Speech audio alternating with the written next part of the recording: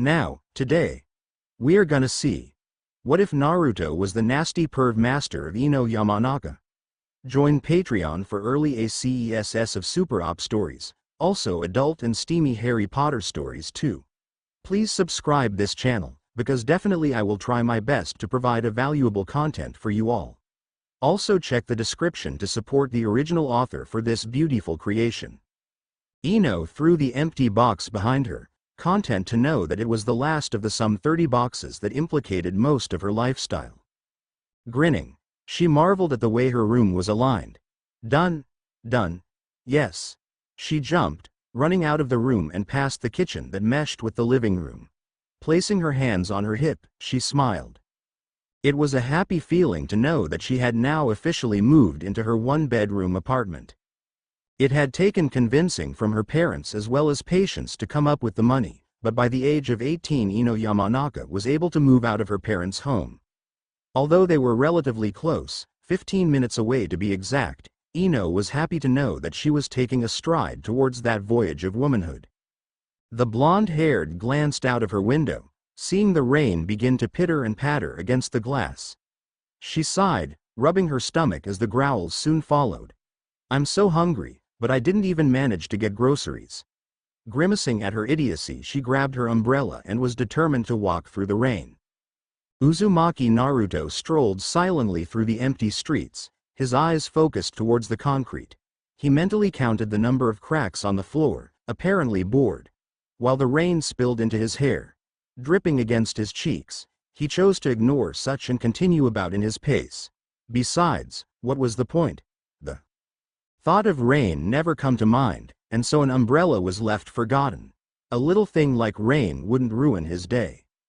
He sighed, kicking the pebble out of vision, his attempt to win.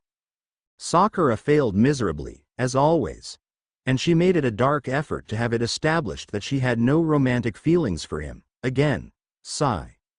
He'd always ignore it, always ignore the fact that she had only friendly love towards him. In that sense he was ignorant. Yet today, in front of a crowd he had so boldly stated his love in front of, she had condemned him in her reprimand. In a way, he knew it was wrong to nourish off of Sakura's pain, as she was also in despair because of Sasuke. He and Sakura were one and the same. That was when an apple caught his sight, ending his trail of thought. He glanced northward, eyeing the trail of fruits that carried on in front of him. Grabbing at the drenched fruit, Naruto wrinkled his nose at the strange sight. What's with all these fruits?" he asked, his vision following the trace of fruits, until it had indeed stopped at a young woman. He caught sight of the blonde hair protruding from the dark jacket as he smiled. Not that Jiraiya's perversion of woman had become a characteristic to the now adult Naruto, but at the fresh age of 18 it was safe to say that his hormones have kicked in. For Ino, it wasn't an easy task to concentrate on holding 2 bags of groceries with the hook of an umbrella on her right hand. With the rain dripping harshly against the cloth of the umbrella, Ino thought she had succeeded in keeping the bags unbroken. "It just doesn't get any better than this," she remarked sarcastically, her vision darting towards the end of the road, the sight of her apartment leaving her gratified. "I'm sorry, miss," a voice whispered softly against her ear. Her nerves soared as she felt her heart take a leap. With a twist of her neck she took witness of the cornflower mesh of hair that was soaked with water. The sapphire eyes that regularly blazed with happiness now dim beside the murky weather. "Oh you," they both blurted out, each scowling in defeat. "Excuse me." Ino clutched the umbrella's handle, swiftly turning to meet Uzumaki Naruto. "What do you want, Naruto?" she asked, rather obnoxiously. As if it was more of a duty to acknowledge him, Ino wished she was at her home. Uzumaki Naruto was known as an annoyance, especially by her friend Sakura. Frankly, she didn't want to associate with anyone who obsessed over her rival the way he did. "Oh, so it's that way, I see." The young man rubbed his neck, raising his eyebrow. "Ah, so I guess this here is for me." Naruto exposed the now polished apple, bringing it to his lips as he bit into the crimson fruit. Ino widened her eyes in surprise, softly placing her bags on the floor as she returned her gaze to Naruto. "No, where did you get that from?" This is pretty sweet, good choice Ino. Munching on the sugary apple, he savored the taste of the produce. By the way, there's plenty of fruit behind me, oh say around 5. That's a lot of wasted money, don't you think? Naruto. Ino growled under her breath, more for her own lack of knowledge. She stepped to see that there wasn't anything but road ahead of them. Ah, but I picked them all up. The young man patted the bulge in his jacket. You should be careful. Yeah, she rolled her eyes, pulling out her hand. Let me get them. Wow, that's pretty rude. He then added, I thought ladies are supposed to be graceful, not spiteful. Ino bit back a feud of curses. Instead she faked a smile. Oi, I'm sorry for being so rude Naruto. Can I have my fruits now? Ah, I knew there was some elegance somehow. Soon following a strike from Ino, Naruto only grinned knowing it was of his consequence for that mouth of his. Alright, sheesh. The future. Hokage whined, reaching over to grab at her bags of groceries. What are you doing? Being a gentle man. Isn't that what I'm supposed to do? Came his innocent reply. Ino caught herself flustered under such a surprise. But that would not last long. Besides, you just look so pathetic, Ino. I have to do something. His mischievous response left her angered, but nevertheless she needed his assist. Feeling slightly generous, she adjusted her umbrella over their heads, leaning in closer to protect he as well as herself from the rain, even if it did seem meaningless. She chose to ignore his stupid remark, knowing exactly what he meant by that. Now inside the house, Naruto observed the quarters of Ino's house, finding it rather ordinary. The white tint that covered the walls gave a sense of an insane asylum to the apartment. He stepped into the living room, which was partly a kitchen. What separated each room was the counter which held the sink. Arching an eyebrow, he rubbed the back of his neck. Did you move here recently or something? Oh, how did you know? Ino asked, placed the items in her empty fridge. Well, this place looks sort of empty. Like, it's a house but it's really not a home yet. He explained, taking a flop on the couch. So what you going to cook for me, making a grab at the remote. Naruto clicked the television on. Excuse me? Yeah, I mean I went out of my busy schedule to come and help you. I had lives to save, you know. I should be thanked with a meal or something. A grin poised his features. Is that so? She scoffed at him from behind, questioning if letting in the Uzumaki was a noble idea. So what do you want? Ramen? Ramen. Nah. Tapping his chin as if he were in full concentration, the young man shook his head. You don't want ramen? What a surprise. Ramen isn't the only thing I eat. Kicking off his boots, the teenager made an effort to snuggle against the fabric of the couch. I'm sort of in the non-ramen mood today. Naruto, I'm warning you, I'm not that great of a cook. She frowned, glancing at the vegetables she placed on the counter. Do you really think I care what you cook? I'm starving really, I could eat anything. Taking notice of her appetite, Ino ultimately agreed to cook for the two of them.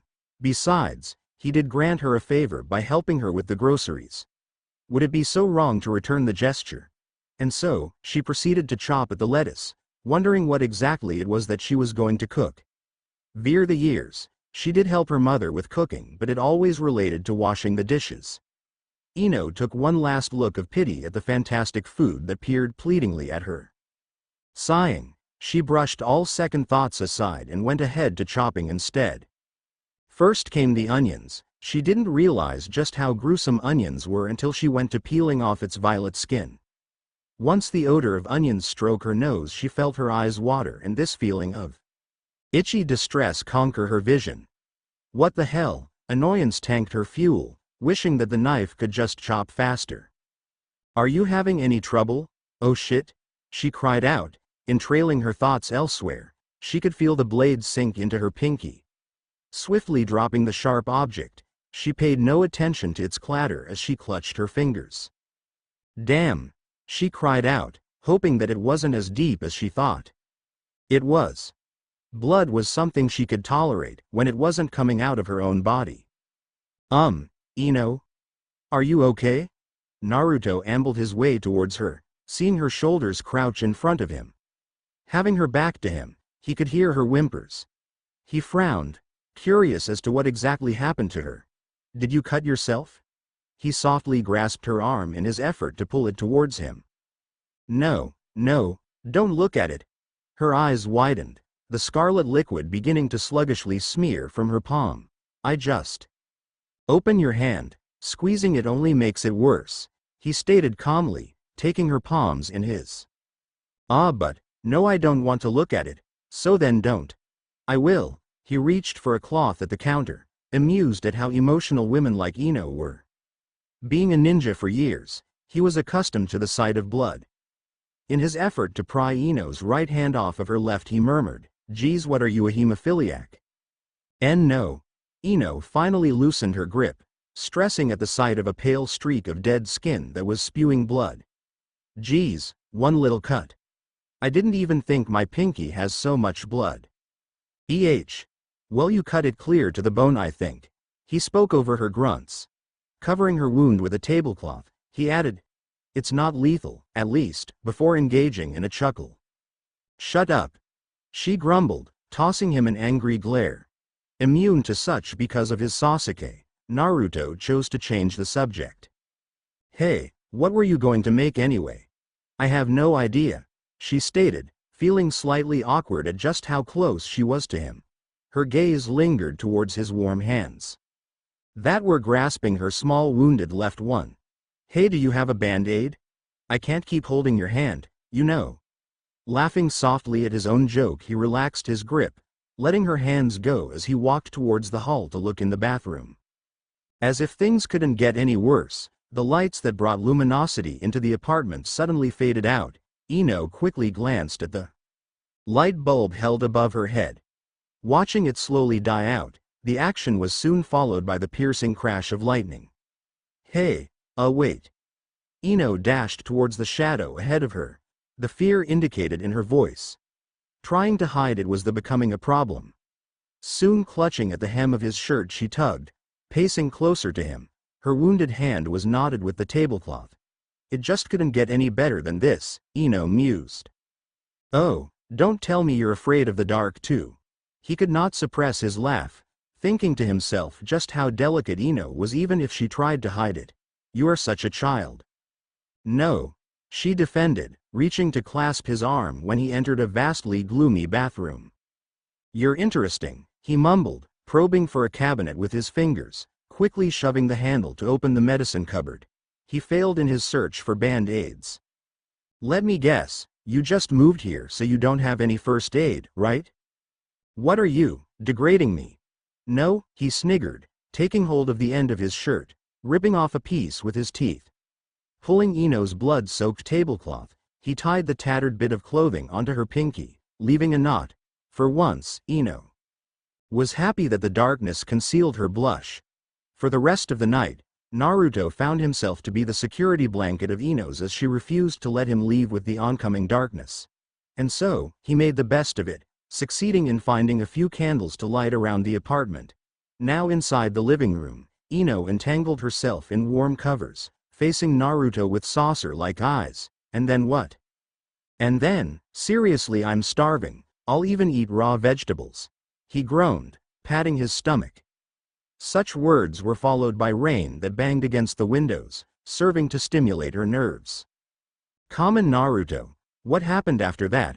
I'll tell you, just let me get some food, he responded, stumbling over his shoes before reaching the refrigerator.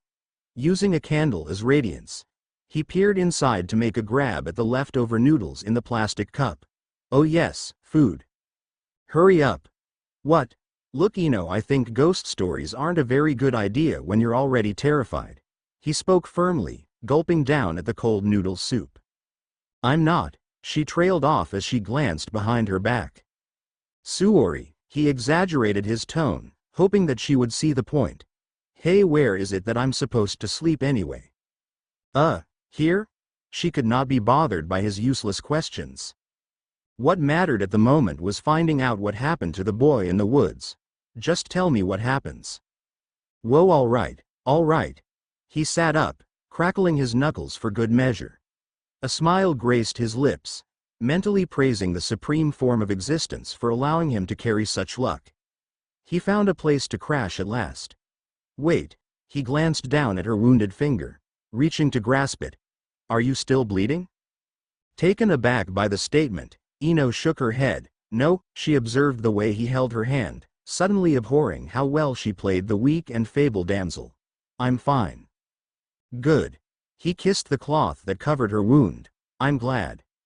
For now, he guessed that the best way to swindle his way into being her roommate was to use his charm. Wake up sleeping beauty, common Miss Yamanaka, wake up honey. Naruto tried to shake the body that was clinging onto him. Really, it was amazing how they both made it through the night in one small couch. He didn't want to startle her, but he really needed to go use the bathroom. She stirred. Her arm flopped over his chest as she mumbled incoherency. He grinded his teeth and wondered if it would be a moral decision to push her off the sofa. Really, his bladder was cursing him to the ends of the earth. Still, seeing Ino settle peacefully asleep beside him, it pained him to wake her. Ino, he made another effort to rouse her, softly shaking her arm. Wah, she whispered dryly. Lifting her head, Naruto could hardly perceive her blue eyes from her squinting. What time is it? I don't know. He shrugged, turning to stare out the window. From what I could tell, I think it's about 9 in the morning. 9. She shouted, suddenly alert. Pushing herself off of his torso, she staggered through the rags of loose covers that lay on the carpet floor. Damn, I have to go to the flower shop in 30 minutes. Scrambling to her feet, she quickly disappeared into the hallway. Reckless clutter noises were followed. Hey, he chuckled to himself, patiently arising from the cushions as he stretched. Good morning to you too. He joked, before rubbing his arm that was asleep. Damn. I freaking forget everything. Ino squeezed the shampoo bottle, placing the oozing liquid into her hair before beginning to rub it in. She sighed heavily, finding the warm water to be rather comforting. A knock was heard from the door, but before she could answer, Naruto decided to walk through. Hey, she cried in defense, staring through the dim shower curtains in anger. What? I can't see you, Ino. Calm down, he snickered, rummaging through the cabinets of the sink. Hey, do you have an extra toothbrush? Get out. What? Hey, don't be like that. I'm not a pervert, really. Shish bit the inside of her mouth, wondering what in the world prompted her to allow him to spend the night. The last drawer, she found herself mumbling before returning to rinsing the suds that lay in her flaxen locks. Once she gathered the resonance of toothbrushing, she relaxed, finding his words to be of honesty. Does your finger still hurt? Naruto mumbled through the foam of toothpaste. Ino closed her eyes, finding it somewhat uncomfortable to have someone else in the other side of her bathroom. No, I'm all right. Oh shoot, I look like a dog with rabies. He chuckled to himself, glancing at the rouge brush. Can I have this here toothbrush? Go right ahead. Hey, you're lucky I woke you up. I could have easily not woken up at all. I'm not much of a morning person, Ino admitted, beginning to rub the soap against her limbs. She then heard the rip of a zipper being pulled down before the sound of someone urinating in the toilet became clear. Couldn't you have waited? She shouted, utterly disgusted by his lack of warning. Sorry honey, but I couldn't wait. Seriously, I've been waiting for hours. He sighed with relief before fastening the zipper and going to wash his hands. Thanks for the bathroom, very much appreciated. With that final comment, she heard the door fully close while footsteps thumped back down the passageway. Of course it was odd waking against another person, especially Naruto. In her history, it never happened before. It was true that she had a few slumber parties in her day, but always in a separate beds or sleeping bags. Even at Sakura's house, she chose to sleep on the floor with a sleeping bag. In a way, it was comfortable to sleep against someone else. Certainly it had nothing sexual to do about it, only very warm and squishy, like an extra temperate pillow so to speak. What was she thinking? She just considered Naruto to be a sleeping accessory. Snorting in her self-stupidity, she slowly twisted the knobs of the shower, pausing the running of water that spilled atop of her hair. Really, this was just a one-time thing, Ino. He's not spending the night again.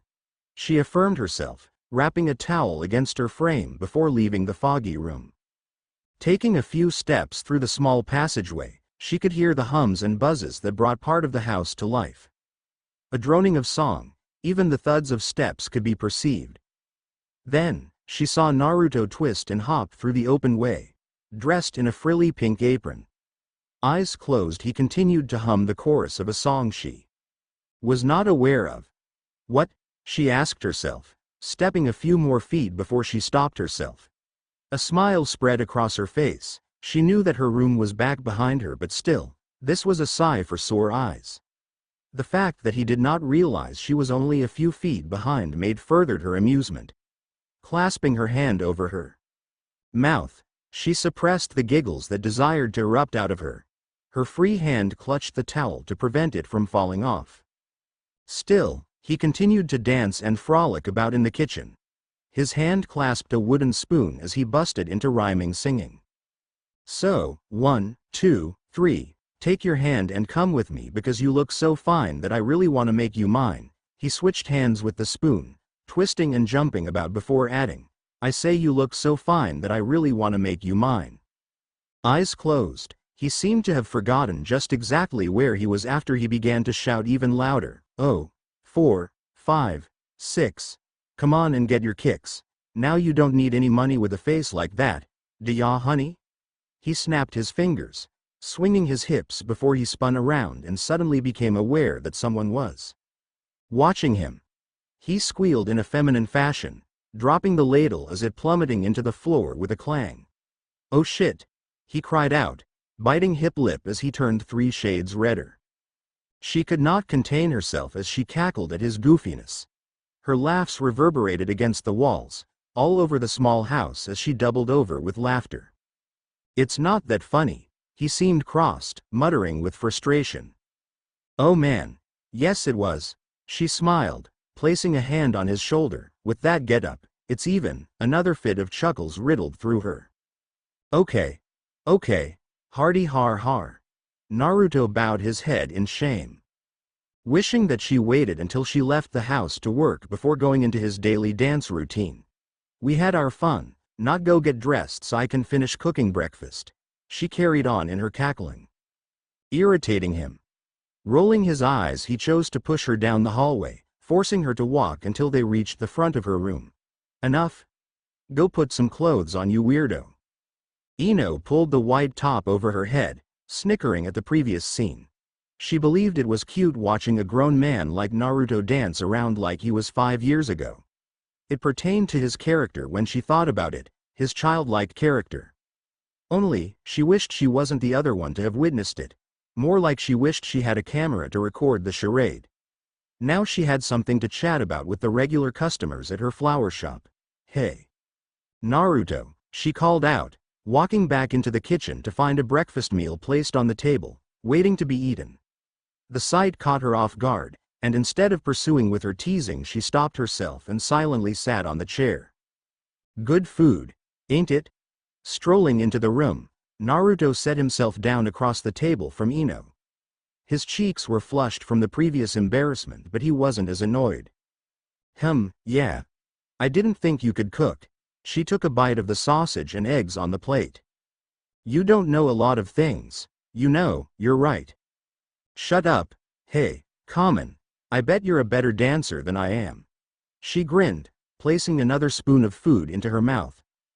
Her eyes glanced at the plate, knowing that if she would see Naruto, all that she would be reminded of was the hilarious choreography. Yeah, watch, I'll catch you doing something funny too. I'll never let you live it down. Sure.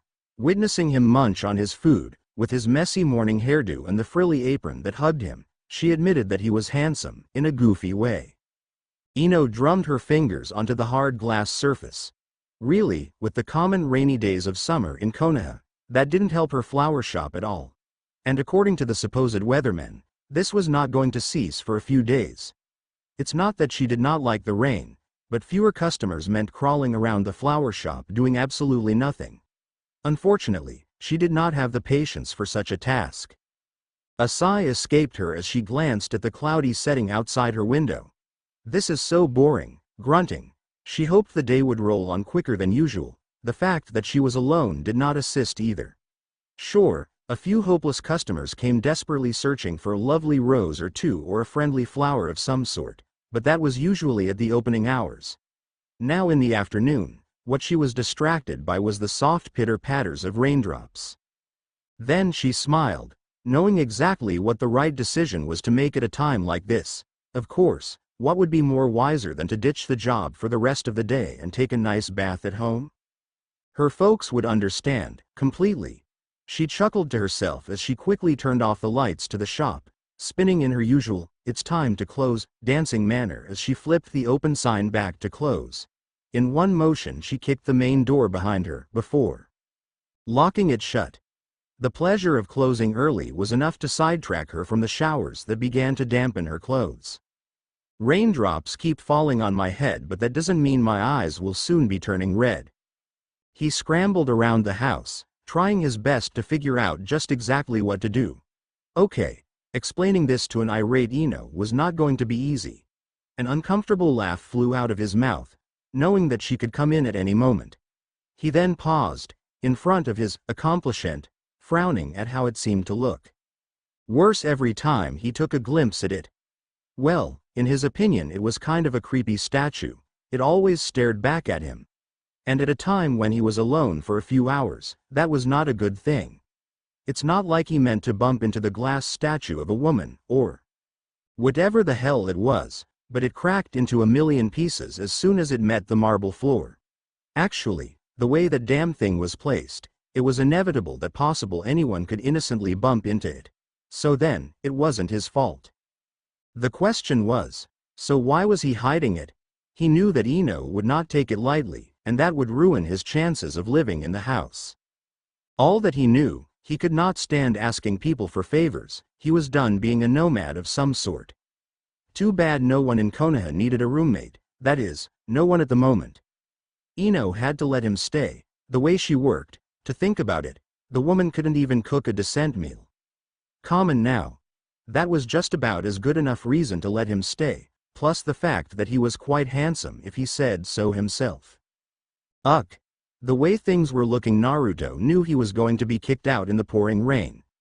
He frowned, feeling nerves whirl in his insides. He needed to hide the ugly thing quick before anyone found out. And so, he proceeded to shove it into the last drawer in the kitchen, next to the sink. With his logic, he figured that since Ino did not have any culinary skills whatsoever, she would have no need for that space. So yes, he was saved at the moment. Except, his ears twitched at the echo of jiggling keys behind him, and the only thing he was wearing was boxers. Okay. There was another reasonable explanation for this one, my friend. Could we just say it was the summer heat? Nor the rain could simmer it down. He cursed, knowing that the distance between him and his pants was quite far, so diving for it was not such a bad idea. Too bad he fell, crashed and burned. Ino threw the keys in front of her, eyes closed. She had a few routines going on when it came to the way she entered into her apartment, believing it as both a stress reliever and some sort of good luck charm for her house, sort of like a burlesque dancer but with clothes on. With another twirl equivalent to a ballet dancer. "Honey, I'm home," was said in a sing-song voice. She always did some one-liners after coming back to her apartment, to herself of course, forgetting that there was someone else inside. That was when her eyes caught sight of Naruto hopping between the doorframe, attempting to fix himself into pants or something of that matter. She blushed heavily, recalling that she was not alone. Feeling somewhat idiotic, she called out, "Naruto, you're still here. What are you doing here?" She believed that they made an unspoken agreement that he would leave by the time she got back, except that he was never informed of such. Hey, isn't it a little early for you to be here?" Naruto finished zipping himself up as he walked towards her, putting on the best actor-like grin he could after an embarrassment like that. With his arms wide open, he figured silly was his trademark approach. "Honey, you're home." Ino glared at him suspiciously. "What are you doing? You're not planning to stay?" She gasped, realization hitting her the hardest. "You're planning to stay here? Are you kidding me?" Before she could go on, he smothered her in a bear hug. "You know, it's nice to see you. I was kind of bored." He ignored her last statement. "Get off of me," she mumbled, crimson rushing under her eyes. Finally finding enough strength to push the taller blonde away from her, she brushed at the invisible dirt off her shoulders. Really, that guy was just too touchy-feely sometimes. "No, who do you think you are?" Biting her lips, she took a few steps away from him, noticing just how sudden his face altered from hopelessly happy to disheartened in seconds. No, he could not just barge in here. "You can't. Where the hell are you going to sleep? In fact, there's only one room, one bed, and it's mine." In the midst of her screams, his knees collapsed onto the rug as he folded his hands. "Please, Ino Yamnaka. Please. Por favor. S'il vous plaît. Onegamasu. Where are you going to sleep?" She watched him as he inched his fingers around her leg. If it were not for her being so angry, she would have laughed at him. "In the couch. Hello, I'm a guy, idiot." He sneered to the side, briefly out of his character before he realized his mistake. Yeah right." Ino rolled her eyes, tapping her foot. "Will you get off of me? I have things to do." "Like?" "Common Ino, you don't have much of a life? This is your way to persuade?"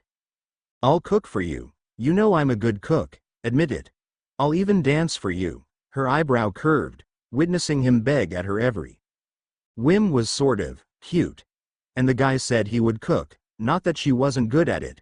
Okay, to be honest, she was planning on just eating ramen for the rest of her life. Maybe this was not such a bad idea. "And you'll pay half the rent." "Of course I would," he responded, nimble to arise on his feet, his happy-go-lucky grin beaming now more than ever. Once Ino caught sight, she could not help but return a smile. There was something intriguing about this goofy goober. She could not put her finger on it. "Okay, good, because I was kind of getting sick of hiding all my boxes in your room, and believe me, you would have been pissed if you walked into your room." "What?" She hastily twisted her head, sapphire eyes squinting to spot a few brown boxes peeking out of her precious room. "I can't believe this." "Relax. You already said yes. No backsies." With that retort, he proceeded to run off away from the imminent assault of the Ino. "A little extra something, Ino," he grumbled, snapping his tongue, slightly disgusted with the morning breath that rolled in his mouth. Because he knew full-heartedly that she never locked her door, he proceeded to turn the knob and take a few steps in. It took a few seconds for him to realize that the room was completely dark, like some sort of bat cave. "What the?" he mused, chuckling at how nocturnal this woman was. Hey you." Stumbling upon a few unobserved shoes in this dim room, he tried his best to find a lamp, or even a window. "Wake up, Miss Ino Yamnaka, or you're going to be late." Why did he agree to be her alarm clock? He did not know why. He could have been taking a nice cold shower in the morning, or at least find Sasuke to pester him a bit. Even he was a morning person. But no, he had to try and wake up a hard rock today. Her usual protests were heard. He frowned, believing that this was going to be turned into a long day. The tips of his fingers tapped at the metal edge of her bed as he moved on closer to her, at the side of her bed. "Wake up," another effort in his soothing voice, but no avail. "Ino, wake up." His hands softly shook at her side. He did not want her to stir awake frightened or anything. Like last time, one bruise was enough. But his patience was wearing thin. "Ino," as a round of mumbles, grumbles, the creaking of her bed as she turned to the side, he decided that he had enough. "You know what?" He folded his sleeves, no longer taking things simple and clean. Forcefully, he reached closer to her, a knee supporting the rest of him as his arms dug under her body. She fidgeted faintly, finding a comfortable position under his arms, unbeknownst to what was about to occur next. With one quick motion, he lifted her off of her bed, pulling her close to his chest as he made a break to the dim light of the hallway, calling out to him. She breathed softly, adjusting herself once more as she nuzzled her face into his chest. The sudden action caused him to fluster, not exactly expecting her to get cozy with him. He figured the best thing to do was throw her into the bathtub, right? While the pace of his heart quickened, it finally revived the sleeping beauty, her brilliant blue eyes peering at the odd figure above her. What? She spoke, half yawned, her arms stretching above her head, fingers lacing with Naruto's smooth hair. What the? Ino suddenly became alert, pulling herself, eyes cracking open to witness Naruto's dazzling smile. What do you think you're doing? Luckily she was too much at a state of shock to notice his flustered appearance. You wouldn't wake up, he protested, squirming to keep both the balance and the girl in his arms. You're going to be late. You could have done something else, idiot. She tried her best to reach for thin air, a crack at escaping his grip. The sudden bright lights blinding her eyes, really 7 in the morning was just a godless hour to her.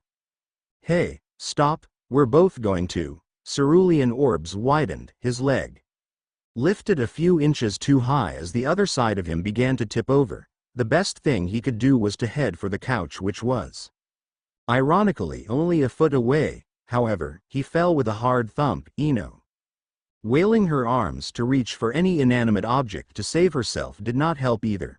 Ouch, he whined. Both he and Ino were tangled in legs, arms, bodies crashed together on the hard surface. This was not his idea of a beautiful morning. Hey, idiot. Ino made a fist, striking him above his head. It's Saturday. Arg. She waved the small portable calendar at his face, one that she managed to grab for while they were falling down like the London Bridge. I don't work on Saturday. Oh gee, you're very welcome. He managed to blurt out, see if I ever do you a favor. It was a little something called heat. Heat was just disgusting, the way it seeped into rooms, filling the room to the point of suffocation. Ino could not handle the heat, so much that she awoke from her uncomfortable slumber at what was considered an ungodly hour of 9 in the morning. The fact that it was the middle of the weekend, the no-work days of her life, only became an irritating reminder of how settling herself perhaps was not the best idea. But no matter, she was going to prove her parents wrong. She can make it on her own. She wiped at her forehead, disgusted by the presence of sweat on her wrist.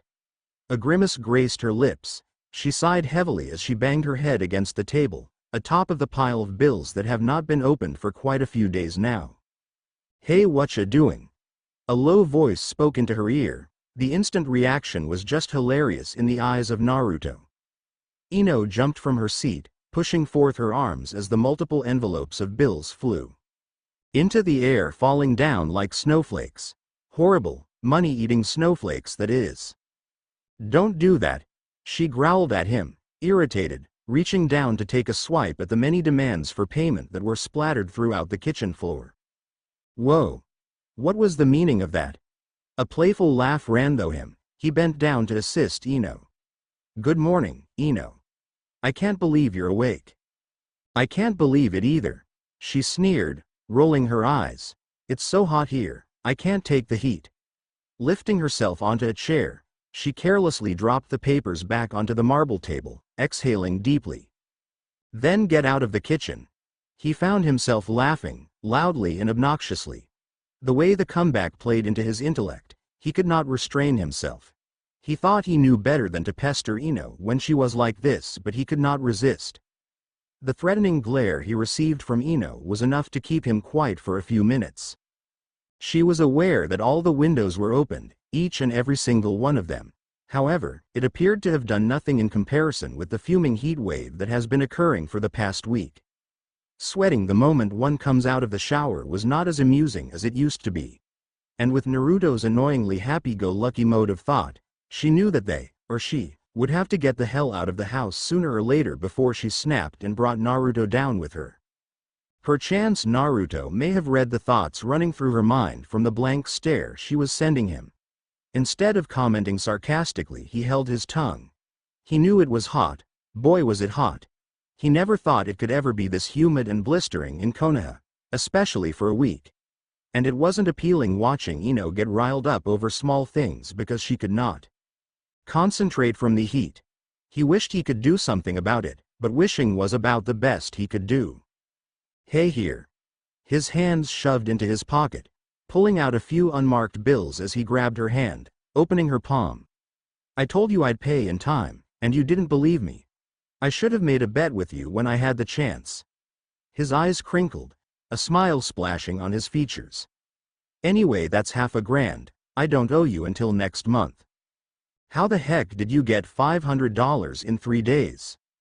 I have my ways. He answered slyly, his back leaning against the table.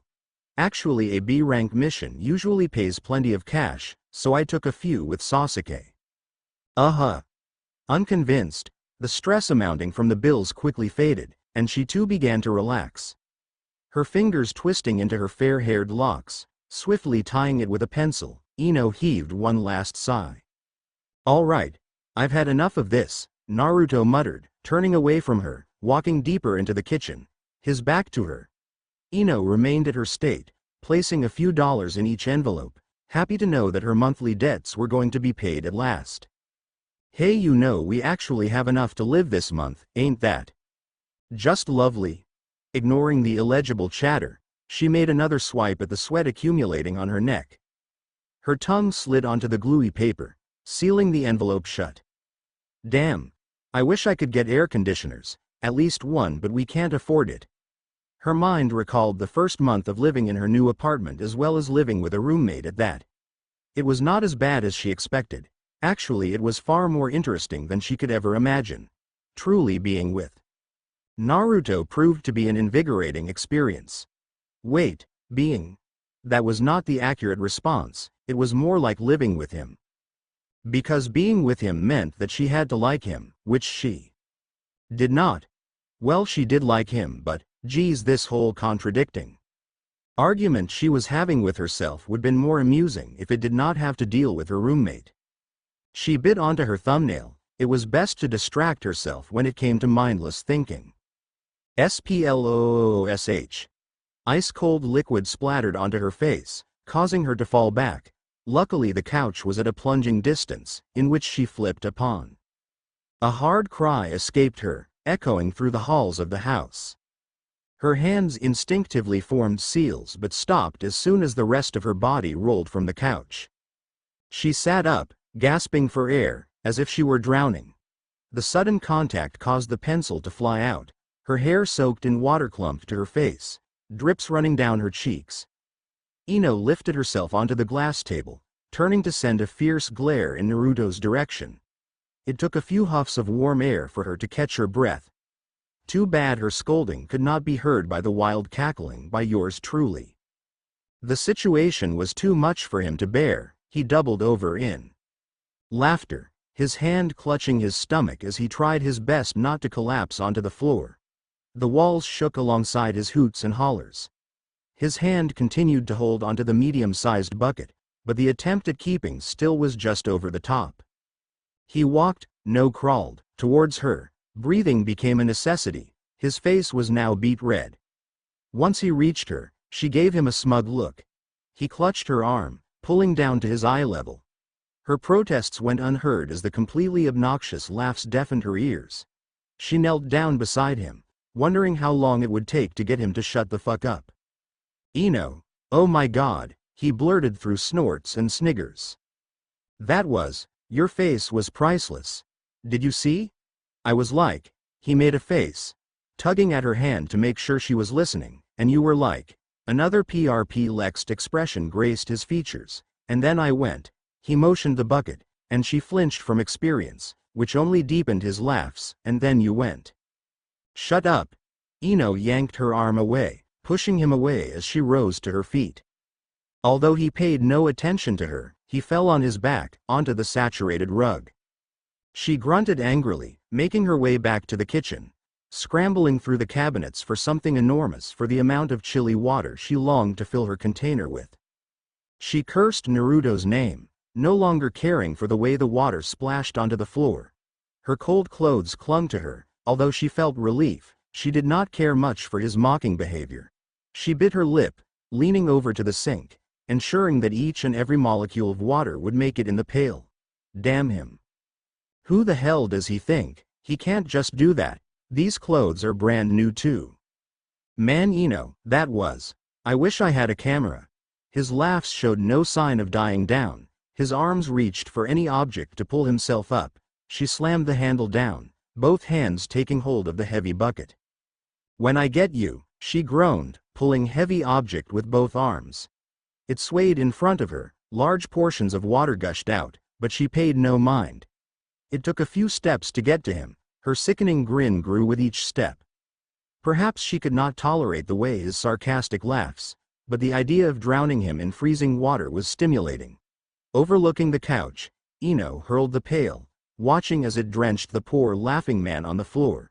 He coughed at the liquid that choked him, completely surprised. His eyes widened, turned to stare in utter shock at Ino. FFFH. What? His fingers fiddled through his soggy locks. Large saucer-like orbs stared at her, filled with hurt. "Why'd you went off and did that, Ino?" His lower lip quivered, eyes glistened. "Excuse me, don't you dare try with that bull again." Ino turned away from him, crossing her arms, her nose pointed to the air. HMPH. Whoa, he held a grin before pulling himself to his feet. It became a task to take a stride without falling onto the wet surface. "Now, that was repressed anger, my friend. Obviously you've had a grudge against me for quite a while." He scrunched the hem of his cotton shirt, watching the water trickle. "I mean a huge bucket like that for a slight dribble of water." "What?" she shouted, her screams echoing against the loosened walls. What the hell was the meaning of that anyway? Her foot stomped, eyes narrowing, her fingers pointed threateningly at him. He blinked, although he acted as if he was surprised. He was immediately accustomed to the way Ino was akin to sensationalize situations. Well, to be frank, she always acted this way. He thought it was slightly cute watching Ino parade about the apartment, screaming at the top of her lungs. "Oh, Ino, I'm terribly sorry." No, swiftly, in a manner unlike any other, he seized her hand, his lips brushing gently against her fingers. Almost instantly, a warm flutter trailed into the pit of her abdomen, and suddenly it was a hassle to keep a grim look on her face. "No, it was just disrespectful of me." "Shut up, Naruto." "I'm sorry, Ino." He kissed her once more, the swirls of affectionate overtaking her. "Stop," she whined, yanking out her hand from his grasp. "What is it with you? You're such a clown." He paused. Part of him wanted to carry on with the teasing, just for the hell of it. "I guess you're right." He exhaled noisily, hands occupying themselves over the back of his neck. From her view, when she did spin around to spit a good old quip, the sight of the drenched sofa did not please her. The once russet-tinted cushion appeared to be of some sort of oversized dark chocolate bar, a wet one that is. Not only that, the floor was, it could not be described, unspeakable. Water seeped into a few photographs, dripping off of the living room table. It horrified her, dealing with the thought of actually setting out to tidy up the place, again. Uck. "We're cleaning this right now, don't you're not getting out of here. I don't care what excuse you have, it's too late." A rag was given to Naruto, who was bemused by her outbursts. "But, just do it, I wasn't going to leave," he grumbled, kneeling to begin wiping off the moisture. "Thanks a lot, Miss Ino, now I have nothing to sleep on." His hand motioned onto his sleeping bed. She took one fleeting look before shrugging, passing by to head towards the kitchen. "Oh, well, I guess you're sleeping on the floor then. Would you really make me do something so cruel?" Unfortunately, the almost frozen water that was splattered on her was now at normal temperature. Even if it did offer to provide hydration, it no longer cooled her. Cleaning, wiping the sweat, and listening to the idiot was enough to bring any woman to mind-drifting mode. "All right, fine." Ino scrubbed at the floor, content to see the water begin to dry, along with the heat. "Fine, what?" He stalled, perking his eyebrow. "You have a master bedroom, it's huge, why don't I just share it with you, just one night?" Okay.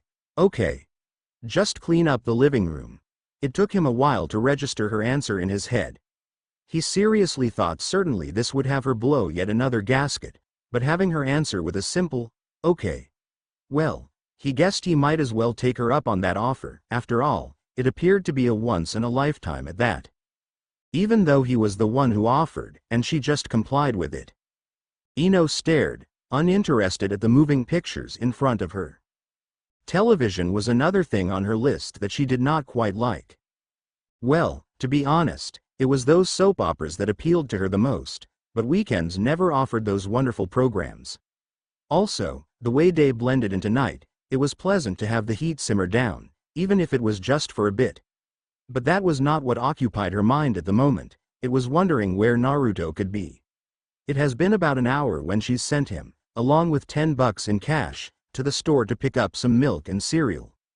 Maybe he met up with some friend and decided to have some small chat, or he could have lost the money. That no-brain dimwit, of course he would be bound to do something like that. Or, what if something happened to him on the way? She cringed, hoping it was nothing of that manner. But he was a shinobi, the loudest shinobi in Konoha, but a ninja at that. The sound of the door opening relieved her a bit. She turned to see Naruto, who trotted past her to place the store-bought items, before promptly taking a bound for the seat on the floor, where Ino was. "Oh man, you've got to come with me. Seriously." He latched onto her arm, heaving to pull her up to her feet. She staggered, taking a few steps before catching balance. "What are you talking about? It's late, I'm going to eat milk and cereal and head out to bed." "Wait, I have something way better than that. Seriously, just come with me. You won't regret it." He continued to drag her out of the door, pulling it close before proceeding out onto the dark streets. "Where are we going?" "Oh, it's a surprise." His eyes shined with excitement. He carried on. Instead of heading towards the main roads, he led her into the trails. Ino surveyed the outlines of the high trees, watching the varieties of green shrubs pass her by. The first thing that came to mind was some sort of dead animal that he probably thought would be amusing. "Everyone's waiting, stop taking so long." She brightened at the comment. "Everybody? No, seriously, where are we going?" The end of the trails seemed to be nearing, and the first hue to catch her eye was the smooth shimmering of the blue waves, against the glow of the moonlight. Second, was the gentle murmurs of laughter, teasing, and happy shouts that emerged from ahead. "Is that a pond or something?" I think a bay, who cares? It's so cold," he laughed to himself, his mind busy with the idea of splashing in the cool water. "Wait," she shouted, shoving her heels into the dirt, watching as Naruto resumed sprinting. The link between them broke. She bit her lip as she saw him charge, stripping his shirt off before hitting the water, splashing into the group of friends that fooled around and played. Ino took a few steps forward, catching sight of all the young adults prancing in the body of water. Everyone was there, including the arrogant Sasuke. Neji even managed to get in with some persuasion from 1010. It was some sort of strange flashback occurring before her eyes. She smiled at the sight, but her enjoyment stopped short as soon as she witnessed Naruto swimming towards her. "What are you doing? Go play." She beckoned him to shoo, stooping down until her backside met with the mud.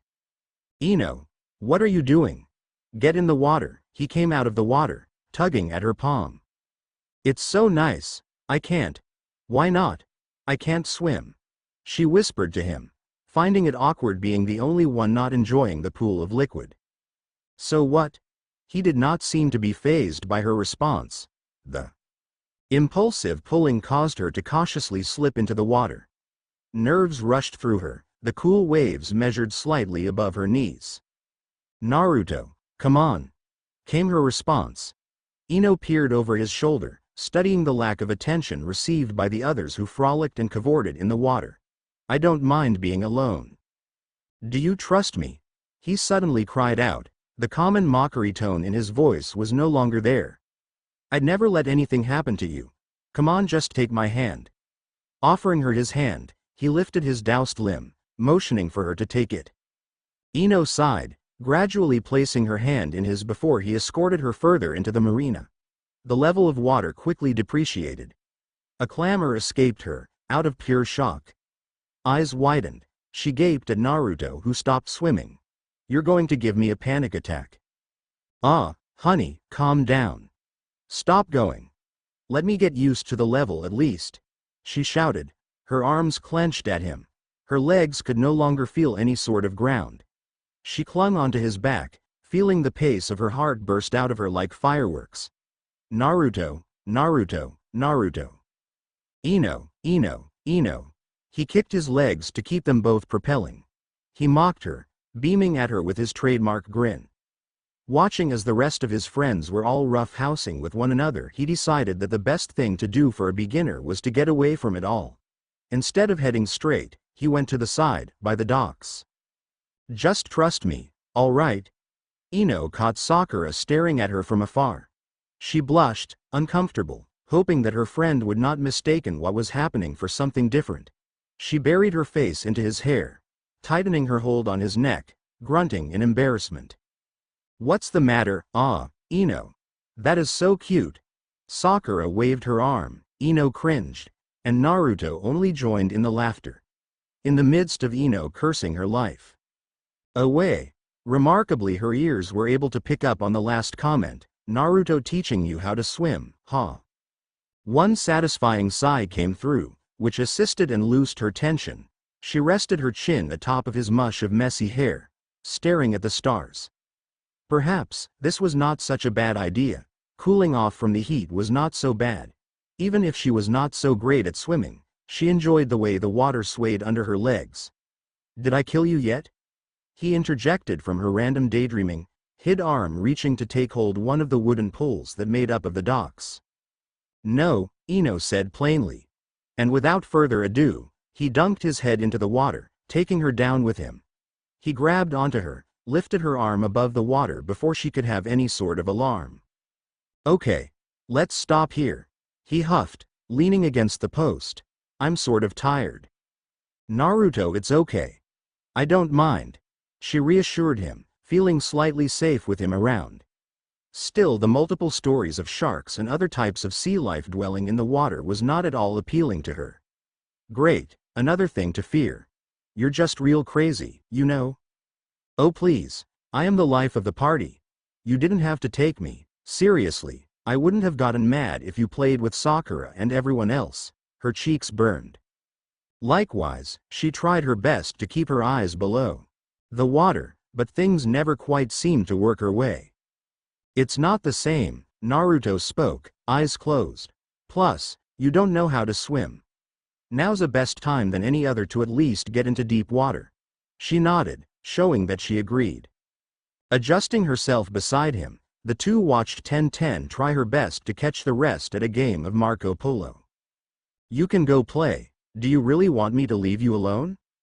Question so sudden, she felt something swell down below. No, she admitted. Eyes that were once focused on his vivid stare now concentrated on counting the stars in the sky. What was so wrong with her? Why did she just admit that to him? He probably thought she was just plain weird now. What are you so afraid of? He asked. His breath stroked her cheek. Gently, he made a gesture that brought her face to his view. He pushed forward, kissing her cheek, wet lips pressing against her skin. She quivered under his touch. I'm not afraid. The echoes and sudden splashes of the others caught Ino's eye. No longer was the body of water occupied with a large number of people, only a few remained. Lee was finding it hard to get back out of the water without somehow tripping back in. The slick mud that awaited them all did prove to be quite slippery. Sakura giggled at him, reaching out her hand to help him, a smile gracing her. Maybe we should go back, Ino whispered to him, hiding her flushed face. Using the pole to adjust herself, she slipped her arms around his shoulders, kicking her legs as a signal for him to leave. The walk back happened to be quite silent. I had fun, Ruto, she looked ahead. Although he did have his back to her, she could read the guilt that he felt, clearly. No, you didn't. Yes, I did. She smiled, running her index finger against her cheek, remembering the sweet spot. No, you didn't. She was growing rather annoyed, being completely soaked at the latest hour possible as well as having to walk barefoot back to her home was not that bad, but having to convince a certain idiot that she actually enjoyed herself was irritating. Ruto, I had fun. Okay? No, you didn't. Shut up, she cried out, tugging on his shirt, pulling him from behind. From there she embraced him, tightly clutching at the half-dry shirt, taking in the scent that was Naruto. "Idiot, I had fun, now shut up and make me something to eat," she mumbled, tickling the small of his back with the heat of her mouth. He chuckled as the two parted in front of the house. "You want to know something funny?" Another one of his grins fell through. "We spent all day cleaning the house and we're going to dirty it up anyway." A loud laugh flew out of his mouth, reverberating into the house like some sort of curse. Ino almost fell over, grunting as she realized that he was right. "Ugh, I forgot," she cried out, completely annoyed. Before she knew it, he found the opportunity to scoop her into his arms, heading into the house. "What are you doing?" She bared her teeth at him, ready to sock a nice one right on his cheek. "What?" he asked innocently. "See, only one set of footprints to clean tomorrow." "Sheesh, I'm only trying to help." She sighed, guessing that he was right after all. Instead of fighting him off, she decided to just go with the flow. It was nice being carried around here and there. Although she was not in the arms of a knight in shining armor, a goofy friend is always good enough. As they passed the living room, slipping into her room, one last thought crossed her mind. Where was Naruto supposed to sleep? Something at the back of her head, she guessed it was her conscience tugged at her. It drove her back into her memories, where she recalled attempting to mop the floor, and allowing him to sleep with her. Was she completely nuts? How could she just let something like that slip by without detecting it, if anything? Was she insane? Was insanity just impaling itself into her little by little until she could take no more? Before, the couch showed no signs of drying for at least a few days, and by the way they went by it, it still was soggy as ever. In the midst of her thought, they reached her bed, as he thoughtlessly dumped her on her mattress, snickering at how she still had enough energy to yelp, because he was in fact pooped. "Well, good night," he hopped onto the other side, taking hold of a pillow, adjusting it under his head. "You can't sleep in my bed like that. You're all wet." "So what? Come on, Ino, it's so hot, this'll help us. Don't try to weasel your way out of this just because you're too lazy," she cried out, glaring angrily at him from the other side of the bed. But her shouts did no good, as he lay completely still on her bed. The only motioning was his chest moving slowly up and down, the pitter-patter of his heart beating at a sleeping pace. Ino frowned, finding it rather impossible that anyone could fall asleep so freaking easily. Obviously he was faking it. But she soon smiled, watching him like that, in such a childlike state in which his blonde tangles spilled onto her pillow, and the way he snored gently, she could actually admit that he looked quite attractive. She snorted, "Sure, cute, I guess," she told herself, bringing up a thin blanket to cover her water-drenched body. Real adorable. Sake and NyQuil, aka the Naruto chapter. Chapter 6. Ooh baby. I know I'm in a dream now. The first thing on his mind was how incredibly chilly the room was, how he awakened shivering, after weeks of downpours, followed by an oncoming discharge of gruesome, scorching hot conditions. He believed that the abnormal weather would finally regenerate itself. But then again, the transition from summer to fall was pending, and so it was expected of strange climate changes. For Naruto, mornings were his calling. He was quite the morning person. The warm sun embracing him, the chirps and tweets of unmistaken birds would bring some sort of melody into his day. Which is the sole reason why today came to be quite a surprise to him. He pressed his body against the warmth, finding himself captivated by the comfort.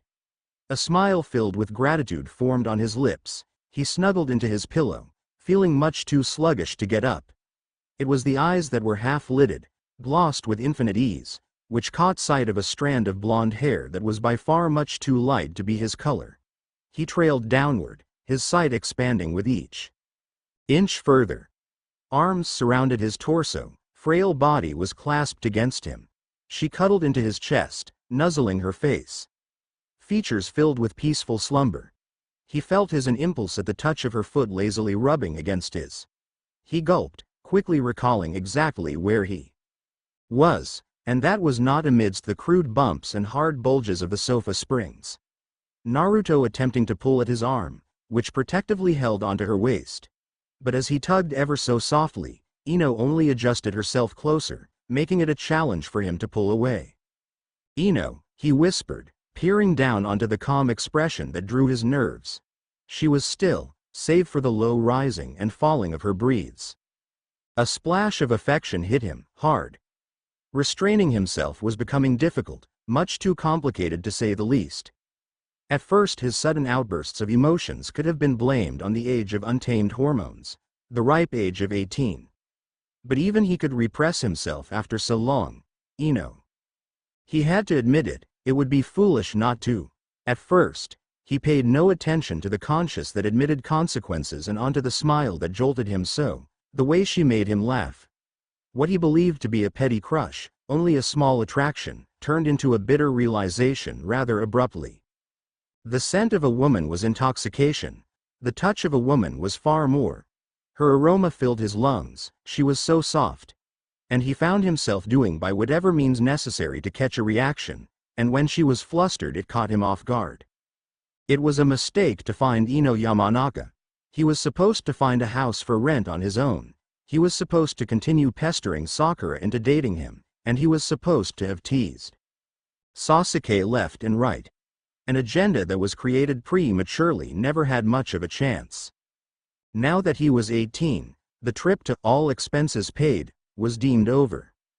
The life of an orphan became the life of a young man, and the expenditure that Konaha was responsible for now became his own responsibility.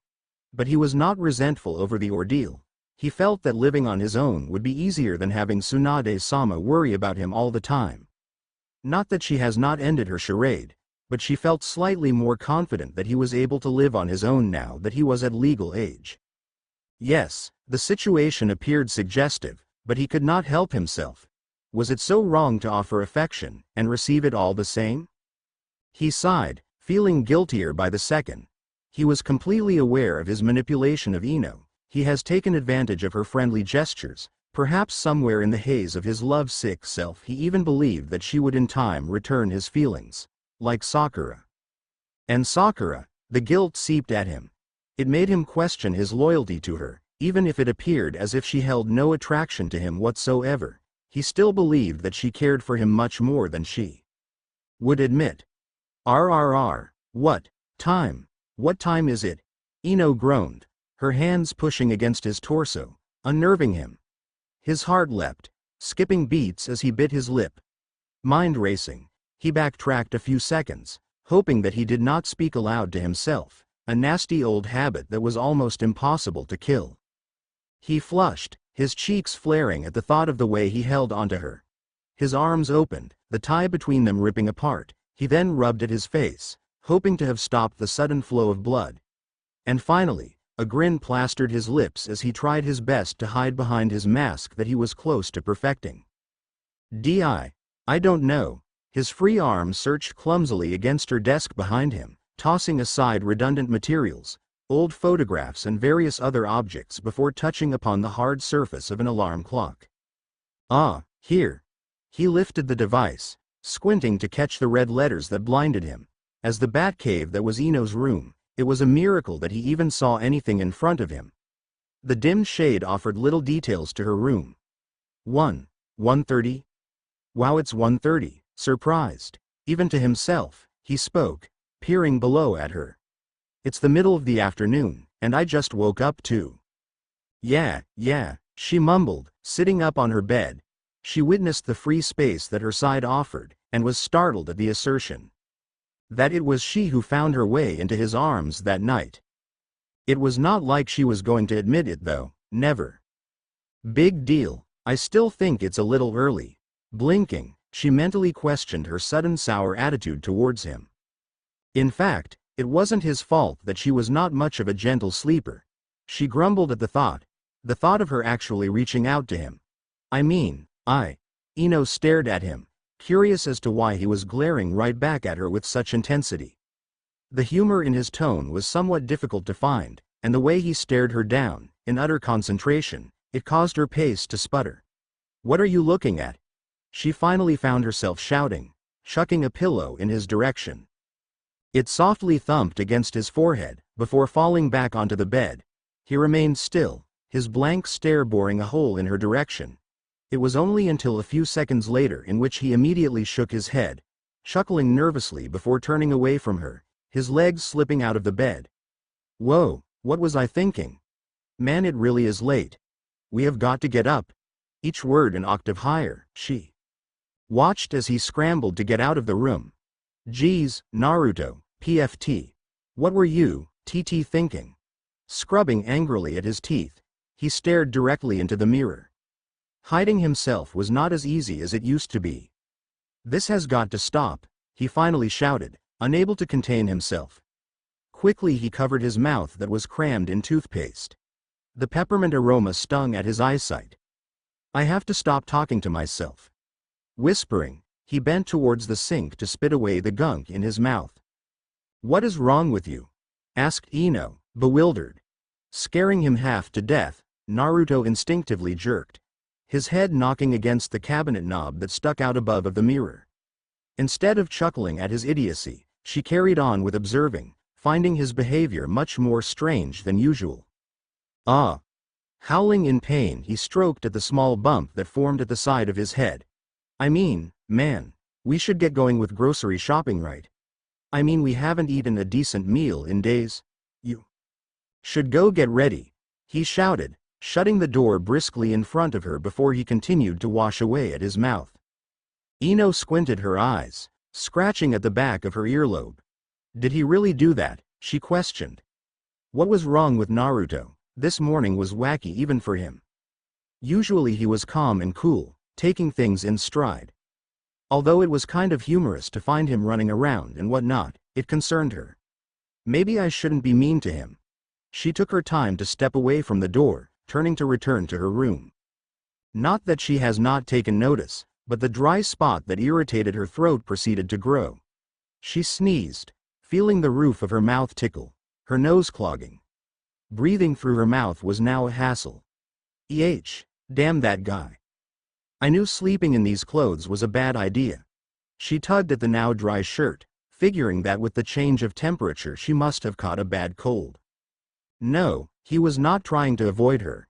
He just did not think it was the best time to behave the way he regularly did, especially when being close to Ino meant trying to fight the impulse that troubled him. So he felt that walking a few steps in front of her would settle himself. But it only raised questions further for Ino. Hey, I know I have a cold or something, but I don't have rabies. She rolled her eyes, feeling alienated at the moment. Or AIDS for that matter. I have no idea what you're talking about. He turned, grinning at her before he ran into the shopping center. A frown formed on her face. She let out a sigh, deciding that just watching him make a fool out of himself from outside was enough. She knelt by the curb, gently tugging at her cotton white arm. Warmers, crossing her legs. Her fingers pulled out what she could no longer wait to drink, exposing the half-empty NyQuil she has been devoting a few hours to. Bottoms up. Eyes closed shut, she took a thirsty swallow for the thick, cherry-based liquid. Never quite believing in directions, hence her lack of cookbooks, she thought that a nice bottle of the cough syrup junk her parents would always give her could be an aid to her foolish cold. Her mouth squirmed, her tongue sticking out to express her distaste for medicine. That is some nasty, nasty stuff. A small smile formed, putting away the plastic bottle back into pocket of her plum-tinted skirt. When she finally did open her eyes, she was greeted by a tall figure in front of her. So, this is what you've resorted to. Shikamaru shoved his hands to his pockets, peering below at the girl that used to be a part of his team. I didn't know you drank alcohol, Ino. I don't, idiot, was her first response, although her smile remained. It's a cough, medicine thing. You know I don't drink. He grinned in her direction, slightly amused by her enduring behavior even after all these years. What are you doing here? Shouldn't you be in your flower shop? No. What is that supposed to mean? Appearing somewhat crossed, she shook her fist at him. I was just wondering if you've forgotten to be a ninja yet. In regards to others, he would have been quick to keep his mouth shut. But after years of tolerating Ino's notorious loudmouth ways, He figured the best way he could do to repay her was to irritate her all the same. Oh, the irony. Excuse me, she shouted. He suddenly found himself shuddering at the recognizable tone. I haven't forgotten. So I took a 2-year hiatus. Who's to say I won't get back into the game? Relax, Ino. It was merely a joke, he assured her, since playing a nice game of shogi and winning, once again, to his former sensei Asuma. He guessed the rest of his day would consist of nonchalant daydreaming and cloud-watching. Yeah. Nodding, she was just content to stumble upon someone besides the blonde-haired wonder. Where the hell is the milk? He rubbed his ear, taking a fleeting glance behind him. He was briefly surprised by the absence of his roommate, but thought nothing of it. As he continued into the aisle, feeling the cold chills waver, his sight perked at the figure only a few feet from him. She had her back to him, her short rosy locks entwined in a finger as she pondered over the prices of yogurt. He watched her lean to one side, his heart taking a few leaps against his chest. Forget the milk. I don't know, do I have enough if I... She paused, cutting herself off. Sakura suddenly narrowed her eyes, focusing her attention upon the various cold items in front of her. An unnerving chill danced down her spine, the hue of blood rushing to her cheeks now exposed. Naruto, isn't this getting old? She spoke casually, turning to meet face to face with the one and only hyperactive ninja. Sakura-chan. He spoke in a matter of sing-song. Grinning widely, he placed both hands behind his head. It's been a while. Yeah. Sakura could not help but return a smile, finding his statement true. It truly has been a while since he last annoyed her. She was getting to sort of miss the way he would appear out of nowhere. What brings you into these parts? His attempt to behave composed failed miserably. He wound up banging against the case of eggs, having to bend almost backwards in order to catch the carton and prevent it from making a scene. Sakura giggled, forgetting just how clumsy her friend used to be. Food. She responded. Hey, you thought that was funny? He leered, inching his way nearer. So close, he took in the scent of her laundry detergent. Say, Sakura, he grabbed onto the bottle of yogurt in her hands, when are you going to take me up on that date? She sighed. Naruto, a frown blemished upon her pale features. I already told you. Sure you did. But come on, Sakura, I can show you a good time, I swear. He crossed his fingers from behind, hoping that this may as well be the luckiest day of the week. I don't know, tapping her finger against her bottom lip, she mused over the idea of a free diner. Besides, would it be so wrong to give him at least one chance? He wouldn't bother her for a few months after that. I guess. Yes. He jumped, pumping his fist in midair. Are you serious? Feeling his limbs jitter at the thought, his smile deepened. Yes, her eyes trailed, wondering how much of a crowd he was going to draw in with his loud comments. How about Saturday? I'm not busy then, okay. Taking a few steps back, she waved him one last goodbye before heading out to the cashier.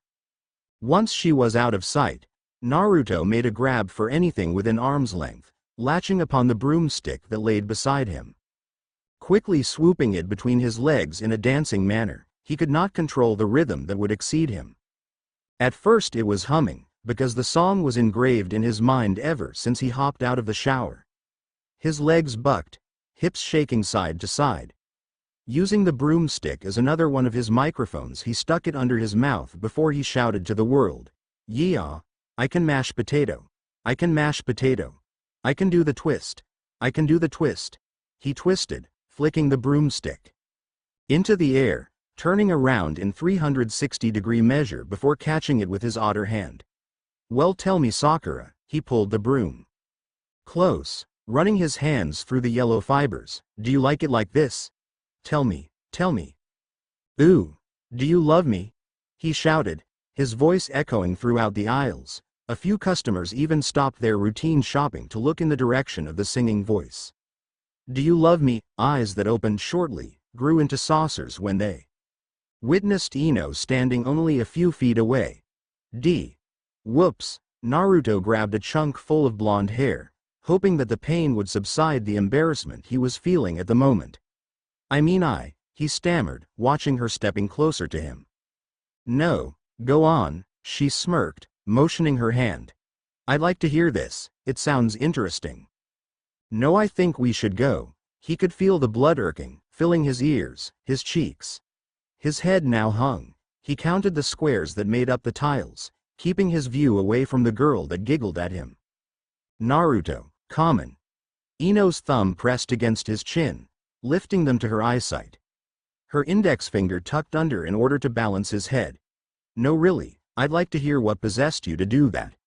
Letting out one delicious laugh, she felt him push her away. Okay, I get it. Hardy har har. He took a few steps in front of her, thrusting his palms inside his jeans. Ah, Naruto. You're such a beautiful dancer, I get it, he shouted, throwing his arm in frustration. The idea to go food shopping as well as the generosity to pay for every single item was now diminished along with his self-pride. Don't get all nasty on me now, I watched you dance before after all. She suppressed a laugh, following him outside the glass doors. Rather than commenting on how much of a brilliant singer he was, she covered her mouth coughing. Feeling her eyes water, she grunted at the itch that arose on her throat. Man, I hate being sick.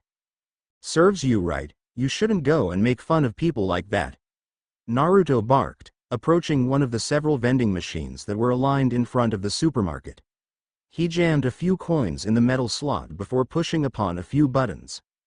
Eyebrows arched, Ino gaped at the teenager as he grabbed onto the bottle of cheap sake. Of course, anything could be sold in vending machines nowadays. She never thought in her day they would unnervingly sell alcohol in those devices.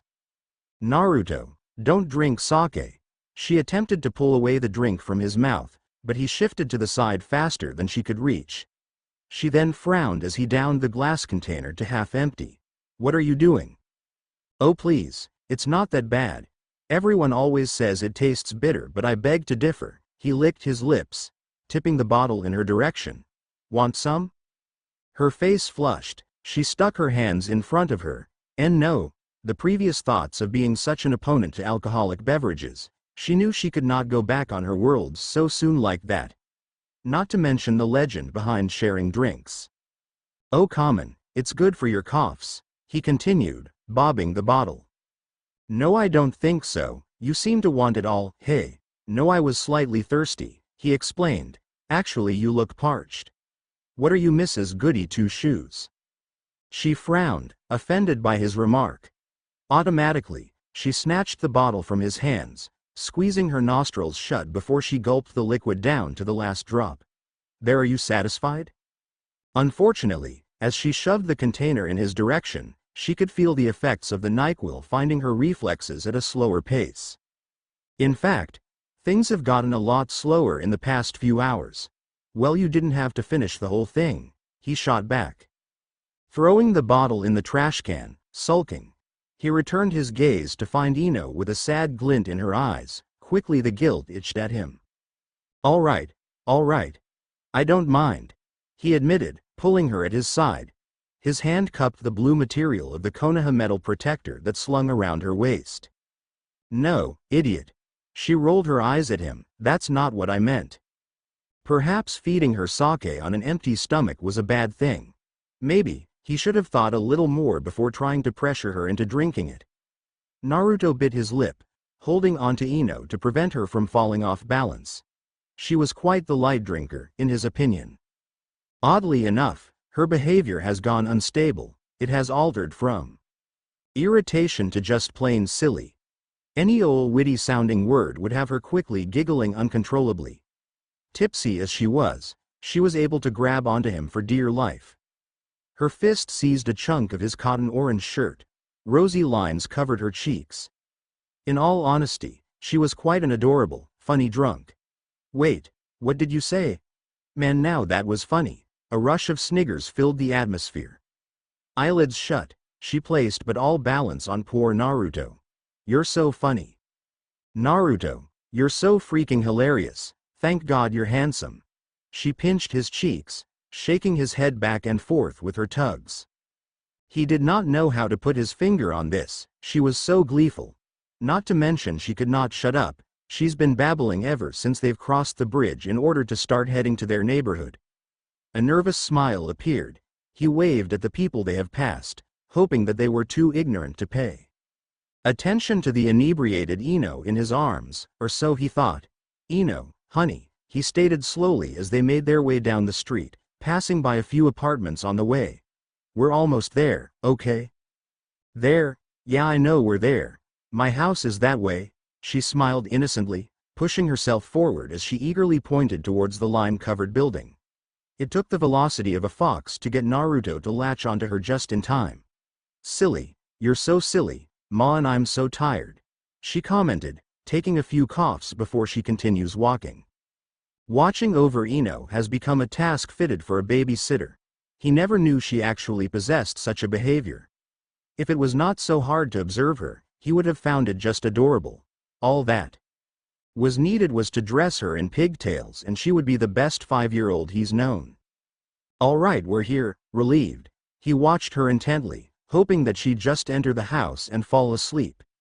He threw the keys onto the table, aligning his arms so as to point demandingly towards the direction of the opened door.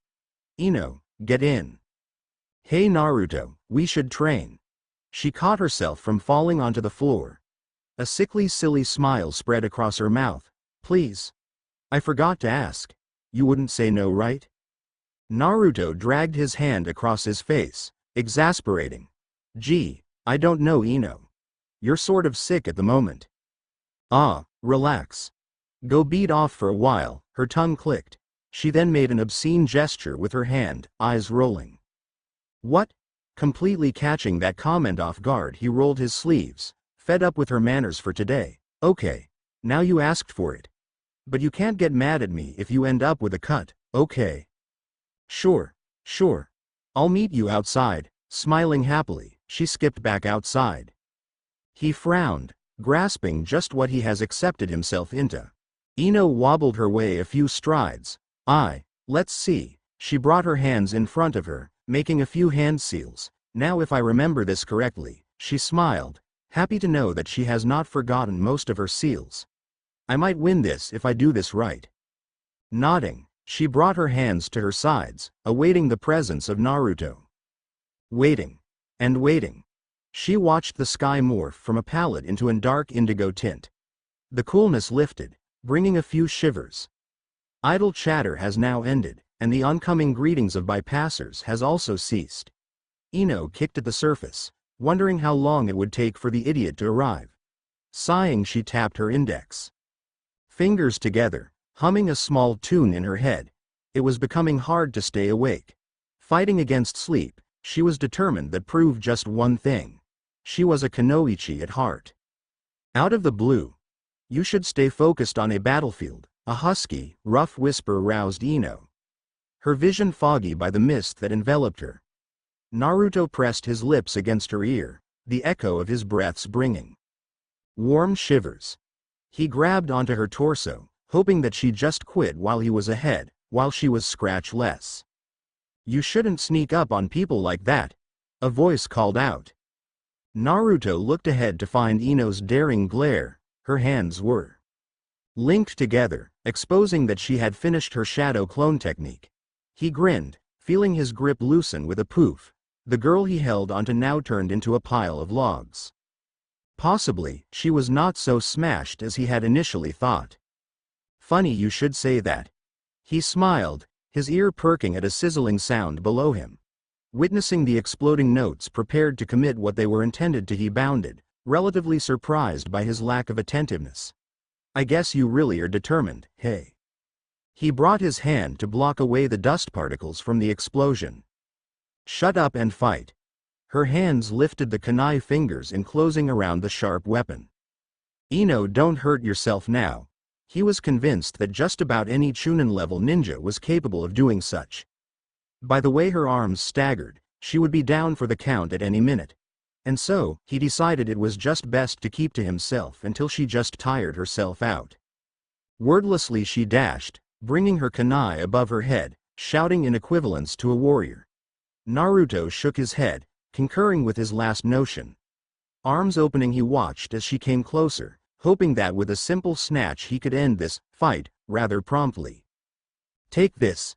Ino smirked. He squinted in her direction. Once she was at arm's length, he reached for her kunai, only to find her disappear in yet another mist of smoke. What the? He looked behind him, witnessing nothing but the empty, desolate streets of Konaha. The resonance of crickets and owls filling his ears. Over here, above him, he looked to find Ino unexpectedly fling her kunai. He was only able to dodge a dangerous portion of the blade, wincing as the tip grazed over his shoulder. So much for avoiding any cuts and scraped. He swayed a few paces, his body colliding with the hard exterior of a tree. Gah! He slumped onto the tree, his bottom crashing onto the firm ground with a thud. Okay. Panting, he decided that it was enough for a day. He watched as Ino approached him, hopping onto him as if he were some sort of soft cushion. Oof. I won. She brought her hands to the air, cheering for herself. In case you have not realized, you are not a pillow. Oh, just say that I won. Ino closed in on his face, her breath softly touching his mouth. So close, he could detect the scent of sake and some sort of medicine. He flushed at the idea of how intimate this all appeared, bringing his arms away in order to prevent any sudden movement that he would regret later. You didn't win, I'm just tired. I won. CCCLLLLLEAR and simple. Overstressing her words, she examined the blotch of crimson that grew on the orange cotton shirt he wore. She frowned, pulling away at the weapon, receiving another groan. Hey, did I hurt yo? I didn't mean to. I'm sorry. A genuinely concerned stare was now induced, and he found himself captivated by the sad look in her beautiful eyes. No, it doesn't hurt. My fault. She placed her fingertips onto his cheeks, pushing forward for her lips to cover his in an unexpected kiss. He widened his eyes, unable to speak as she pressed her tongue against his. It was a warm, gentle kiss. The taste of sake and cherry NyQuil filled his taste buds. It struck a nerve. A tender sprung of flutters swirled inside him, and he found himself wanting to return those feelings, those bunched up sentiments that swirled in her gesture, in her kiss. I'm sorry. She pulled away, nestling her hidden expression onto his shoulder. Naruto stared out into the open. The only source of light at this point became the moon, its colorless tint providing a glow to his atmosphere. He watched countless leaves sway as they descended from the fair blows of the wind. The house that he called his home had the door open, exposing the various junk that he called belongings. He wished he could have thought of something to say at the moment, something soothing, romantic even. But she had him speechless, and although he's unwittingly flirted with her, he never thought she would respond the way she did. He could feel the pace of his heart deepen, a sense of heat covering his abdomen. He flicked his tongue to take that last taste of sake he loved so much. Awkward as it was, he sort of felt at ease with this feeling. Bringing an arm to embrace Ino, he peered below to find that she was fast asleep. Again, no one seemed to have surprised him as much as Ino could. He smiled affectionately at the girl who snored quietly, lifting her closer to his chest. A small empty plastic bottle of NyQuil fell onto ground, rolling a few feet before Naruto stopped it with his foot. His smile grew, placing 2 and 2 together in a clever mathematical equation. I see. He arose from the ground, towards the direction at the home that awaited them both. Taking one last glance at the blonde before him, he whispered, You win, Ino. Thank you for your support. I appreciate every single review. Hey, 6 chapters and I didn't even end this story, lol. That's something. Anyway, I sorta want to apologize about my other story. I sort of ended it because I grew really bored with it and concentrated on this one. Hehe. Okay, I'll probably blame this on the fact that it's 3:18 a.m. but, giggles, I feel so stupid for asking because I'm probably the only one who thinks this, but, hehe. Okay, when you listen to R. Kelly's Trapped in the Closet, do you ever imagine the Naruto characters in it? Lol. I swear to God I imagine them every time I listen to that song. That's why I love the song. Maybe it's my imagination. Now I feel sorta dumb. Ah well. Night. Would it count? Chapter 7. And just like that, she awoke, flinching, believing that a headache was more than prepared to take control. And just like that, there was nothing. Not a headache, not a stomachache, nor a cold. Smiling, she took a full stretch, breathing in at her fullest before quickly pulling the covers off of her. Ah, I feel better now. She yawned through her mouth, content to know that the murky feelings she had before was now over. But Ino's relaxing yawn soon turned into a wordless gasp. She found Naruto peacefully asleep beside her. Now, although this should have been quite the expected, Ino could not help slowly creeping out of bed to keep from stirring him away. She scratched at the back of her head, in her utmost struggling attempt to recall the events of the past night. The only memory that she could reminisce was taking a swing at the awful tasting sake she tried at some point. She frowned, not akin to the idea of blacking out. It was not customary for her. Ino peered below, still puzzled by the idea of unmatched sleepwear on her. And then it hit her. The idea of Naruto changing her out of her clothes was not appealing to her at all.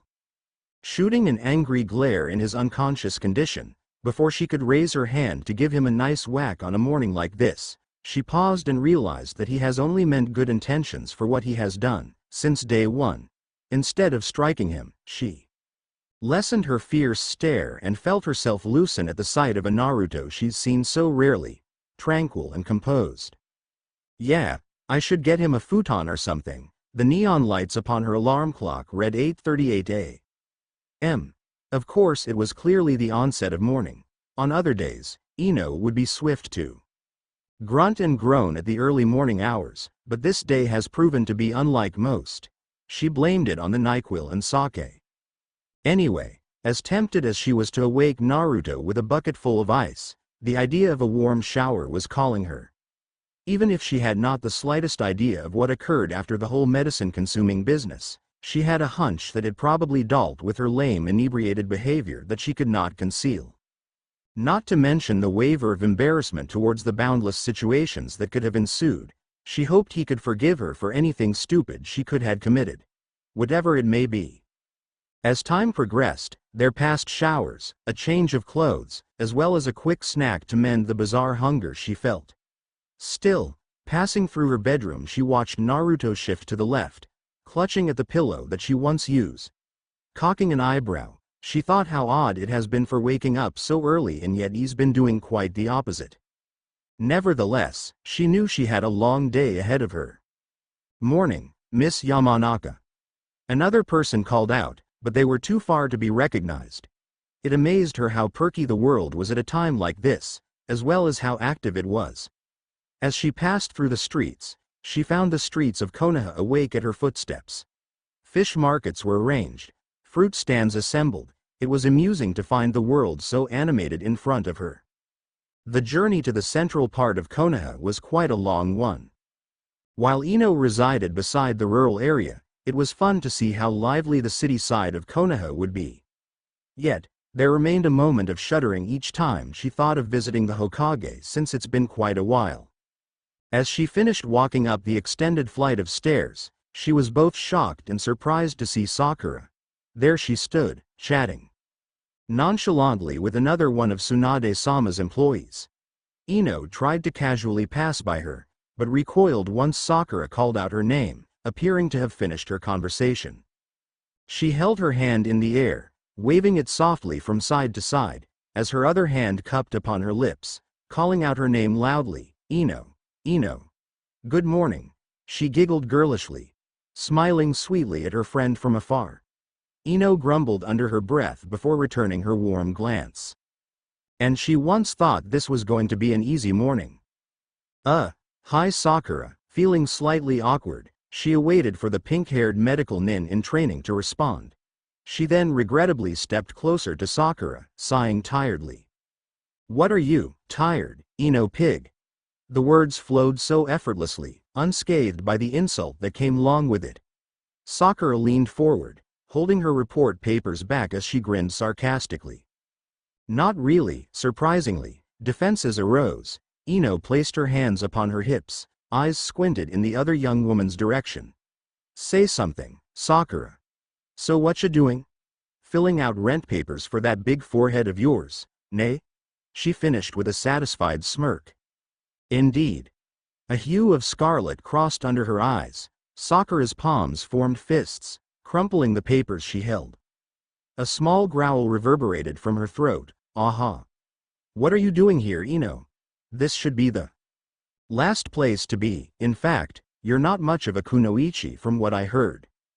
Oh, so where do you get your sources, Miss Forehead? Feeling quite snubbed, she knew it was a bad idea to spot Sakura in the first place. Common Ino, you haven't been in a mission for 2 years. Ino gritted her teeth, finding the comment alone enough indication to give Sakura what she's been asking for so very long. Instead, she hesitated. Yeah, you're right, was all she could muster, an effort to keep her cool. Sakura was puzzled by the sudden agreement, but ignored it. Oh yeah, nice swimming there from the night before. You put on quite the show. That was it. You think so? She shouted an octave too high, pulling up on her sleeve, baring her teeth in Sakura's direction. Actually I do. You haven't proven yourself any better. Is that a challenge? Sakura stared down daringly at her blonde friend, completely eager for the chance to make her look foolish. She watched Ino squirm, the irritated expression from her features dying. Oh, I guess I was right. Fine. She shouted, quickly biting her lip, finding it difficult to repress her true impression of this whole situation. Just looking at Sakura from this point angered her so. Fine. Then. Care to put your money where your mouth is? Sakura laughed. You couldn't afford it. No, Ino let out an exasperated sigh. I guess you're right. You wouldn't be able to win the bet. Oh, that's what you think. No, Sakura, honey, Ino took the other's hand, giving her knuckles a few taps. It's okay. I know you'll probably look like a fool in front of everyone once you lose. Excuse me.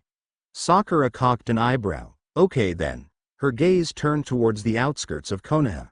They were at the top stair, staring below at the rest of the city. She appeared to be in deep thought. As the wind blew a few strands of her short rosy bangs, she then turned her attention back to Ino, smiling. I have a mission next week, so how about 2 weeks? She grinned, offering her hand for a shake. Loser buys the other a top-dollar meal, okay? Without much thought, Ino grasped Sakura's hand, giving it a few solid shakes in the midst of sneering at her friend. Done. She noted before pulling away. Alrighty, Miss Yamnaka. Pleased. Sakura let out one last wave before heading down the steps in which Ino once walked in. In such an arrogant manner, Ino sauntered down the hall, towards the Hokage-sama's door, feeling her ego swell with each step. Sure I can beat her, hell yes. I can kick her ass at swim. She stopped dead in her tracks, lowering her gaze from the ceiling to blink to herself. Swimming? She cursed loudly to herself, her wicked words echoing down the foyer. Truth was, she had no idea of swimming. Of course it was obvious that ninjas should at the very least know how to swim, but she always had some sort of fear when it came to the deep blue. She exhaled miserably. How the hell was she supposed to know how to swim, especially in 2 weeks? She grimaced, taking her anger out on the wall with a loud knock of her palm. Well. As her mind started to figure out strategies, the way Shika always did, of course. A smile formed upon her lips, her hands reaching for the knob to open the door. Tsunade-sama, she cried out, happier than usual, I've come with a proposal. Tsunade flinched, her idea of drifting to sleep before Shizune came back now laid to rest. Ino, slightly shocked by the young girl who came closer, she pressed her back onto her chair. So, what brings you here? You, re-jea loose. He sang, turning to his friend with a cheesy smile literally plastered on his face. He tilted closer to Sasuke, his smile soon turning into a taunting grin. Sasuke shoved him away in disgust, snapping his tongue. Ever heard of personal space? Oh please Sasuke, you can keep being an asshole, but we all know. Oh, it was delicious mocking his best friend, and even though he would never admit it. Do we all? Enough, all right? He narrowed his glare, finding it hard to eat with the grinning idiot just staring at him like that. Oh, you're so jealous I'm going to take Sakura out on a date. I'm not interested in Sakura, he interrupted, knowing that Naruto would never believe him. All right. Fine. He spun himself around the chair, waiting for Sasuke to stick his foot onto the base like he always did. And just like he predicted, his friend did not hesitate for a second. Keep lying to yourself like that. Sasuke sighed heavily. He could never explain what possessed him into ever hanging out with the loud shinobi, but of course there were always times when he wished he never had. I'm going to have the best time tonight too. Don't jinx yourself. Sasuke rotated his chair halfway, leaning his back onto the counter of the ramen shop. He closed his eyes, taking a full gulp off his drink, kicking his legs. Actually, now that he thought about it, why does he always hang out with Naruto when he had his free time? Oh, I won't, buddy of mine. We'll see. Sasuke murmured. Privately, he wished for the whole get-together to crash and burn, in all honesty. Then he could finally be the one musing over the irony. There he is, she whispered, pushing away the leaves out of our way. So much for being quiet. No matter, she guessed by the way he gazed at the atmosphere that he probably did not take heed. A smile crept her lips. She crawled closer, flinching at the tickling sensation of leaves softly grazing against her bare skin. Perhaps, this time she could surprise him. There he rested, his legs sprawled out onto the olive blades of grass. His head tucked atop his folded arms, half-lidded dark orbs stared intently at the fluffy cloud forms in the deep blue. Creeping, she inched her way only a few feet from him. Her patience wearing thin, she could not restrain the chuckles that longed to blurt out. Inhaling deeply, she sat herself onto the grassy surface, arms rising to give a startling surprise to the teenager in front of her. Ino, are you done? Shikamaru raised his head, cocking an eyebrow in her direction. Ino huffed out the air that was once filled in her lungs.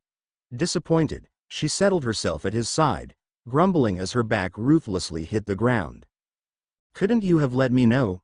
Meh, he wavered his hand, that would be too troublesome. Figures. Ino blurted out, shifting her attention towards the clouds in the sky. What the hell are you doing here? He asked casually, his eyes never leaving the sky.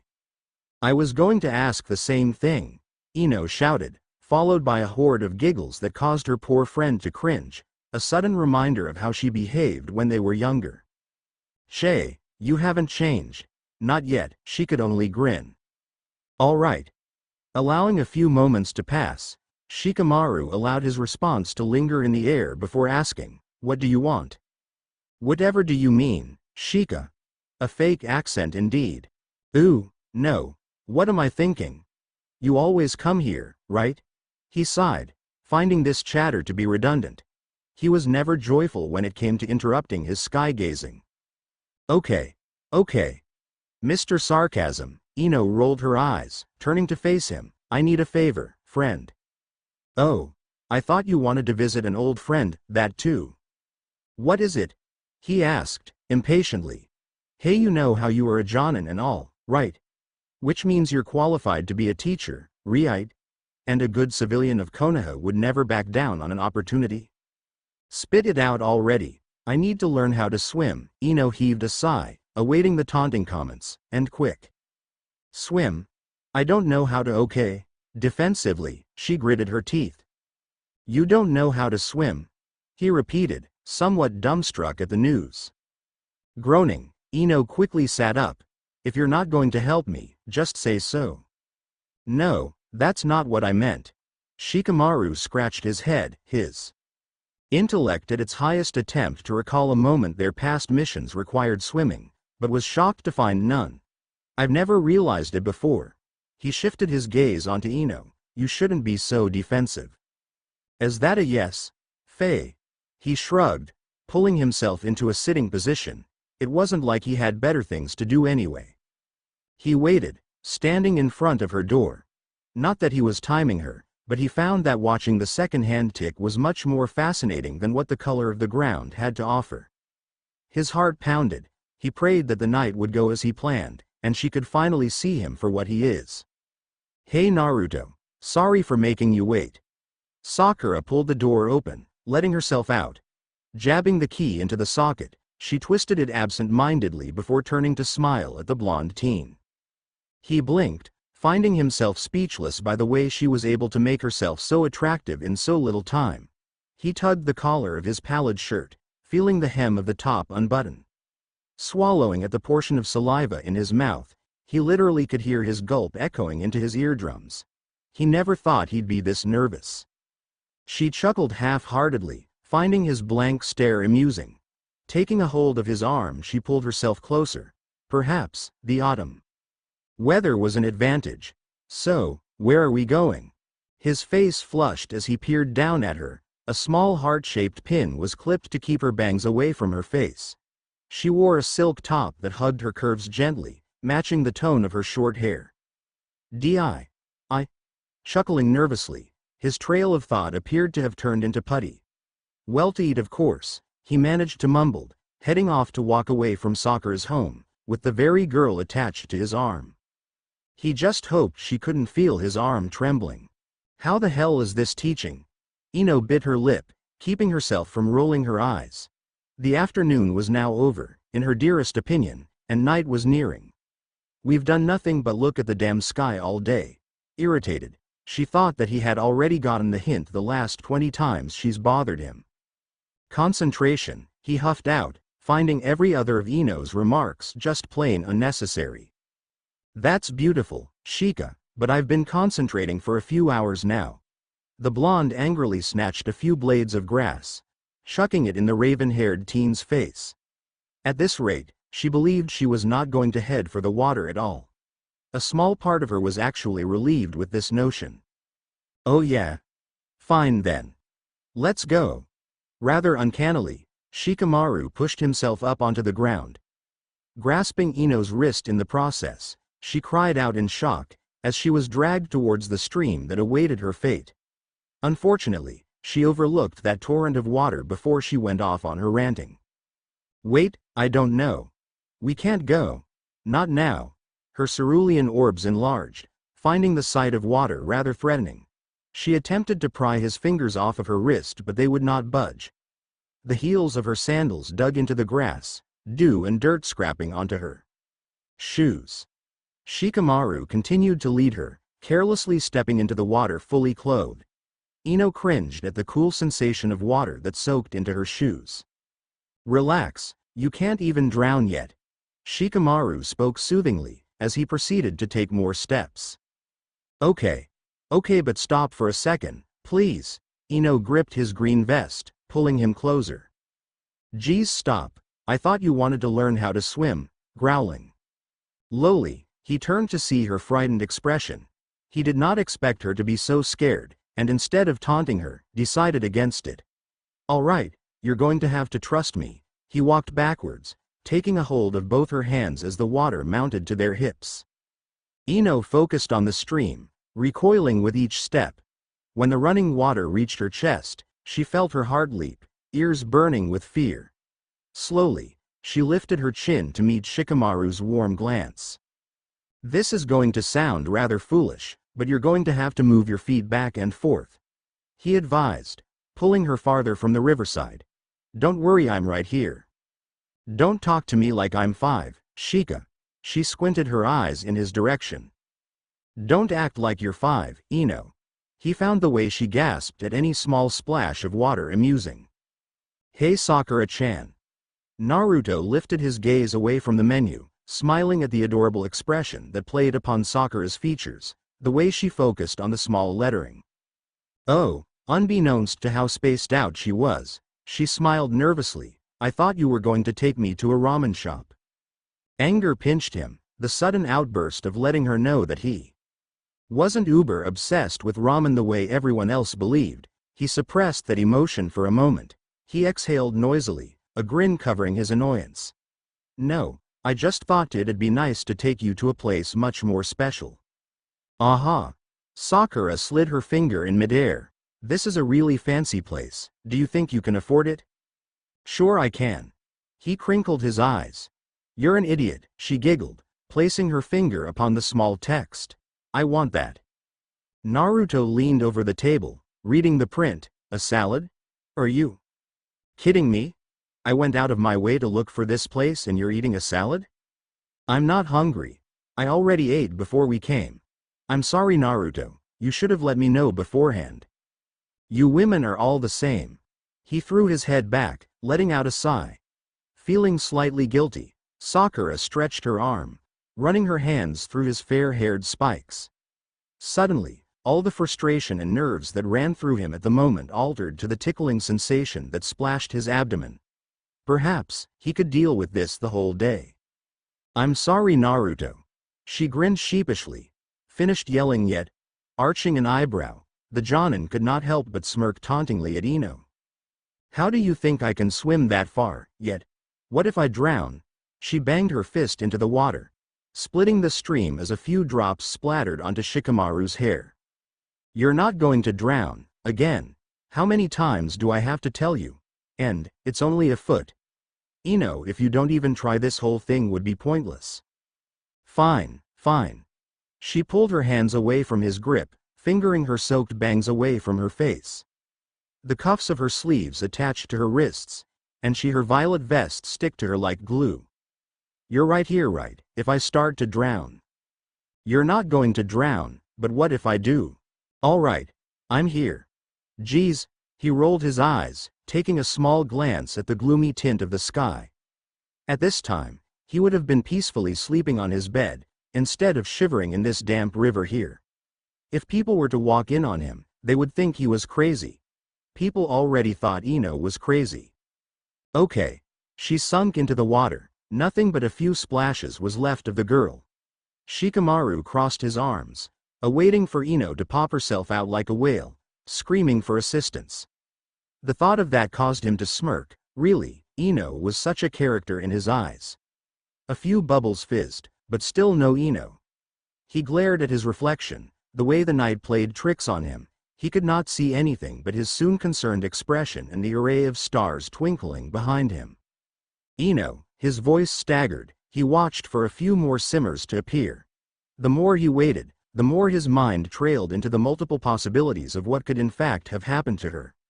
"Ino, if you don't come out," biting onto his lower lip, he raised his arms to take a dive. But before his limbs could touch the wetness, Ino emerged from the water, scaring him senseless. "Okay, it really is deep." She grasped his arm tightly, her toes could not longer feel the base of the water. "Don't do that." She was dumbstruck. The evening winds forced her limbs to shiver uncontrollably. Catching sight of her low breaths, fog-like puffs of air, her lips quivered. Silence filled the void, the hush of the river flows hummed into her mind, the drip drops of cool water hitting the damp surface. Gradually, she raised her chin, gazing at the brown eyes that stared back at her. "It's cold, isn't it?" Whispering, he could feel his face blush from the sheer awkwardness. "Maybe we should go." "Maybe we should," he murmured, fixated on attempting to find just exactly what it was that Ino was thinking at the moment. Never, even when they were children, could he tell what exactly was on her mind. Yeah, turning away, the very feeling of blood rushing under her eyes was enough to let her know it was about time to leave. She would admit, it ended too soon. As he walked her in front of her small residence, he debated of how to exactly end their farewell. Temptation itched at him, and although he was one to take chances, he knew that it was plain old going too fast for Sakura. Perhaps it was the little bad habit of reacting alongside his thinking, but once he turned to glance at Sakura, he could see her snickering. "You're a funny one, Naruto." She beamed warmly at him, placing her hands behind her. Slightly leaning over, she spoke again. "Well, I had a nice time. I underestimated how fun you really are." Grinning, she scratched at the back of her neck. "We should do this again." It had appeared as if she were stalling, and because he knew he could not live with himself if he had not done it, in the rather abrupt fashion he moved forward, landing a kiss on Sakura's lips.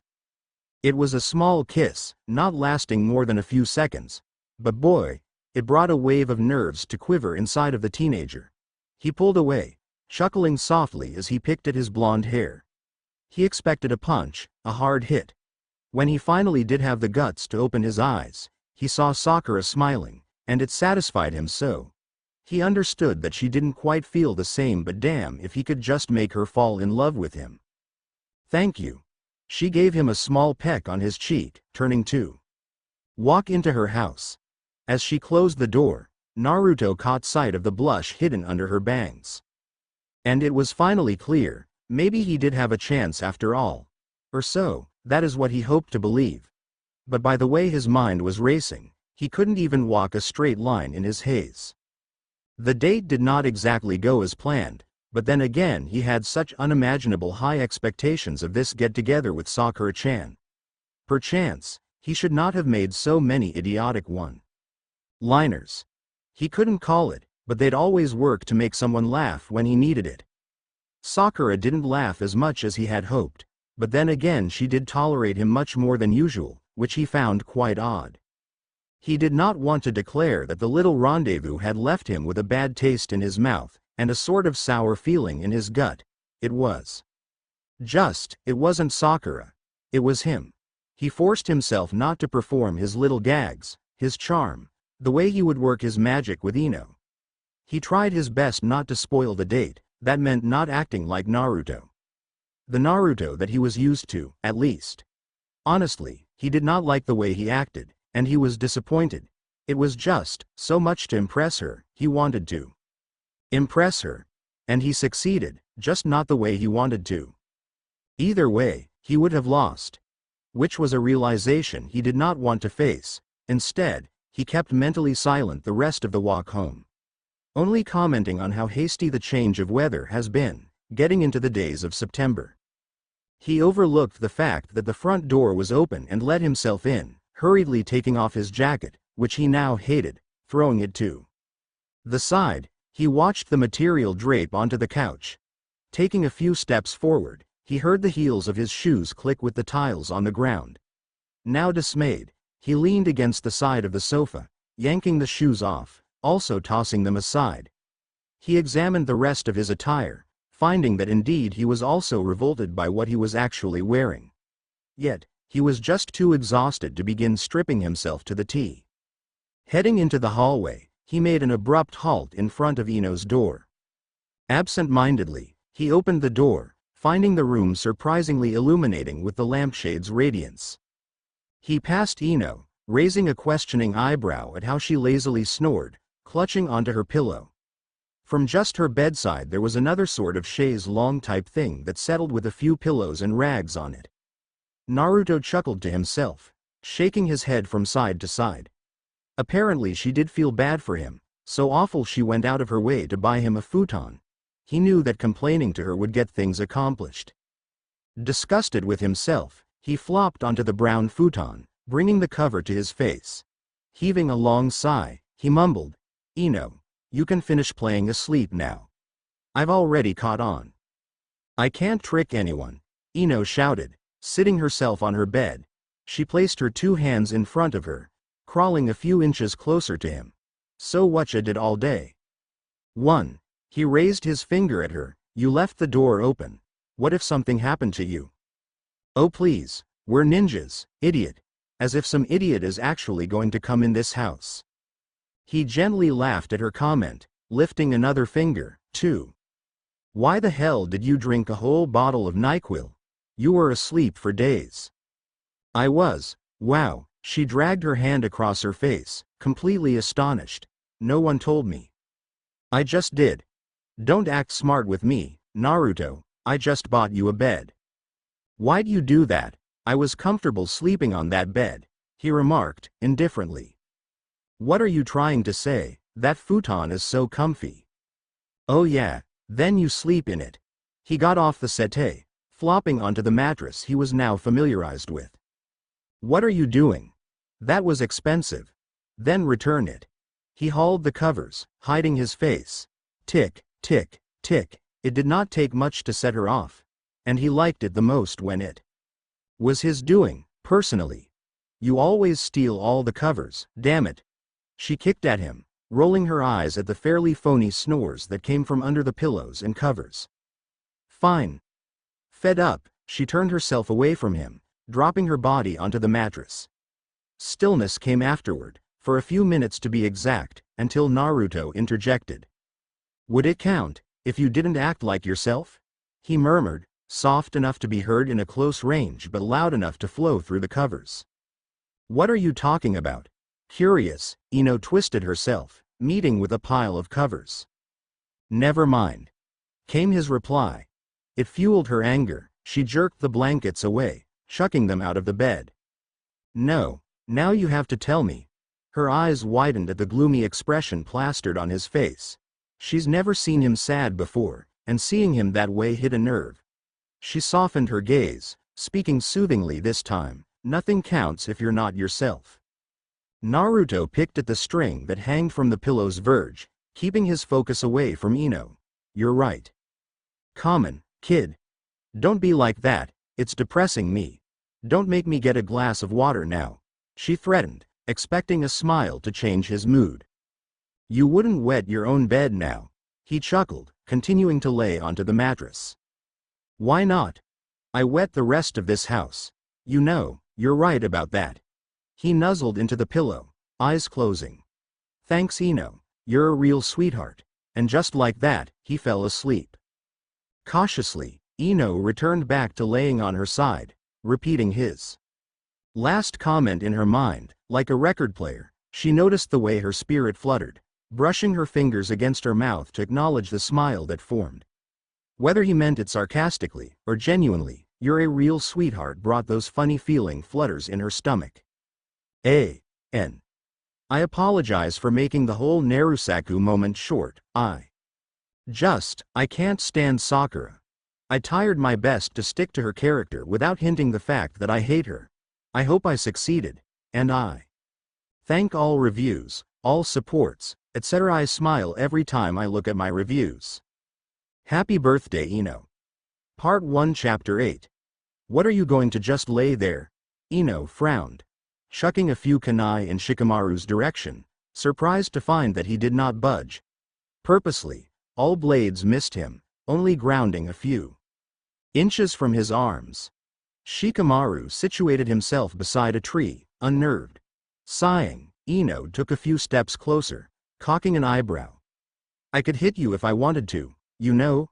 She held her breath, becoming aware of just how empty her threat, beyond doubt. "You don't have the guts." His eyes closed, he exhaled deeply. Again, another moment of daydreaming, interrupted. Lately, he hasn't been able to catch a peek of the clouds. Ino's been nagging at him, like his mother. He shuddered, not akin to that idea. "I came here for help." Feeling frustrated, Ino grinded her teeth together, the echoes of bones clashing throbbing into her ears. "Che, you didn't even ask for my help for this one." The teenager twitched at the sound of her whines, as if she were winding up for a round of verbal harassment. "I didn't need to ask your help," she cried out, raising her kunai in between her eyes, squinting to prepare a launch right at his head. "You can't be lazy, sooner or later you have to go to a mission too, right?" A sudden grin appeared on Shikamaru's face. "What's that supposed to mean?" "It means I'm done with my spring break." Shika bent his neck, leaning his head to the side as he witnessed the kunai whiz by his ear, stabbing onto the tree a few feet behind him. "Sure you are," he commented, proceeding to smirk at her, but instead yelped at the sight of a kunai heading straight for his face, ducking quickly to find the blade split onto the tree bark that he was lying upon. The blade split a few hairs atop of his head. He scratched at his ear nervously, turning to glance at the weapon, examining it. How could that be? He thought she only had 5 of those kunai. Shrugging, he pulled himself up to his feet, brushing the dirt that accumulating onto his vest. "So I underestimated you, big deal. You have no friends, Shika. You know you love having me around." Ino chuckled, placing her hands on her hips. This day was the usual for Ino Yamnaka. Certainly she had grown accustomed to waking in the early morning hours. She's even had her hand at making breakfast. If you count milk and cereal as cooking, though. But it has become a routine for the blonde to awake at the early hours and head on over to the dear old river that was awaiting her, and there would be her friend Shikamaru also awaited for her arrival, in a grumpy mood to boot. Yep, that has become her schedule for the past week now. Not to mention the entire ordeal of swimming through the bitter water. Fortunately, she's gotten better, to the point where she hasn't had to scream bloody murder in the bottomless area of the river. As much as she wanted to let Naruto know about her whereabouts, she hasn't seen much of the loud-mouthed ninja. Of course, he would make it his duty to leave a few post-it notes, all over the house to mention a whole journal entry on how his day was. Oh, how she enjoyed ripping them out of her bedroom door and throwing those small yellow stickies into the trash. But really, it was thoughtful of him. According to the sticky notes, he was busy on a mission with Kakashi-sensei and Sasuke-kun, and was to be back today. To be honest, the past week has been rather quiet, and although she would not admit it, she's been using Shikamaru as a pseudo-replacement for Naruto. She never realized just how much influence that guy has had on her. To the point where being alone was not as acceptable as it used to be. Like she used to like it. And shouldn't you be at your folks' home now? The Jonin finished, his aggravation rising. Apparently, she has not been heeding any of his words. She continued to gaze blankly at his face, to the point where he started to snap his fingers in front of her face. Huh? She said aloud. Oh, folks' home. Why? You're not serious, are you? Shikamaru rolled his eyes, his hand shoving in his pocket to fiddle for an object of some sort. You're the only person I know who would forget their own birthday, he spoke. Indifferently, pulling out a small box, nudging it in her direction. Happy birthday nonetheless, idiot. Completely shocked, Ino reached for the small package. Wow, I don't know what to say. You can start off with a thank you, that would be nice. No duh, she held a smug look on her face, her digits drew small circles around the wrappings. Seriously, thank you. Embracing him, she could feel his nerves stiffen.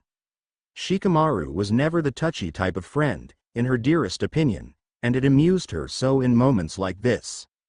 Now that she pondered over the subject, how the hell couldn't she remember? A year ago, she would have made an entire list for the city of Konaha. Now she could not even recall the day she was born. How strange. Thanks for the reminder. Pulling away, she began to run in the opposite direction, waving her hand behind her. I guess you lucked out. She chuckled. Pumping the gift in the air, she yelled, "This better be nice," in a joking manner before disappearing into the woods, leaving Shikamaru to himself. He exhaled deeply, snapping his tongue. What a weirdo, he declared, taking a seat onto the comforting pasture that called out to him. Settling upon the grass, he lifted his sight towards the warm atmosphere, observing the ruffled clouds in the sky. Finally, time to daydream. His eyelids closing on him, he felt that a nap was in order. As Ino walked the old back trails towards the Yamanaka house, she could feel herself grow slightly nervous. It has been a while since she last visited her parents' home, around 2 months. In all honesty, her parents would never approve of even partial events that she has endured. But then again, as the old saying goes, parents just do not understand. Well honey, I thought you would never come. Her mother kissed her cheek, smearing away the lipstick that stuck onto her daughter. Ino continued to nibble on her cake slice, slightly humored by the way her mother overreacted. Yeah, Mom. She said plainly, turning to smile at her father. So what's that about living alone? Is it as great as you thought it would be? He had first hoped that she would grow desperate from her lack of domestic art, for lack of a better word, and come home running. However, that was not the case. He was beginning to regret agreeing to let his daughter go off into the outskirts Konaha, no matter how close her house was to his. Course it is. Where have you been? I've been calling all morning. I know you don't like waking up early, but the phone was bound to wake you up. Ino paused, turning to glance at her mother. Her mother was quite intelligent when it came to snooping around. I was out with Shika. Ah, isn't that cute? I just knew you two would realize. Mother, please, not this again. She stabbed her fork through the piece of chocolate cake, sighing grimly. Although she knew sooner or later her mother would bring up Shikamaru, She was not quite prepared to start explaining herself, like always. For some reason, her parents were practically pushing her to get with her friend, well more her mother than her father, and it always irked her when they did that. Well, what were you doing then? Training with him. She smiled innocently. What do you think I was doing? Raising her eyebrows, she glanced at both her parents, smirking. A moment of silence wavered between the three of them, and Ino enjoyed every moment of it. She absolutely thrived in making her parents weary. Still, the moment did not last as long as her mother proceeded to speak. Ino, you wouldn't mind doing me a favor, would you? Her daughter gave her a questioning glare. Since you haven't been working at the flower shop anymore, I'm assuming you have a lot of time in your hands, right? Well, what is she, rubbing it in? She thought, internally. Currently the status of unemployment was becoming a common word in her dictionary, until her rebound. She needed a comeback, and she needed it rather swiftly. The way words scampered through the components of konaha, people most certainly were doubting her return to being a kunoichi. Okay then. You'd help your dear mother, right? What do you want me to do? Just watch over Kurenai's baby, will you? Miss Yuhi has a baby. Since when? Shocked, Ino slammed her hand onto the counter, leaning closer to her mother, who only chuckled at her daughter's behavior. You have yet to keep up with the times. She's been married for a year, remember? No, completely clueless yet interested all the same, Ino leaned closer. She married your old sensei, remember? She did, completely shocked. Ino recalled moments where she would tease Asuma sensei about Kurenai, but never thought their relationship would evolve. Wow, really? I can't believe it. Your old sensei actually stopped by a few days ago and specifically asked for you. Inoichi interrupted, tapping his finger onto the counter. He jerked his leg, sprawling them both atop the chair aside him in a relaxing manner. He seems to have a lot of confidence in you. He finished with a warm smile. You wouldn't disappoint him, would you, Ino?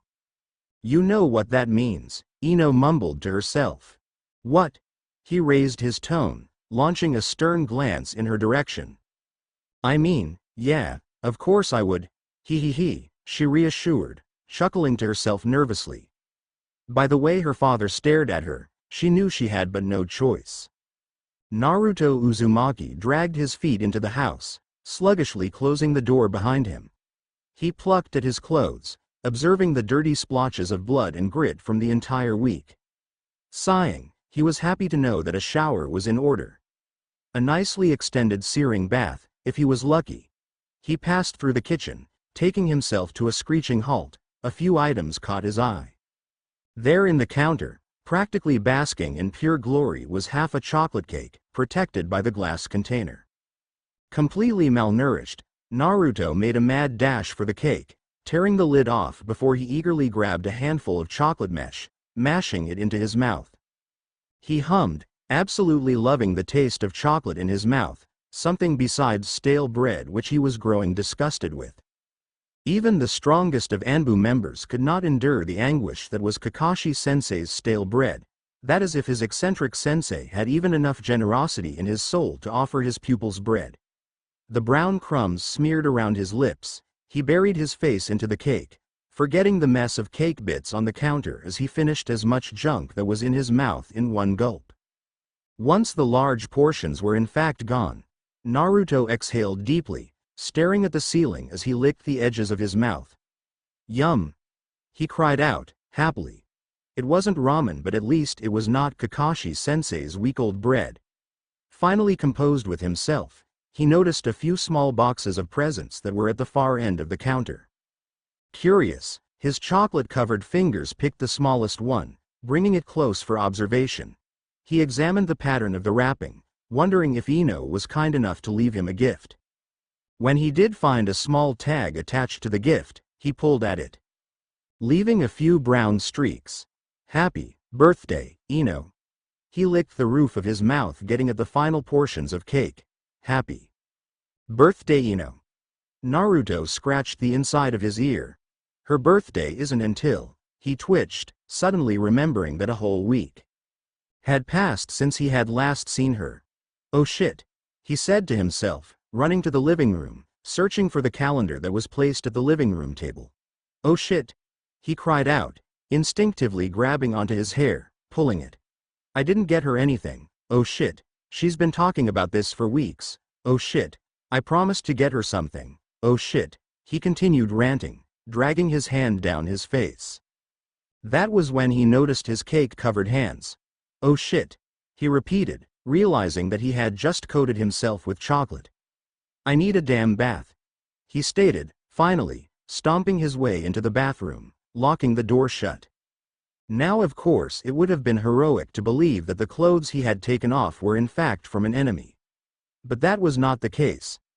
Actually, the mission was pretty easy in his opinion. For a B-ranked mission, all he, Sasuke, and Kakashi-sensei had to do was get rid of some criminal from the water country. Getting rid of him was the easy part. Listening to Sasuke, however, was not. And that was what resulted in the blood. Sasuke's blood, to be specific. They've gotten in a little scuffle that Kakashi-sensei had to break up.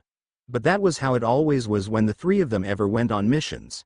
He was pretty sure Sasuke had a cup full of his own blood splattered on his precious clothes, too. Fair was fair, nonetheless. "Ah," he breathed out, stepping into the shower, turning the warm knob all the way. Reaching for the shampoo, he pondered over the idea of how to get himself out of this predicament. After all, pretending to go to sleep would only result in Ino hopping on him in the middle of the night and demanding her present. He could admit that he did not manage to her anything, however, the very idea only implied that he was not interested on celebrating the day of her birth, which would also entail, hypothetically speaking of course, that she did not cross his mind enough for him to care. And that in itself was a flat-out lie. So how did that whole phenomenal rendezvous go, Dobi? You haven't talked about Sakura all week. Sasuke's words echoed into his mind. As he permitted the water to trickle onto his body, he thought of how much he didn't think of Sakura the whole time. "I better be getting a mission soon. I'm short on cash," Ino mumbled to herself, gripping the plastic bag full of groceries. She loved her parents and all, but visiting them oftentimes brought on that nasty guessing game of who she'll end up with. Why were they pushing for her to get with someone anyway? They should do the opposite, actually, in her dearest opinion. Fooling with the keys, she twirled them in her finger, stepping onto the stoop before her front door. She closed her eyes, humming a small tune in her mind, reaching towards the lock. Unfavorably, it was too early to go to sleep, but she knew that she would quickly grow bored inside the house alone. Oh well, the way things looked, she'd be severely busy tomorrow caring for Asuma-sensei's baby anyway. What she didn't know was the Naruto who was keeping an eye on the peephole, grinning mischievously as he unlocked all the security devices Ino set up. Damn, how much he hated doing that. Opening the door in a swift fashion, he watched the girl in front of him carry on with her humming, her key jabbing his abdomen. As soon as she comprehended the soft surface her keys were setting upon, she shot her eyes open, gasping. "Naruto, what the hell are you doing here?" she cried out, in utter shock and content all the same. "I came back, duh." Before she could arrive at a response, he situated his index finger onto her lips. "Okay, don't say a word, I have a surprise for you." "Oh boy," she murmured, sarcastically. "I told you not to talk." Scolding, he returned back to a smile. "Okay, this is what's going to happen, because I said so, and don't you dare refuse." She held a squirmed expression. "What are you talking about? I'm taking you out." "Okay. So you can't say I'm cheap and whatnot." He pushed her in the direction of the house. "We're going out to get something to eat, so come back out when you're ready." Ino squinted her eyes, trying her best to comprehend just exactly what he was preparing. A dinner. That sounded like a crappy way out of buying a present to her. "Fine, I'm ready." Slightly disappointed by his lack of actually getting her anything, she figured she might as well do something other than force herself to sleep. "No, not like that. Go put on some nice clothes," he chuckled, shoving her into the apartment some more.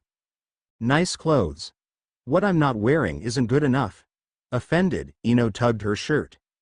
"What are you trying to say, Ino, please. Stop being so difficult. People say you're the prettiest girl in Konoha. I want to see it for myself. He shooed her off, closing the door for her. She held her finger, forming a reply but stopped. When a few certain words sprung in her mind, Naruto waited patiently. He was seated atop a few steps in front of the house. Twiddling his fingers, he wondered how long it was going to take Ino to step out of the house. By the way dusk had already turned into night, he believed she had taken somewhere near an hour to get ready. Honestly, why do women always take the longest time to get ready? Okay, I'm ready, Ino spoke, causing Naruto to flinch. Don't do that, he paused, his curious eyes taking a hold of the dress that hugged her curves so loosely. The little buzz about Miss Ino Yamnaka being the most attractive girl in Konoha was true, but he didn't quite expect to be impressed so easily. For once, her hair was not in her usual pigtail, her long tresses reaching towards her hip. It brought out her femininity, by the way the subtle glow from the street lights shined down on her. She narrowed her eyes in his direction. Still, even when aggravated she could not amend her striking appearance. What are you looking at, geez? Ino rolled her eyes, taking a few steps in front of him, finding that he did not budge from his step. She had not noticed it until now, but the clothes that Naruto wore were not exactly his usual attire.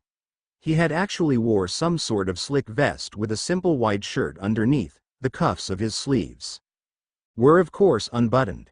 She guessed that the dinner was sincerely going to be formal.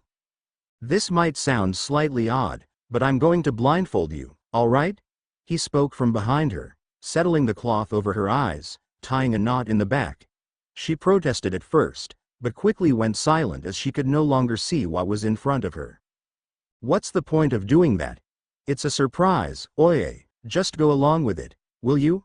He slowly seized her hand, acknowledging that any sudden movements would probably have him ending up with a black eye of some sort. He crossed their fingers, bringing it towards his torso. All right, just stay close to me. Naruto then took a step forward, without much of a warning. Ino gasped, instinctively pulling herself closer to Naruto. What are you doing, idiot? The response had him laughing a moment, before he continued to walk. Taking you to a nice place. You're not going to dump me in the woods, are you? In a rather frightened tone, she whispered. Maybe. He tipped to the side, murmuring into her earlobe. She trembled under his voice, finding it to be a complete distraction alongside her balance. Naruto. No, I'm not, calm down. He shook his head, wondering just how insane their conversation must have been perceived in the eyes of bystanders. Silence filled the atmosphere. The chirps of crickets were more than apparent. In the cool September evening, the moon brought about quite the luminosity. There came a ginger haze from the streetlights, followed by the shady merges of dark trees. Naruto could feel Ino's fingers tighten under his grasp, as there came a fastening of pace for him. His face flushed as he gazed at the way she smiled in pure curiosity. Although there were patches of people here and there, as they approached the central city of Konoha, he felt as if it were only the two of them. A warm surge of blood filled under his eyes, and he forced himself to concentrate upon the streets. What am I doing? He asked himself, feeling a tinge of guilt pour into his chest.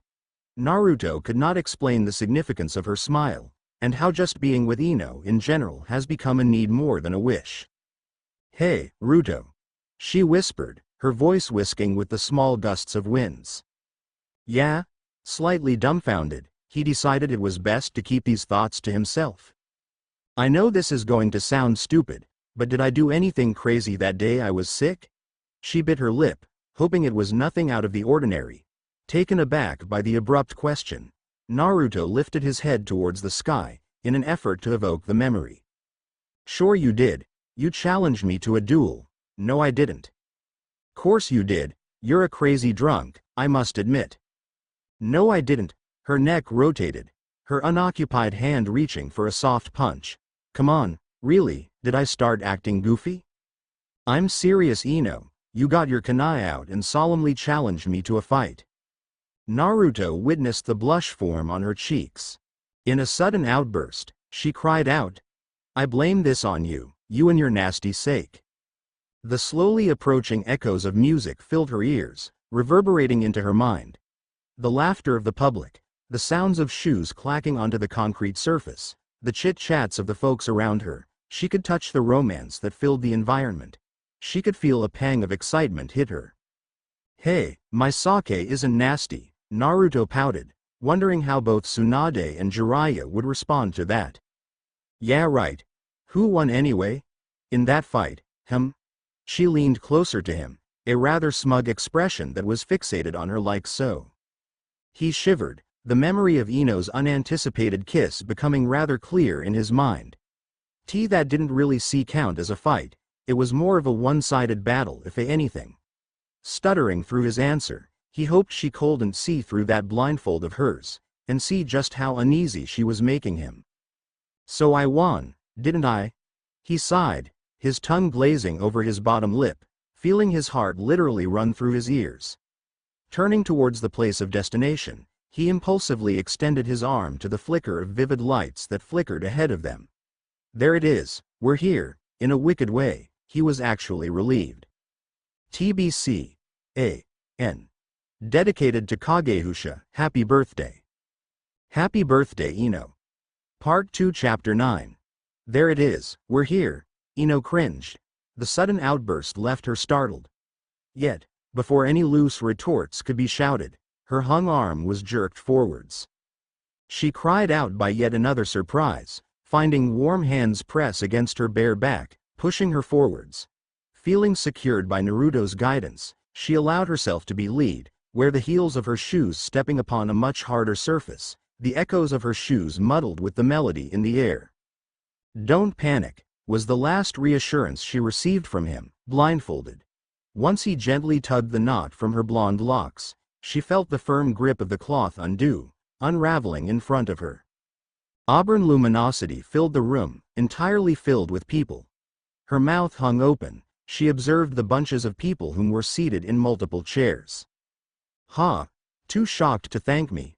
Didn't think I could provide a lady like yourself with a nice engagement, He leered, walking a few steps ahead, deeper into the place. "I'm impressed," she blurted, following him towards a seat for two. As she sat herself onto the cushion, she folded her hands onto the glass table, seeing her reflection smile back at her.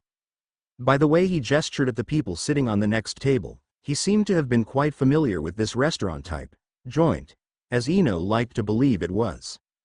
"Course you are," he chuckled, in such a confidence that left her apprehensive. "I love this place." He drummed his fingers against the fragile counter, leaning back against his chair, causing the two front legs to tilt forward. They always play the best music, one thing was for sure, he was searching for something by the way his eyes scanned across the empty floor adjacent to all the tables. "What are you doing?" "Nothing." He shifted his gaze back onto her. "Say, Ino, you wouldn't care to dance, eh?" He offered her his hand, across the table, sweeping his digits against the knuckles of her folded hands. She automatically pulled away, shaking her head, her locks swaying. She had a wild look on her face, so much as to push her chair back, completely embarrassed. Rose-red streaks were smudged under her glazed blue eyes, as she cried out, "Are you crazy?" He pulled his hand back, appearing rather disappointed. "What? Aw come on, you know you want to dance. Listen to the music, Ino.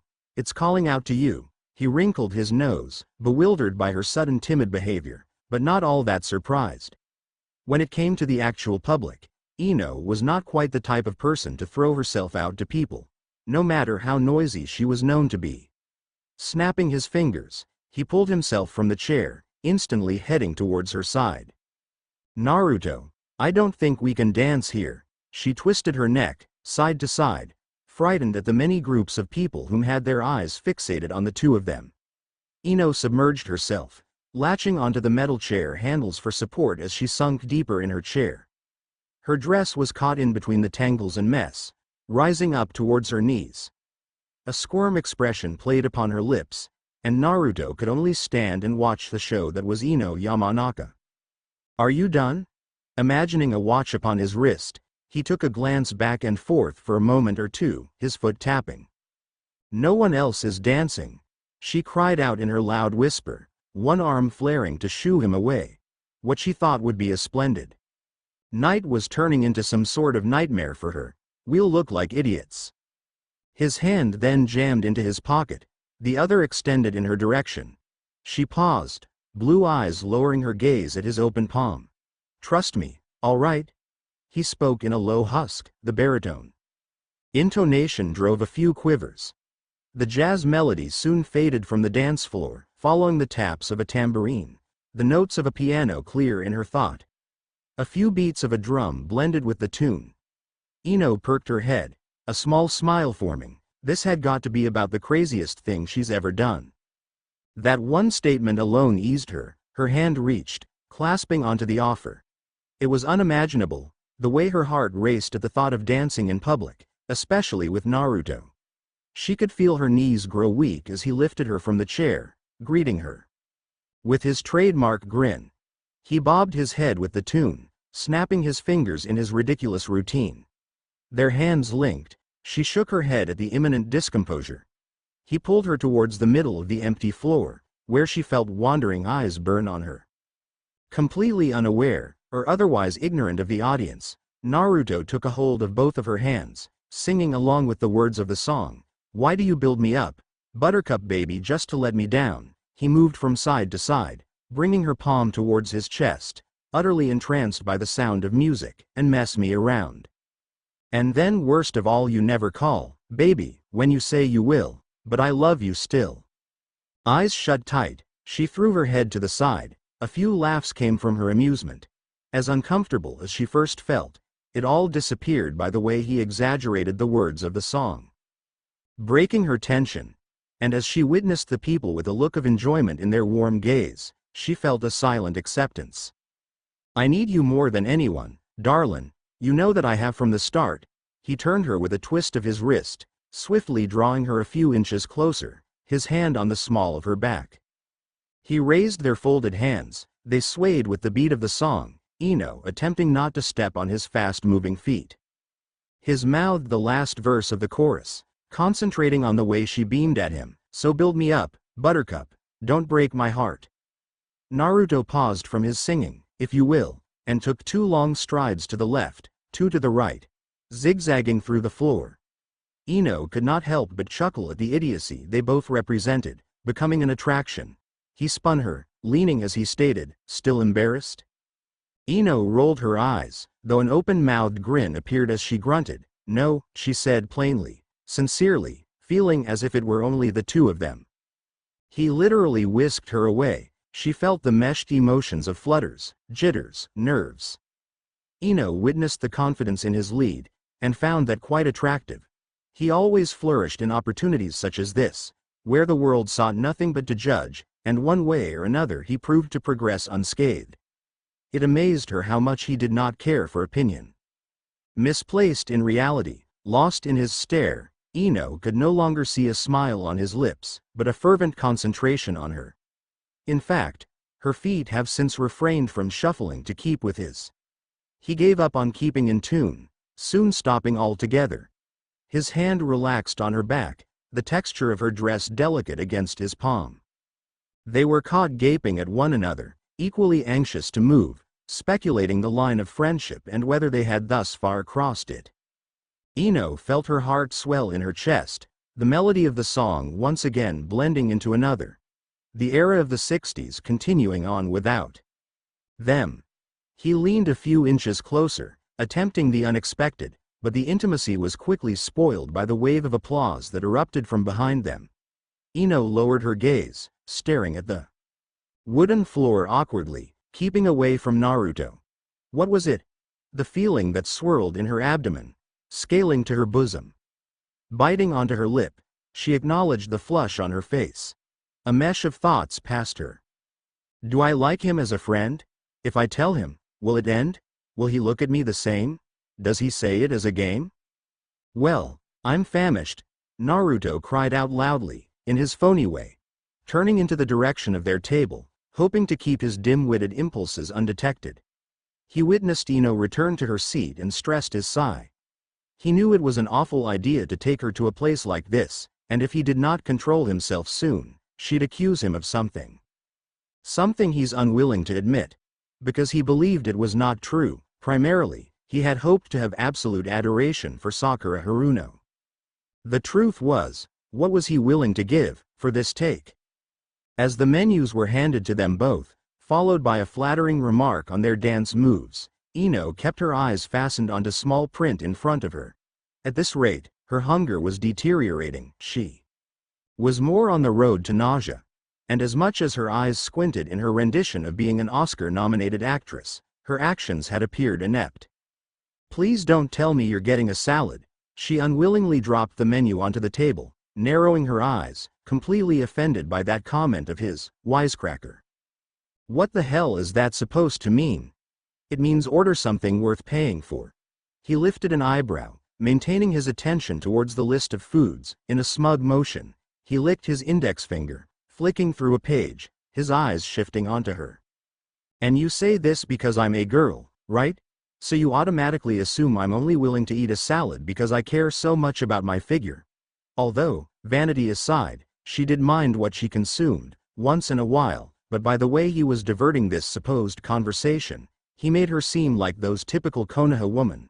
Sakura's type, nonetheless. That was an insult on its own. She cracked her fingers over her head, a rather arrogant smirk plastered on her lips. Okay then, I'll just have everything on the menu. I haven't had anything to eat all day, not to mention it's that time of the month and so, I'm damn hungry. She declared, handing him the menu, pleased by the way his jaw dangled from shock. His stunned state soon altered, however, to disbelief. Sure you will. Even if I were to afford all that crap on the menu, you would never eat it all. How sure are you about that? Very. He placed both elbows onto the table, his chin resting upon his thumbs. But, since I'm taking you out for this rendezvous, I'm picking what we're going to eat. Why? Because. Naruto stuck his tongue out, hoisting his hand in the air for a waiter. And no matter how nasty the food is, you must eat it. So what, you're going to pick the nastiest food you can find? That's beautiful, kid. Just the present. She chuckled, calming herself once the waiter arrived. Her glare darted to the blonde, unsure how far he would go in his bluff, or was it a bluff? I'll get me some this, and this, he pointed to menu, which was held erect, making it blind to Ino's eye. By the way the waiter seemed to hum in approval, it happened to calm her down a bit. Hey, do you think you can actually afford it? I'm not poor, Ino. He patted his pocket. You can't buy me love, Naruto. Sure I can't, love is free, Ino. Holding onto the words, she allowed for it to linger in the air, happening to overlook Naruto's tendency to fight for the last word. So why'd you take me here, Naruto? Because I wanted to show you a good time, Ino. I thought love was free, she remarked, nonchalantly. Fooling with the pepper box, she tapped onto it with her finger, watching the bits of black plunge to the glass table, like black snowflakes. Sure it's free, food isn't. So why didn't you just show me love? Awaiting a retort, she paused when he responded with silence. She tilted her head to see that he was dumbstruck, biting onto his lip like a 5-year-old, desperate for words. It was not until a few seconds later that her words registered into her intellect. Automatically she flinched nervously, causing the pepper box to spill over, stuttering for words to launder the mess that she has verbally created. A rush of scarlet stroked against his cheeks, across the bridge of his nose. He opened his mouth, as if he were to utter a response, but hastily locked his jaw shut. Ino could feel the burning embarrassment etch into her stomach, breaking her courage to stare at him. She brought her gaze towards the spilled raven snowflakes, a few blonde curls covering her uncomfortable expression. I didn't mean it the way, please don't interpret it that way, I'm really happy you brought me here. When it came to awkwardness, she always spilled every single form of thought out onto the table, for all to witness. It was not a very good spectator sport, especially in situations like this. Man, I'm making a fool out of myself. Naruto bowed his head, his tone of voice lowering into a pure murmur. Ino, if you don't think he interrupted himself, taking a gulp of the saliva that managed to accumulate. Extending his arm, He impulsively felt the need to wipe away the aura of uncertainty in her tone, but before he grabbed onto her balled fists of frustration, a gloved hand abruptly swept in front of his eyes. The space in between them was interrupted by two plates filled with some sort of cuisine. He darted his fleeting look to Ino, who shifted uncomfortably in her seat. Her cheeks carried etched lines of rouge. As passed her an apologetic smile, he could not avoid the way his mouth watered by the mere aroma of delicious salty food that he literally lusted for. Ino promptly rolled her eyes, reaching for a fork, a small giggle escaping her. "So what's this? Fantastic stuff." Eyebrows arched, she picked at what she could not describe. In front of her was a touch of a meal her father would conjure in his latest attempts of being a chef. Fortunately, it did not pertain to the burnt-over smell. "God, you look like you're going to stuff yourself," lifting her view. She watched Naruto bring the plate to his mouth, shoving half of the fried rice into his mouth. "Swallow, idiot," she cried out, kicking him with her heel, watching his expression of sweet ecstasy cut short. "Wow," he howled, biting onto his lip. "What? I'm starving. This is real food." Even if he did explain his way of nutrition from the past week, he knew she wouldn't approve anyway. "Who cares? Eat like a real person," she barked, taking a small scoop of whatever it was she had reluctantly towards her lips. Pausing, she asked, "What is this anyway?" "Eat it, delicious," were the only conceivable words that she managed to heed. What she saw was Naruto continue to eat like a starved child, finishing the last few spoons of his plate. Honestly, it was comical watching the way he drove the poor food into his mouth, his cheeks bulging with food.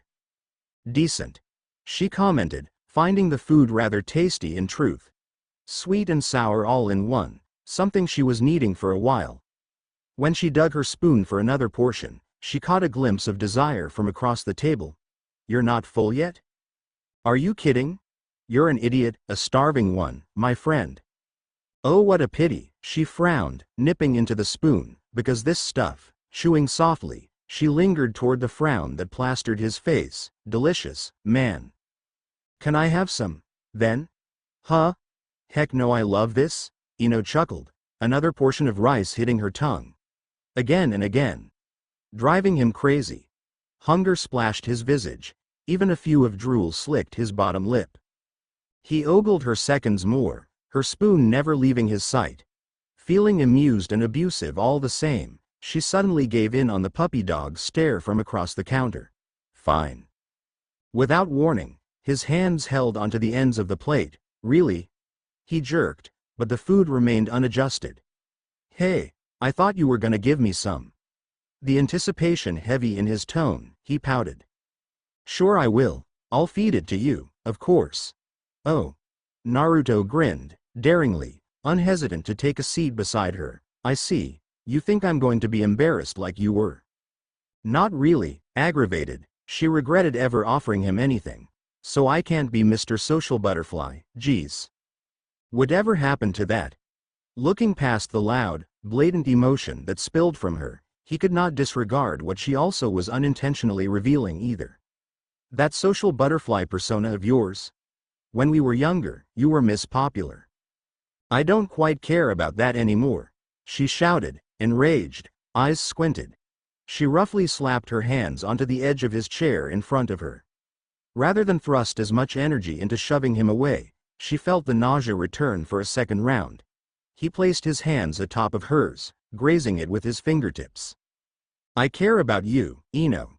"Sure you do," she blurted, surprised with the insensitive response herself.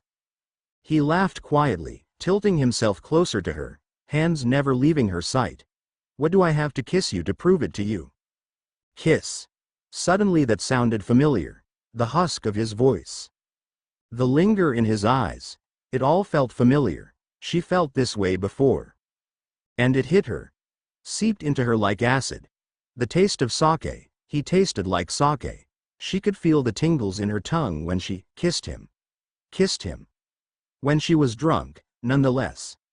The intense flutters then ran down her abdomen when she did it. The flurry of confusion, of her sentiment running high, magnetized by the alcohol, by drowsiness. By the way, she lusted after just kissing him, only kissing him. And he let her. Simply allowed it. And now that she recalled the moment of what she did, all for the expression of sorrow she felt when she cut him. A heavy blush rose under her eyes. She could feel the undetectable fractures cracking under her feet, her heart plummeting into her stomach. But that couldn't have had happened, could it? Honestly, it was simply out of the question. Ino. Naruto observed her many expressions, witnessing her convert from the laughter in her eyes to the unreserved realization. Some sort of mathematical equation scrapped and scribbled in her mind, by the way the blue orbs skimmed. Her mouth formed words he could not comprehend, in her silent chatter. As if he had broken the spell that sealed her speech, she flinched, taking a glance to the left and right. A touch of rouge was draped over her cheeks. Even for a woman, she had 1,000,001 emotions he wished he could comprehend. Temptation insisted on dwelling on his thoughts, but famine was ripping his stomach apart at the time. Manners were not his forte, and any minute now he was going to wolf the mess of food on her plate, whether she permitted him to or not. So about that food. Are you that desperate? Unbelievable, she thought. His patience was quite as impressive as cheap cologne. She latched onto the spoon, pulling out in front of him, dangling it. Open your mouth. She sighed, her palm under the spoon as she blew at the hot fumes. He blinked, mouth agape, pointing towards the metal. I thought you were kid. The item of question was shoved into his mouth, savored by his taste buds. And oh boy did he need that. Eat. She commanded, pulling away the food, dipping her spoon for another portion. Reverting her gaze back to Naruto, she was surprised to find him absolutely still, to the point where his lower lip parted from where the spoon once was. The way he appeared, pouting, in his blank stare, was utterly gorgeous in his goofy off-the-wall way. By some means, whatever was driving him at the moment, he was patient. I don't mean to interrupt. A waitress extended her arm over the two-head, placing the bill ticket onto the table. She pressed the restaurant's menu against her chest, her russet bangs covering a portion of her right eye. By the name displayed on her clip, Mitsumi had a nice young smile attached to her, in the girlish way only a teenager can pull off. You two are such a cute couple, Mitsumi commented, her gaze darting to Ino, who avoided it, turning away, face reddening. Anyway, this is a compliment from us. We all loved watching you dance. She squealed, placing a dark glassed bottle on the table, 2 wine glasses included. The waitress has one last curtsy, nodding in approval in Naruto's direction before giggling her way back to the kitchen. Did you hear? She said we were a cute couple. Naruto grinned, reaching for the wine, eager to pop it open in between his teeth, spitting the cork aside. Maybe she's right. He seized the glass in a delicate fist, pouring the glass to the top, taking a full swing. It's even better when it's free, he mused, licking his lips. Alcohol doesn't appeal to me. Sure it doesn't. Snickering, he poured a half-glassed serving of wine nonetheless. I'm not drinking that. Aw come on Ino, live a little. It's your birthday. It's bad for you. So is fast food, but we all eat it anyway. He presented her the glass, content to witness her take his offer. Ino's face squirmed, the aroma of thick alcohol filling her senses. A little bit of fear, a little bit of curiosity. She took one glance at Naruto. He nudged his glass towards her, a soundless toast. She grinned boldly, a second before swallowing the glass, feeling the splash of grape and alcohol sting her throat, rolling into her abdomen. It tickled all the way down. They leisurely strolled along the grass trails. Naruto turned, staring intently at her. He watched her attempt to disregard the September gusts of winds. Although it was a long process, he felt the night was ending rather hurriedly. He felt the need to hold onto the night, before the world would completely spin before him. Thank you. She fought the silence that grasped her surroundings, pausing to await his reaction. For everything, for the food, the dancing, the fun. I had quite a time. Ino lifted her chin, seeing the taller figure step closer to her. You mean that? Ino witnessed his face light up, feeling the pace of her heart prance within her bosom. They continued to take an unhurried saunter back to the house, each keeping their sight away from the road ahead. Sure, it was awkward, the way the crickets chirped in their orchestra, along the blades of grass that surrounded them both. The streets were vacant save for the streetlights that provided an auburn mist. Yet for once, Ino could deal with this unwieldy disposition. So what compelled you to wear that get-up? You must be thinking it's unusual because it isn't orange, right? He noted. I've never seen you dress formal, I guess. Naruto chuckled, pulling off the livid vest, dangling from his index finger. I know it's not much, but I can't watch you shiver like that. He handed her the garment. She took it without much of a protest. The small talk soon died for a moment. All that echoed was Ino's click-clacking of her high heels, abrasion against the concrete trails. Thank you, a whisper too imperceptible to catch. As their faithful apartment complex grew closer, Naruto could feel the tension grind between them. He could not accurately depict the disappointment that scurried through his senses, fogging his rationale. What was it exactly that he wanted? It was indescribable. Ino twiddled with her fingers, keeping her gaze away from him for the moment. His vest draped on her, a few sizes too big, the scent of Naruto filling her lungs, all too recognizable, in fact. Unfortunately, they did amble their way towards the porch of the house, somehow. Ino rubbed her hands together, heating her icy fingers as she sadly waited for Naruto to pull his key out. It took a few seconds to figure that staying outside was his full intention. As he maintained his position, she was too afraid to look at him, but of what she could not admit. Ino then proceeded to shove the key on the lock herself, out of pure frustration. Cool winds blew a few strands of hair away from her features. She tried to latch her hands onto the doorknob, but before she could pull the door open in its entirety, a hand shoved it away from her reach. Wait, not yet. Naruto lowered his tone, taking a few steps forward, inches away from Ino. He made a grab for her hands, forcing cold quivers along his spine. His blonde bangs covered the anxiety in his eyes, as he pulled her closer to him. He was at a loss of words. His wits stuttered, feeling quite woozy himself. I didn't give you a proper present. Breathless, his heart hammered against his chest, building up the nerves that accumulated within him. Ino held her mouth slightly agape, shocked by just how intimate they were. Once again, another attempt at controlling her blood pressure passed on instantly. Her limbs began to tremble under his touch. He willingly slipped his arms under her torso. Another tug brought the scent of her perfume closer.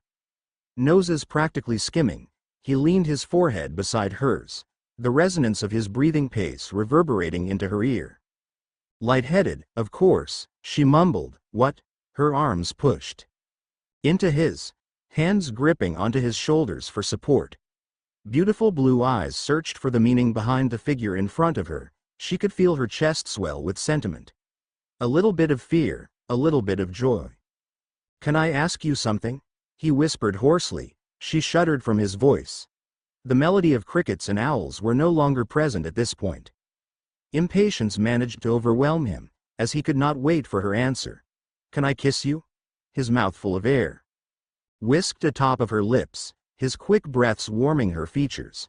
The request, soft and naive, lingered through September weather. Half dazed, eyes half lidded by his eluding spell, why yes, she stuttered, holding onto her breath. He captured her lips in an innocent kiss. Ino was startled at first, moved by his gentle, wine-ridden taste. Perhaps, she could not consider this as reality. It took seconds more for her mouth to move gently against his. He slipped his hands onto her cheeks, his thumb stroking the line of her jaw, completely infatuated. They remained that way, finding warmth in one another. The chills and flutters became a rush, until Ino became the first to break their link. She panted for air, eyes widened like saucers.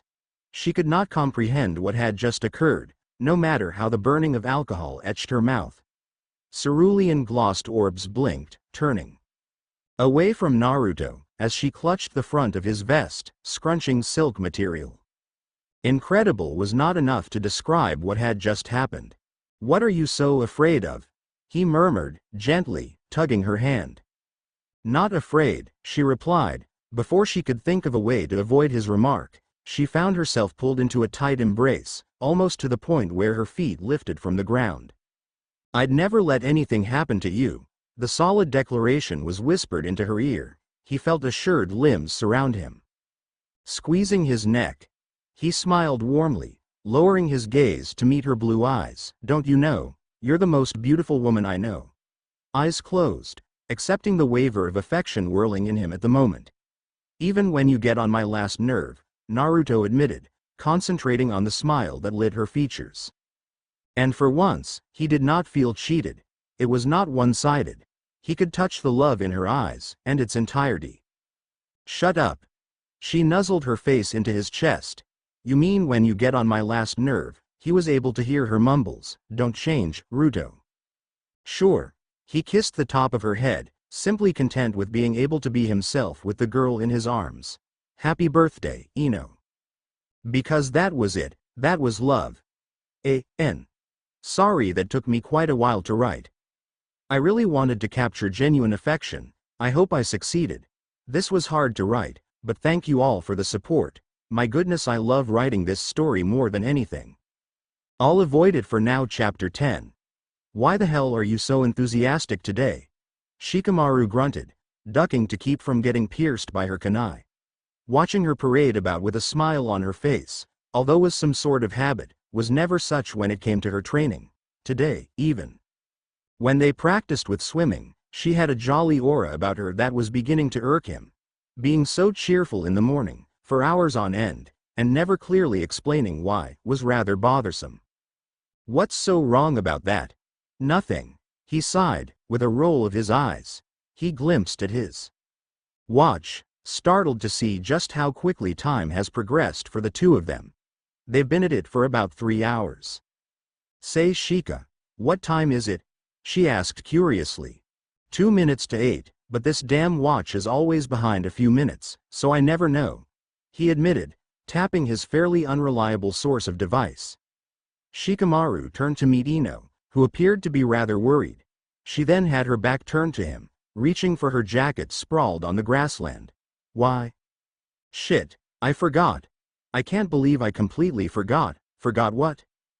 Damn, I have to take care of Asuma-sensei's baby today, and I was supposed to be at my mom's at 8. Your mother is crazy for thinking you'd be on time. Shut up. She shot him a threatening look, quickening her pace towards the trails, the easiest way home. Maybe you underestimate me, once again. Sure. He called out, cupping his hands, grinning. And maybe you were amazing. He joked, collapsing onto the meadow. A few chuckles escaped the now content Shikamaru, as he observed Ino retreat from the area. He wondered if she would actually make it on time. Ino panted, trying her best to catch up with her breathing. The cool climate forced a sore throat as she proceeded to pass by the morning bystanders of Konaha. A few familiar faces cocked an interested eyebrow at watching Miss Yamnaka pass by them with a wave. Hello, goodbye, she blurted. A blonde rush scurried past them, trying to keep herself from tripping over traces of autumn leaves. She was not typically this friendly towards others, but she felt the need to greet everyone. When the outline of her parents' doorframe was drawing near, she could feel her unease build up alongside the chilly pressure. Her icy fingers clasped the doorknob, shoving it with all the force she could upsurge. I'm here, she gasped, her knees collapsing against the carpet. The warmth of the house overwhelming her, blood rushing. Ino blinked, witnessing her mother observe her in a dense manner. She perked her head forwards, placing both hands onto the ground, mouth agape to accept any and all forms of oxygen. Why, morning honey. Sapphire eyes crinkled in happiness, clutching an undersized blanket in her arms. I didn't think you would come now. You said, 8 o'clock or else. She cried out in between breaths, shooting an angry look at her mother, who continued to smile half-heartedly in her direction. Where's Asuma-sensei? Relax, and they've already left on their mission. Actually, I'm surprised you didn't catch them. She shrugged, placing the bundle into a sack. It's shocking how early you came. Ino, you night stalker. Ino flinched at her mother's ability to distinguish her change of habits. In fact, you've been doing this occasionally. Yeah, well, you said 8, all right, I said 8, and you're here. Ino felt her mother rest her fingers onto her chin, kissing her daughter's cheek affectionately, the way only a mother could. Let's just hope you'll be this reliable as you get older. Ino snorted, a grin illuminating her features. She bowed her head. You look like you have a story to tell. Well, I'm working at it. She then beamed at her mother, ending her statement with a sly grin. Perhaps it was a woman thing, a practice between a mother and daughter, but Ino's mother acknowledged the moment of silence, and knew that when her daughter was ready, she was prepared to listen. I'm glad you came. I have to go open the shop. Here's the baby's bag. The elder Yamanaka dropped the heavy load onto Ino's lap, the weight causing her to drop onto the rugged floor. This thing is heavy. Statement ignored. Ino looked up to see her mother disappear into another room. She took another glance at the baggage dropped upon her. It was meant more for an adult's belonging than a child's. In her dearest opinion. Because the zipper was not fastened entirely, baby lotions and shampoos stuck out. Ma, how long am I going to have the baby? Her eyebrow tilted upwards. By the look of it, it was going to be a while. She retreated, this time with a stroller, you'll see. She stopped a few inches away from Ino. An infant poked from the collection of blankets wrapped around her, looking rather peaceful in her sleeping state. The appearance of the baby had Ino smiling, slightly excited. Here you go. She pulled her daughter up, placing her palms onto the handlebars. Now, you take care of her, okay Ino? I'm always here when you need me. She shooed her towards the door, watching as her daughter pushed the stroll outside the door. All right. I love you, bye-bye, she called out, humored by the clueless look on Ino's face. The door completely shut, she turned towards her home. She'll do fine. Ino sat herself onto the edge of the bed, extending her arm towards the sleeping Naruto. She observed the way his chest rose ascended, grinning at the tired expression plastered on his face. He clutched at the pillow she placed as her replacement, snuggling into the soft fibers. Idiot, wake up, she whispered, brushing her fingers against his cornflower locks. He stirred to an extent, but did not awake. Ino, not now, he mumbled, grabbing a greater hold of the pillow. She smiled affectionately at him. Can't you shut up? Shut up, she cried out, raising her hand in the air. Yeah, shut up. He opened his eye, smirking. Damn broad. Oh yeah. Her screams echoing into his ear, rousing his conscience. Well, now you're going to have to deal with two broads. She leaned back, exposing a stroller, smirking. Huh. He pulled himself up, his eyes widening into saucers. What's that? He pointed at the carriage turned away from him. Curiosity entailed on his expression. His mouth was held agape. A baby, genius. A baby, really? A smile lit his features. He rubbed at his droopy eyes, attempting to comprehend her words. Wow. Naruto pulled the covers off of him, leaping from the bed, but before he could take a step closer, Ino hung on to the hem of his shirt, causing him to fall over from his impending charge. He crashed onto the floor, his legs becoming tangled in unnecessary blankets. Hey. Listen to me. She bent over, her blonde hairs hanging from her head as she viewed him from an opposite point of view. She's a baby, Naruto. I know. He nodded, his mischievous tone arising. He wiggled his fingers, crawling over to the baby stroller. Gosh, he whispered, seating himself in front of the navy blue carriage, pushing it towards him a few more inches. She's so peaceful looking. His fingers gently rubbed against the sleeping infant's cheeks. Babies do that, you know. She made her way towards him, also seating herself on the carpet floor. I think Asuma-sensei's crazy for letting me take care of his only kid. He shifted his gaze onto Ino, eyeing the blank stare he received. I don't think so. She averted her attention towards the child enmeshed in fuzzy blankets. The child had a headful of lovely raven fuzz, thanks to her kin. Ino could understand the potential the little one attained by having two Jonin as parents. The baby slept serenely, it was almost impossible to imagine how lively they could get. "We have a baby now," he commented, his tone dropping into a near murmur. There came a waver of silence between the two of them as they both turned to stare at one another. His words were said in a manner of truth, and while she contemplated over his statement, she giggled a bit. "I'm sorta scared." "You're always scared. Life is scary," she declared. Ino regretted letting her words become incised into the atmosphere. "I know." He placed his arm around her shoulder, pulling her closer to him. She felt his body heat warm her side, feeling a bit comfortable. As if he had conjured a solution, he rotated his head in a swift fashion, sending her an assuring glance. He kissed her forehead. "Okay." He pulled away, enjoying how easy it was to make her flush. Come what may, she accepted his form of soothing, burrowing herself onto the plain white t-shirt of his. "So, what's her name?" Her face squirmed as she bit her lip. "Shoot. I forgot to ask," Naruto chuckled. "No really. I'm not joking, damn it." She dragged her hand across her face, suddenly feeling hot. How could I forget the obvious?" "Don't stress, relax." He rubbed his hands together, a bit of his tongue sticking from the side of his mouth. He appeared to be in the middle of a complicated mode of thought. He tapped the temple at one side, humming an inconceivable tune. "I could call my mom Satomi." "What? Satomi? Ah, that's a cute name. Her name is Satomi." "Are you joking?" She yanked his collar, bringing him downward onto eye level. Teeth bared, she narrowed her eyes completely.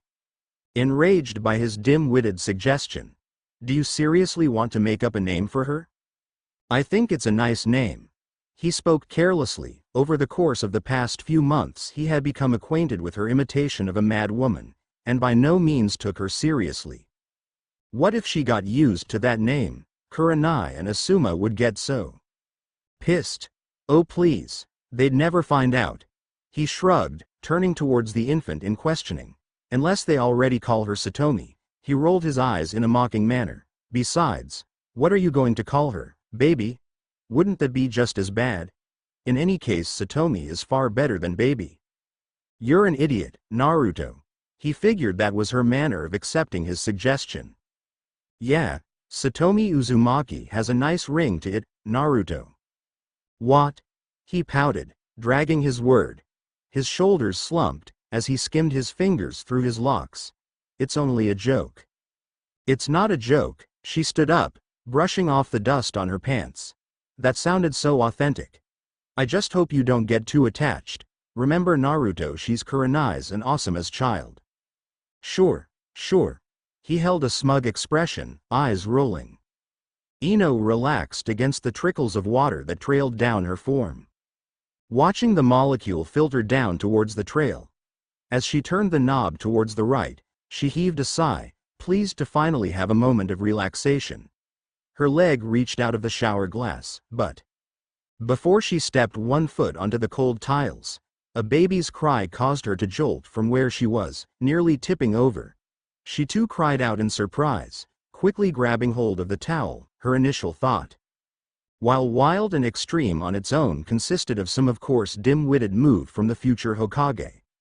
Without much of an effort of tying the towel against her bosom, covering a part of her body as she pushed the door away, wet feet stepping onto the hallway. "Naruto, what are you doing? I told you not to walk her up." And she woke up, course she did. She was bound to wake up by the rattling Naruto was doing, because the guy could no longer contain himself. Going against Ino's regulations, he poked at the infant's tummy, keeping himself in Ino's room for a few minutes more. Okay, so he made a cheap move. He lingered on leisurely until Ino left to the bathroom, but it was worth it, he believed. "Dumb, fucking, idiot," she mumbled incoherently, shoving the door in front of her open, hearing the angry door crash onto the wall with a thud creaking back in her direction before she marched into the room, in a towel class fashion. Her finger raised, a nice slap was in order, but once she approached him, she saw the baby in his arms, clumped in an inexperienced way. He struggled to hold onto the little one, making a nervous squirm for Satomi, as he so willingly named her. Ino tried not to smile, but it was difficult to ignore the complicated way he was trying to hold the baby, who only blinked at her new caretakers. Like this, Naruto, look. She held onto his arm, pulling it so that he held Satomi's back, adjusting her against his chest. A sigh of relief left him. He peered down at the infant, and Ino too could not restrain from admiring the little one. God, her eyes are beautiful, Ino whispered, seeing the clear, crisp crimson tint gloss Satmi's eyes. She definitely got that from Kurenai. Yeah, Satomi's really pretty, ain't she? Aren't you? He turned, his nose pressing against the soft cheek of the baby. She only stared, wide-eyed, curiosity to its fullest extent, intrigued by the interest in the sapphire eyes. She's sort of quiet, Ino stated, taking a hold of the smooth tiny fingers in her palm. Look, hi, little, she shot Naruto a knowing glance. Satomi, she said in defeat, her voice returning to baby talk. You're so cute with your big cherry-colored eyes. Your mommy and daddy are sure stupid for letting Naruto and I take care of precious little you. Hey, Naruto spoke defensively, pulling Satomi away. We're good parents, I think. Perhaps, having the child around was not going to be the best idea around. By the way he narrowed his glare, Ino could evidently pinpoint his unexpected attachment to the child. And what she thought would be a day full of protest of caring for Satomi she believed was going to be the complete opposite at this rate. If you say so. Ino spoke, unconvinced, leaving the room. At the very least, she was not going to be the only one dealing with her, even if they both did not quite know what to do. And they passed their day, both situating their attention towards Kurenai's and Asuma's kin. Look at her, she can stand up. Ah, she's smiling, Ino. Satomi, looky here, she's so cute, Naruto, that pacifier is not for you, admiring her so. So what do you think, you can't function or something? He spoke in a murmur, behind Satomi's back, eyes lingering to pull at the carpet strings they all laid upon. His words were in such a casual manner, taking Ino a while to register his exact intentions. Function? Do you believe in yourself? What are you talking about? Her effort to remain calm wore thin, her tone rose with each passing word. In an attempt to keep herself occupied, she rattled the toy was fixated between her digits, enjoying its deafening effect. She kept her gaze towards Kurenai's child, who continued to bite onto the teddy bear that was given to her.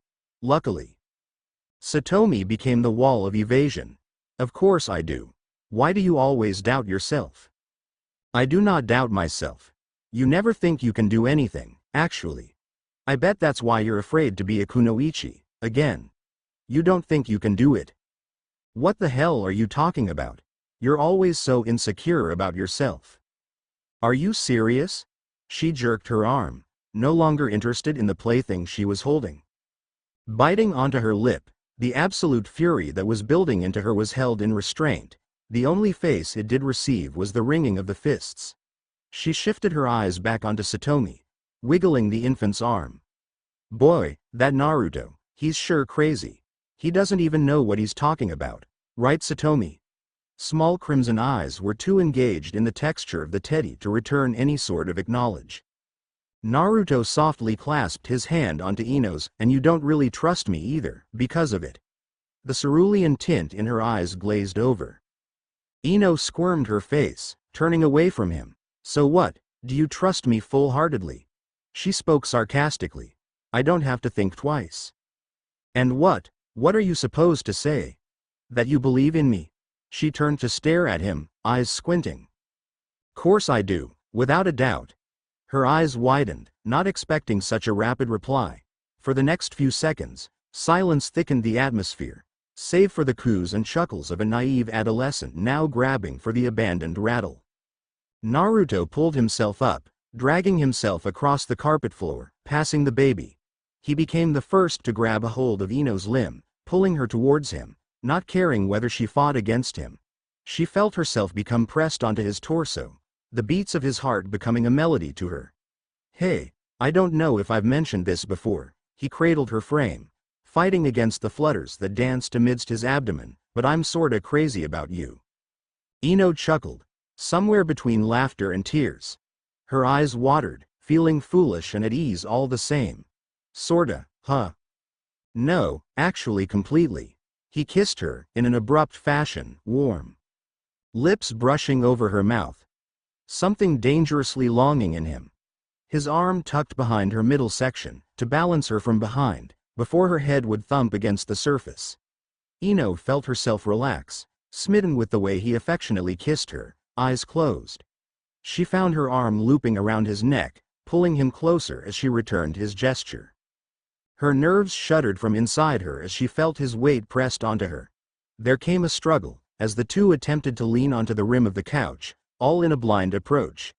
Ino tugged at a fistful of golden hairs, feeling the smooth fluffs entangled between her digits. Naruto pulled away from her kiss-swollen lips, still sensing the anxiety purge. "I love you," Ino blurted out. Sightless from the whirl of unexplainable emotions that jittered inside, she was surprised just how effortless it was to admit those three simple words. Blue eyes were half-lidded, chin up to take a glance at the male figure in front of her. He seemed dazed for a moment, his shoulders slumped. There was maturity in his gaze as he pushed forward for one last kiss on her cheek. "Idiot," she mumbled, both breaking out into a few laughs to fill in the awkward silence. "Ino, honey, idiot does not mean sweetheart." He tried to pull onto the figure in front of him, as he always did. He had a thing for waking her up in the middle of the night, so he could bother her, even for a minute. By the way Ino would always fidget and groan, he knew she'd give him a good kick and shove. Which was why, when he reached for her torso, all he could grasp was a pillow in front of him. Now fully conscious, he rubbed at his eyes, pulling at the sheets to find nothing but a few pillows awaiting him. Naruto sighed, squinting his eyes to catch a clearer vision. He was surprised to see Ino embracing the small child in her arms, her back pressed against the wall. A tired expression graced her features, as she focused on the soft snort of the baby, a weak smile laced upon her lips. "You look a little tired." "Yeah, well, she wouldn't stop crying." Ino continued to soothe the infant, her fingers tracing along her black hairs. "Satomi, right?" A sarcastic, weary chuckle left her. "I didn't hear her cry." Naruto cocked an eyebrow, scratching lazily at the back of his head. "Are you sure?" "Sure, I'm sure. Why do you think I woke up?" she defended, bringing the bundles of blankets closer to her bosom. "Okay." He observed the way Ino swayed with Kurenai's child, and understood the lie pretty well. "What is this, exactly?" Yo. Thanks for the heads up for my mistakes. Thank you for liking it, for reading it, for actually just taking your time out of the day to read it. Man, someone said they missed studying their test to read this and I almost wanted to cry. That was the nicest thing someone ever said to me. It makes me feel so good to be a writer. I'm just glad people like reading this, because I sure do love writing it. I apologize for how long it took. I had to finish a term paper due tomorrow. Lol. As always, any sort of comment is always welcomed. Thanks. Oh yeah, here is something special for you all, for all those people who requested other characters to come along. Coffee. Chapter 11. The first thing he wanted to say was, "Naruto, you sly dog," but perhaps that was a little too much, especially since the boy was asleep. But he had to admit, damn, that boy actually had him feeling proud to raise him, sort of. So as Jiraiya continued to observe the way Naruto clung onto the sleeping girl in his arms, he could not help but feel the urge to cry out in pompous manner, which in fact he eventually actually did. He clenched his fists, struggling to keep quiet. He felt his teeth grind. Of course, he had to visit the kid. It's been a few months, as usual, and his little tryst of women research was actually on hiatus, to be frank. He hot. Since he was already in Konaha, he might as well see that Brat the Fourth left him. After all, he was a bit concerned over him. Honestly, all Naruto would do is pout over some girl named Sakura, Tsunade's apprentice. Well, from what he can see, he sure got over that. And so, this fairly explained his pure enthusiasm for the boy. Yo, I'd never thought I'd see the day, huh? He stepped into the bedroom, a happy grin heightening his pleased attitude. Naruto grunted, lifting his hand to flick at the bug that he believed was becoming quite a nuisance. His eyes remained shut, as he nuzzled himself into the end collar of Ino's nightshirt. "It's too late for that, kid, wake up." Jiraiya shook the boy's shoulder, disinterested with the idea of sleep. "Wah!" Sapphire Eyes made an effort to peer at the person behind him, when he finally took notice of the infamous white hairs that made up of the one and only Ero Sennin. He sighed, doubting that it was in fact the Toad Hermit was practically leering over him.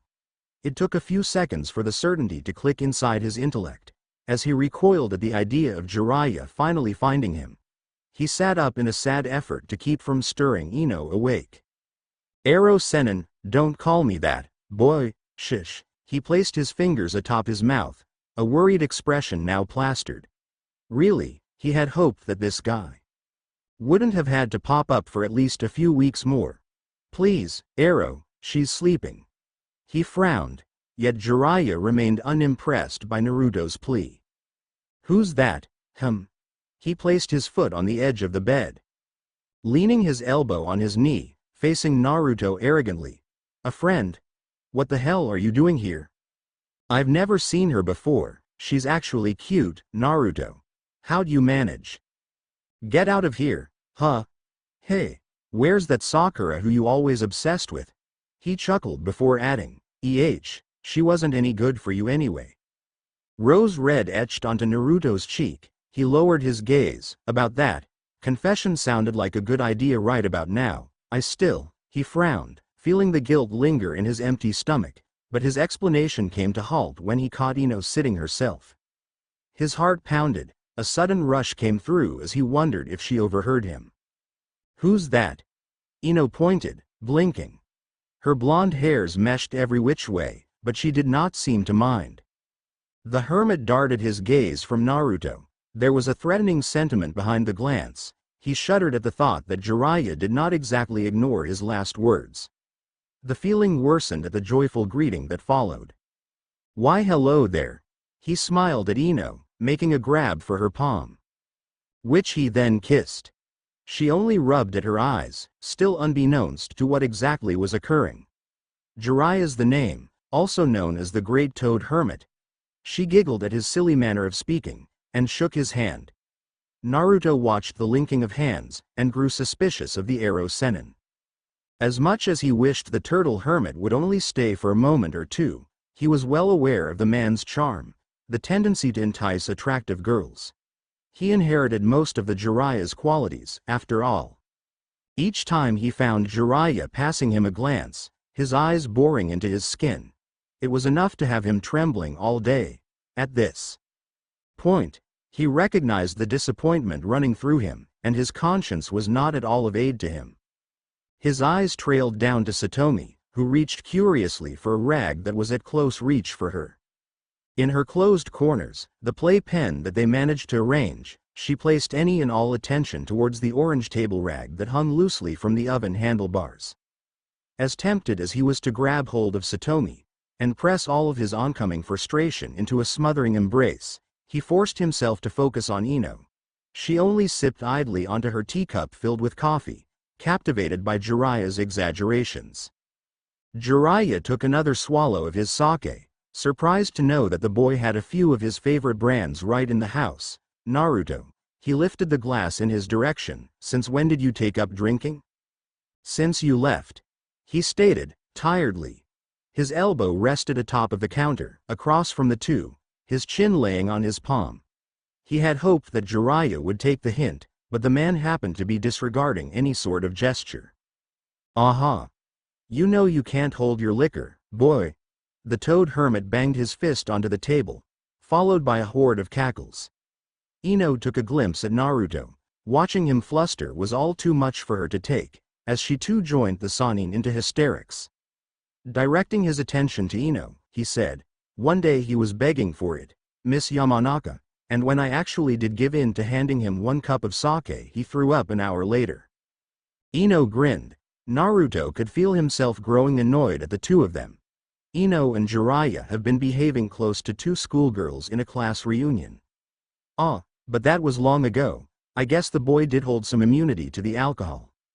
Naruto drummed his fingers on the surface, witnessing the pen dance in front of his eyes. He had forgotten how it felt to be the class clown, and had hoped to never return to that state again. That's funny, at the very least, I'm not a staggering drunk.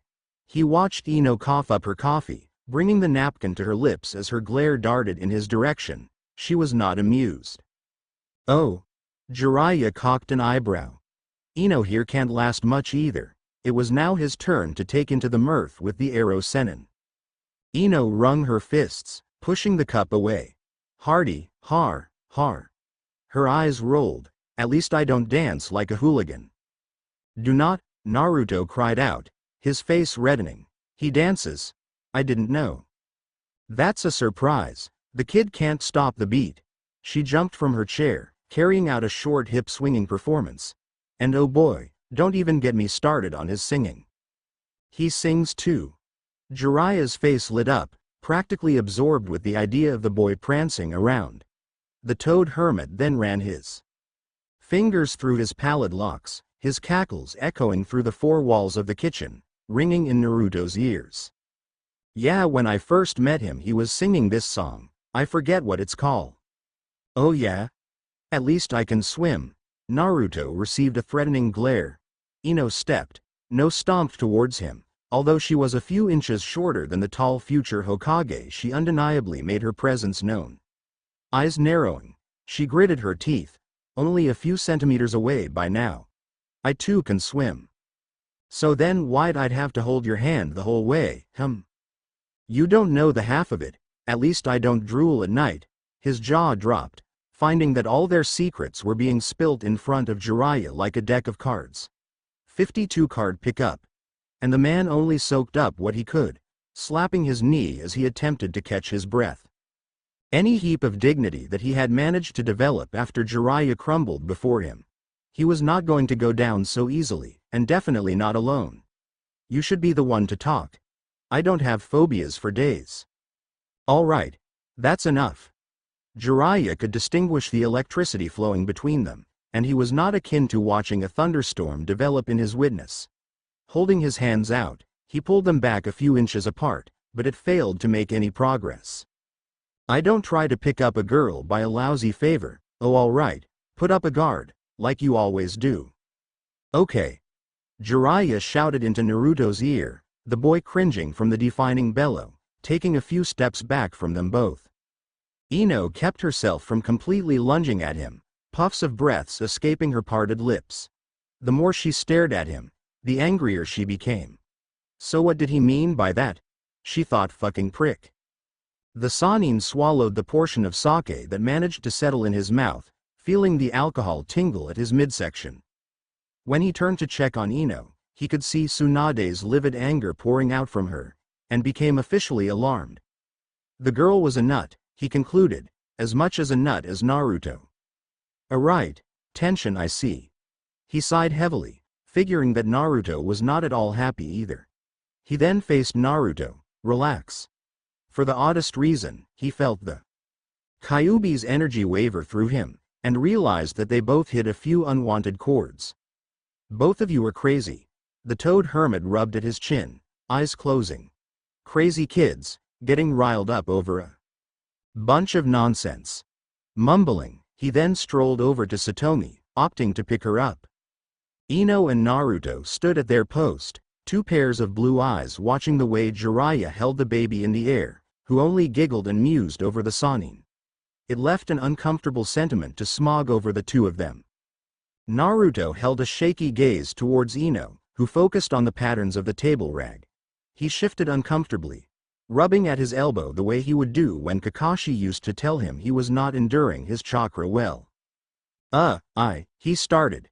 His words lingered through the dense atmosphere, over the multitude of goo-goos and gagas of baby talk.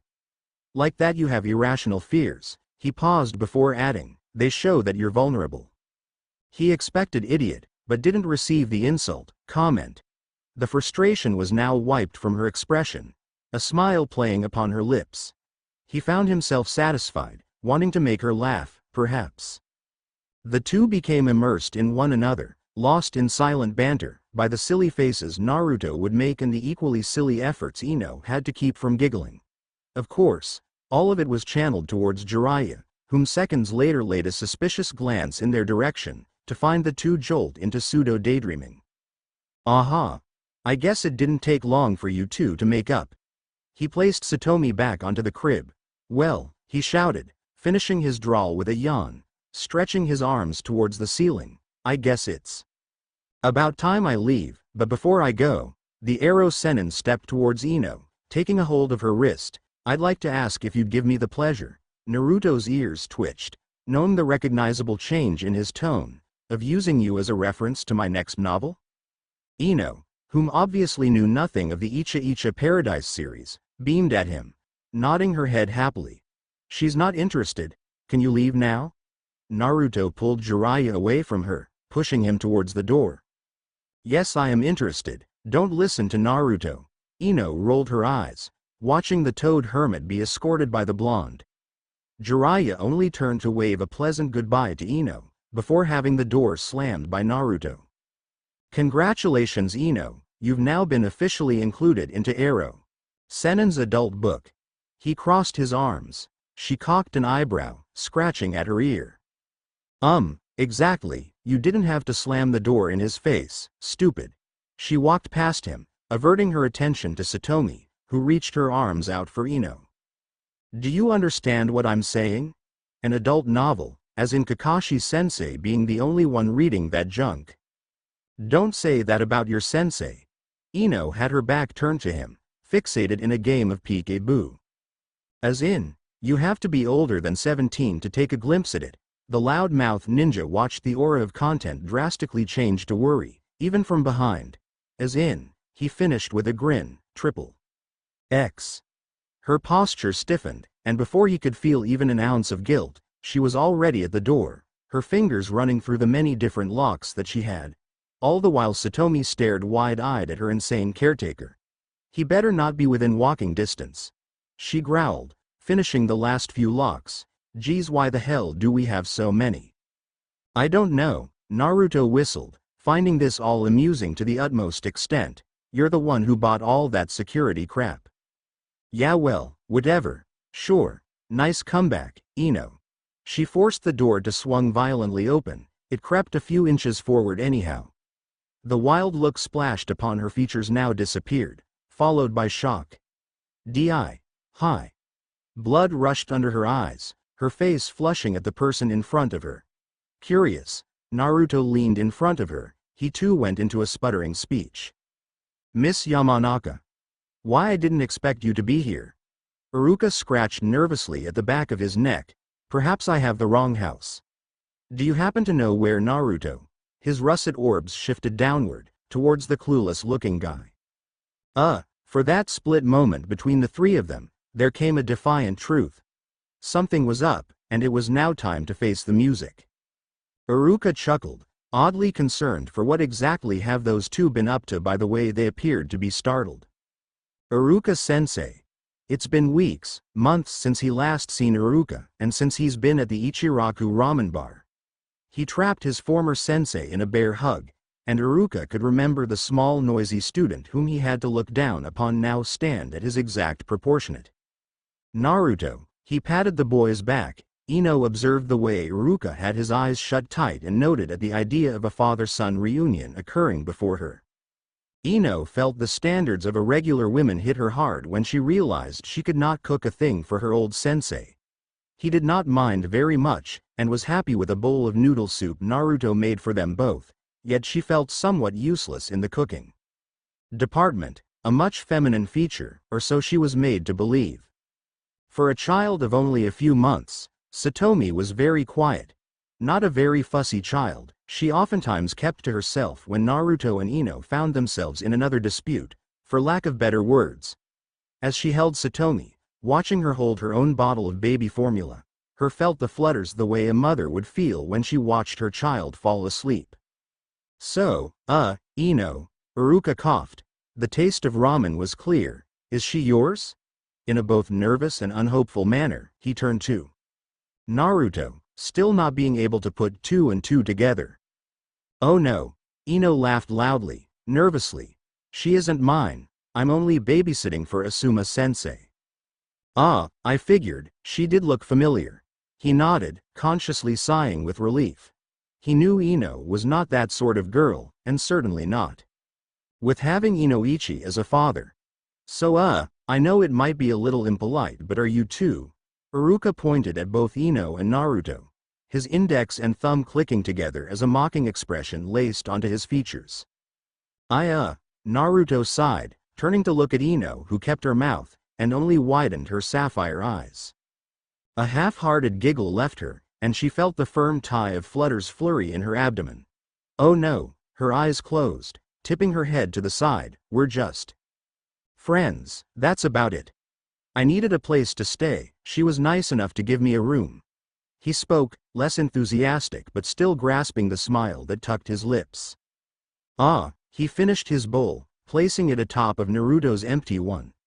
Iruka went so far as to put a believable assurance to them both. He stood up, clasping his hands together as he passed Naruto, walking from the kitchen where Jiraiya once stood, now to the living room.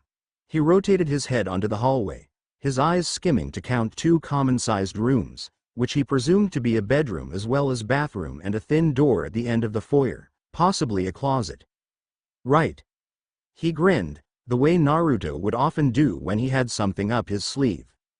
Iruka walked casually, even to go as far as to have his hands behind his back, strolling a few steps closer into the lounge. Roommate EH. So where's your room, Naruto? Here? He tapped his fingers on the couch. Somewhere along his response came a sure, or a yeah, but neither Ino nor Naruto could remember. They both felt the wit of Iruka weigh on them both, and the interrogation only started. Ooh, Iruka responded, loudly, his understanding statement echoing into the hallway. He went as far as to nod a few times. You understand that you're not really impressing me with your lies, right? He snorted, lowering his gaze onto the sofa, patting it. This doesn't even appear to be comfortable. That's what I told her. But no, Iruka-sensei, the woman doesn't listen. I knew I wasn't the only one. Naruto broke out into a strident protest. Ino gave out a defeated sigh, turning to the side, as she scratched the hairs above her ear. And although a smack to the head was definitely in order, Iruka was just amazed at how easy it was to admit it, without much of effort. He could only laugh to himself, finding the dumbfounded look on Ino's pretty face just as amusing. Well, I knew that wouldn't work. Ino darted her glare towards Naruto, who, in spite of being the fault of all this, joined Iruka in his fit of chuckles. Iruka could hint Ino relaxing her stance, and ceased with his humor. Well, that was interesting. He nodded, stretching at his arms, and amusing all the same, but I believe I've had my share of fun for today. It was insane, watching 2 of his students grow at both heights and intellects, not to mention the affection he could see between them. He would have never guessed it, but when it comes to the impulsive, Naruto and Ino were quite proficient in that area. This was nice, with the screaming and yelling. I rather miss that. He took a glance at the ceiling, lost in memories of scolding at them both when they were much younger, because after all, they were still children in his eyes. With a peace sign and a smile, Iruka had left the house behind him, into the gentle gusts of autumn wind blowing into his brunette hairs. That hung from the hair tie. Ino watched him leave, until the body of a man turned into something consistent with that of a shadow. That's weird, 2 visitors in one day. Weird? It's like the ghosts of Christmas past. Next thing I'll know, Kakashi-sensei would show up. And he wouldn't knock or barge in like those 2. He'd poof in here. Ino huffed a short chuckle. Ino almost expected for her folks to come on by, just like Naruto's fathers. Maybe Naruto was an orphan, but for an orphan he had a lot of fathers that cared for him so. But then again, the idea of Inoichi swinging on by was not at all entertaining. That would mean she'd have to explain it all. And as the saying goes, everything is everything. So she'll yell at him. So what? Naruto could feel himself drifting off, the television becoming some sort of zombie portal to him. He adjusted himself on the couch, feeling the pressure on his chest where Satomi rested. That was all too easy, he winded in his thoughts, somewhere in and out of his conscious. His eyes fluttered, catching a gist of the cops that hauled away the prisoner on the screen. He draped a protective arm over the infant, feeling her snuggle into his torso. "Cute kid," he mumbled, feeling the haze of sleep overwhelming him. "I wouldn't drop you." There came no reply, but he already acknowledged the solitude. Ino went out for what, he did not really know. She only mumbled a few things before running out of the door. Ino doesn't know what she's talking about. His neck rotated, glancing at the pale ceiling. He blinked leisurely, counting the hanging portraits that were situated near the wall. 1, 2, 5, I hate that one. Why the hell does she still have that one up there? He thought, sucking at his teeth with the idea of the smaller Naruto staring back at him, with his trademark smile across his face. Somewhere behind him a click was heard. He figured it was Ino and her lame attempt at coming into the house quietly, but was too tired to greet her. He blinked, again and again, until he merely squinted, losing his awareness as the grasp against the child was now held with less pressure. His free hand dropped onto the soft fabric of the rug, the thump causing him to stir awake one last time. In which he was greeted with 2 sapphire orbs, a piercing hue that left him startled. He cried out, widening his glare at the man who held 2 fingers onto his neck. "What in? Move an inch, and you'll be left for dead." Inoichi narrowed his livid stare, pressing his fingers onto Naruto's neck. The younger ninja quickened his breathing, completely speechless. He gulped, feeling the accumulated saliva slip into his throat. Much to his dismay, Inoichi only snarled, gritting his teeth. Unbelievable, the way his heart hammered in his chest. He shivered at him, feeling the sweat beginning to amass on his forehead. He could have spotted him, he should have spotted him, and Kakashi-sensei would only scold him for being so dense. Damn it. What are you going to do? Naruto tried to keep his composure. He could feel the paper texture rubbing against his skin, and acknowledged the warning. Any sudden movements in the focal artery on his neck would be spurting out blood. Genius, he'd note, if he was not in such a predicament. "What are you doing here?" A tone so dark and murky. "Where's Ino? I wish I knew where she was. God, please, somewhere, if you exist." "No, I know you exist. Save a poor worthless son of a gun." It was times like these in which his wit would make up for the lack of nerves.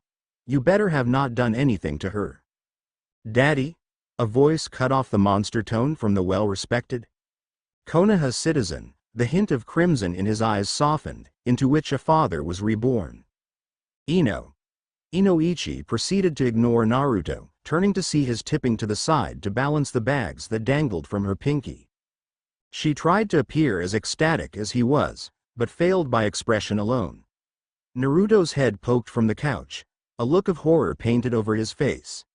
Ino gulped through her false smile, hoping that her father had not done anything insane yet. Inoichi hauled her into a strong hug, brushing her hair with his hands. What felt like a month of separation was in fact only among 2 days or so. "Honey, how are you?" "Great." Ino curled the ends of her mouth into a grin. Her bags were dropped, the lack of oxygen suffocating her so. "Oh," he responded, dumbfounded. He loosened his grip, pulling to stare at his feminine replication. "Sorry." He angled his head to the side, a sweet smile gracing his handsome features. "So who's that?" Inoichi nudged his neck, his eyes rolled with the gesture. "Ah," Ino chuckled. Loudly. She waved her hand, so as to brush the topic off, but her father only curved his eyebrow. "He's Naruto." "Daddy." "Yes, I know that. The Kyuubi container, but what is he doing here?" Naruto slumped his shoulders, his backside thumping against the cushion of the couch. He sighed, blowing at his bangs. He already recognized this because he had to live through this his whole life. As much as he wished for people to see him without the association of the demon fox, he knew he could only keep wishing. And he felt sick. The same nausea poured over him like honey, into his abdomen, seeping into his conscience. He lived by that label, and now he was going to have to watch Ino laugh it off. Sure, laugh it off, and pretend that nothing ever happened. Pretending did not work with his former senseis. He knew more than anyone that Jiraiya and Iruka were far more clever than they had led to believe.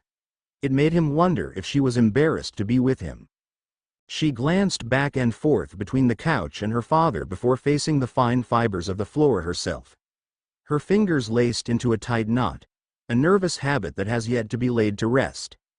Ino felt her father's blistering stare run her down, burning her face. A sigh left her, lingering into the atmosphere. It took one last moment for her to adjust the frown forming on her face, into a daring smirk. "Daddy," a brilliant smile, she pulled her knotted fingers out, cracking the air between her knuckles, leaning on her father's side. "He's my boyfriend." At instinct, Naruto tumbled from the couch, taken aback by her words. He left Satomi resting at the edge of the sofa, practically tripping over his legs to get himself to stand. "She's crazy, don't listen to her," he cried out, sapphire orbs glazed by the sudden emotion dashing in his chest. His smile widened, as he practically collapsed onto her open arms, his knees crashing onto the floor. He buried his face into her abdomen, hugging her hips for balance. The sudden impulse to shed tears rang at him, piercing him like bullets. It was a sickly good feeling, an awfully admirable, intense sentiment that loomed into his chest, swelling his heart. "Crazy, she's crazy, I'm crazy, we're crazy," he mumbled, feeling Ino run her fingers through his hair. "Don't believe it a bit, sir. I couldn't tell you how much I loved her even if I tried." His sight was sealed. He held the girl in his arms pretty well. Ino only snickered, no longer concerned for the way others had thought about her or Naruto. She felt liberated, she felt free. It was release, and she was just happy. Love tingled all the way down. The race that really wasn't. A.N. Happy Thanksgiving, everybody. And I apologize for not writing this chapter any sooner, but laziness has gotten the better of me. Oh, special thanks for my beta reader, Ian. He did a mighty fine job, hee.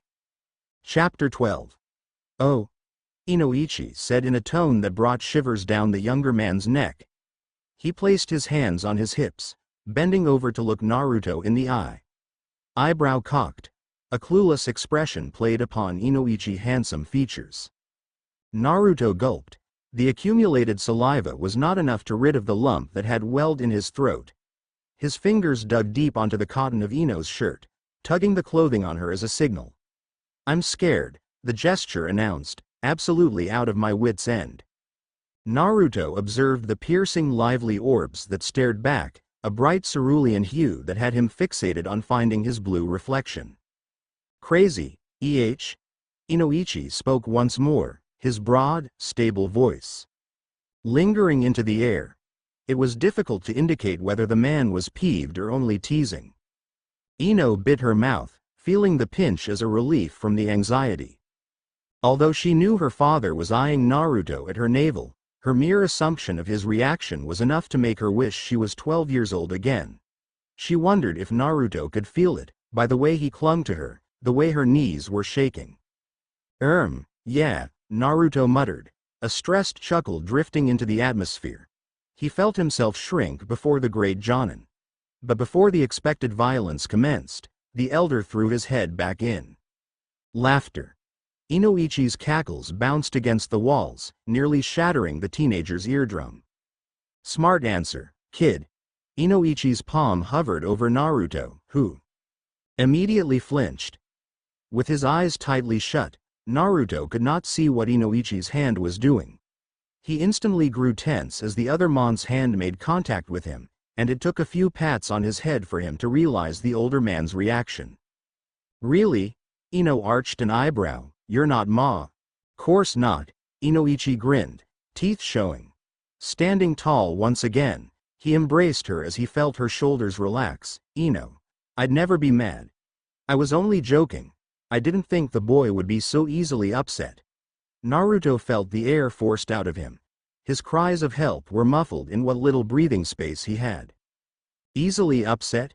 He thought, that was an absolute death threat. "But didn't you always push for Shika?" Inoichi's ears twitched at the sound of the other Jonin, Ino's old Team 10 member. "No," Inoichi waved his arm, rolling his eyes. That's your mother, Ino. She's a total nutcase.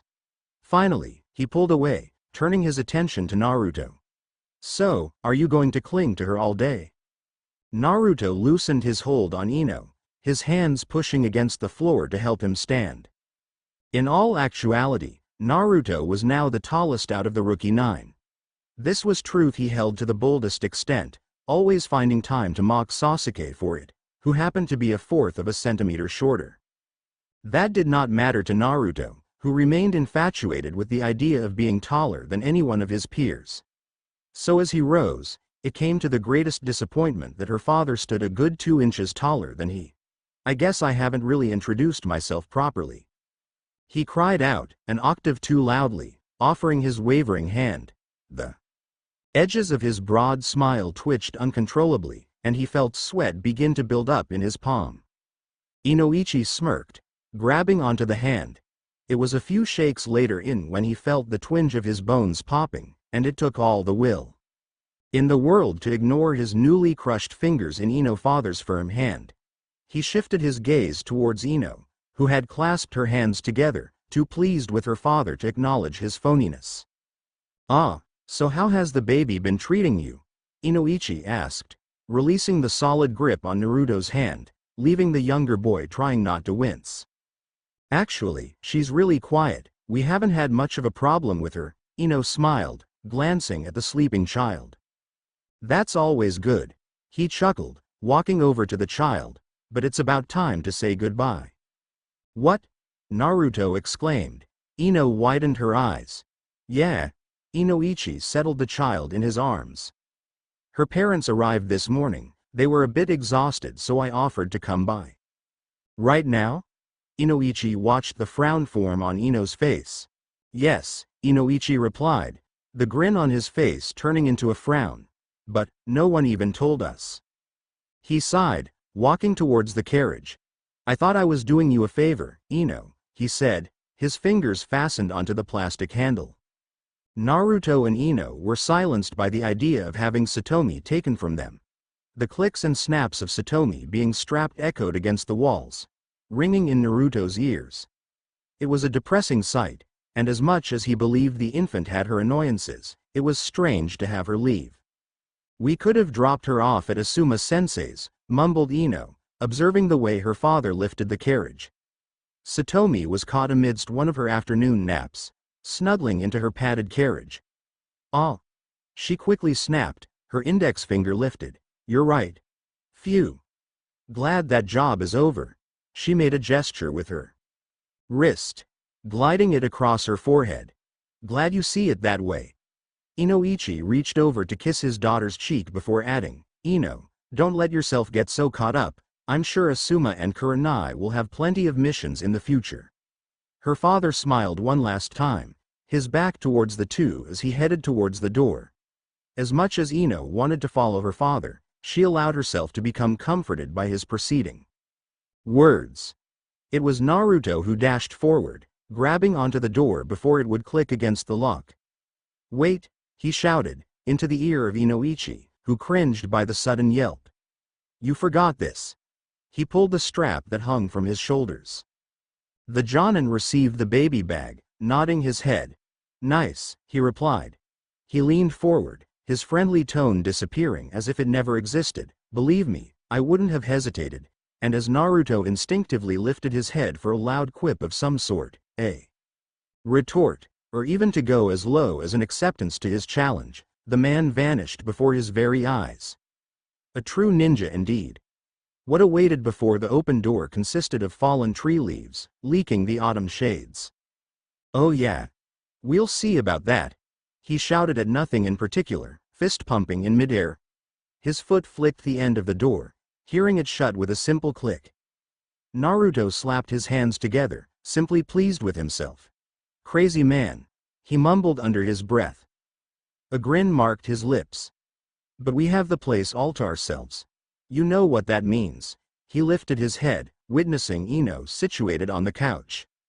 Her hair was tied on a messy bun, with a few fair-haired locks in disarray. She hugged her knees towards her chest, her mouth hovering above her kneecaps. It was a strange sight, he noted, on how easy it was for her to be beautiful, without even trying. She nuzzled her temple further into the cloth of her pants, her face hidden between her crossed arms. You know, it's funny, in the beginning I didn't want her here. I would have been happy with her gone, but now, I wish she could have stayed longer. Yeah, I know. He plopped himself beside her, his arms suddenly resting against her shoulders. We'll be the first to volunteer. All right. That is, if we don't have to do missus. Oh wait, I meant when I don't have to do a mission. Shut up, she snapped, raising her head. Rolling her eyes, she playfully punched his side. I figured it'd be that way. I haven't had a mission for months, I suppose I'm on the waiting list. Yeah, he drawled, but don't you worry, I've been pestering Granny Tsunade long enough, and she promised to put us both on my next day rank. Really? Course. He pressed his cheek against her knee. I'm just hoping your dad doesn't kill me before then. My father's just worried about me, she assured him. He's a nice guy, really. Yeah, I guess, he said flatly, completely unconvinced. Autumn was in early bloom, by the way Ino observed the leaves blend into the multitude of auburn and ginger. She found herself absorbed by the decorations of nature, the vivid hues among the trees ahead of her. She tugged her scarf, her bracelet dancing with motion. It clacked against her skin, alongside the layers of shirts and jackets she managed to pull on this morning. She frowned, believing she overdressed for a surprisingly warm day of September. So, are you going to enlighten me anytime soon? Naruto brought his palm towards his mouth, coughing to crack her distraction. Ah, I wasn't out of it for long. She pushed him lightly, her fingers probing for his arm. And no, it's a surprise. The mere thought of their destination had her heart pounding. A nervous chuckle left her, she tightened her fingers against his warm palm.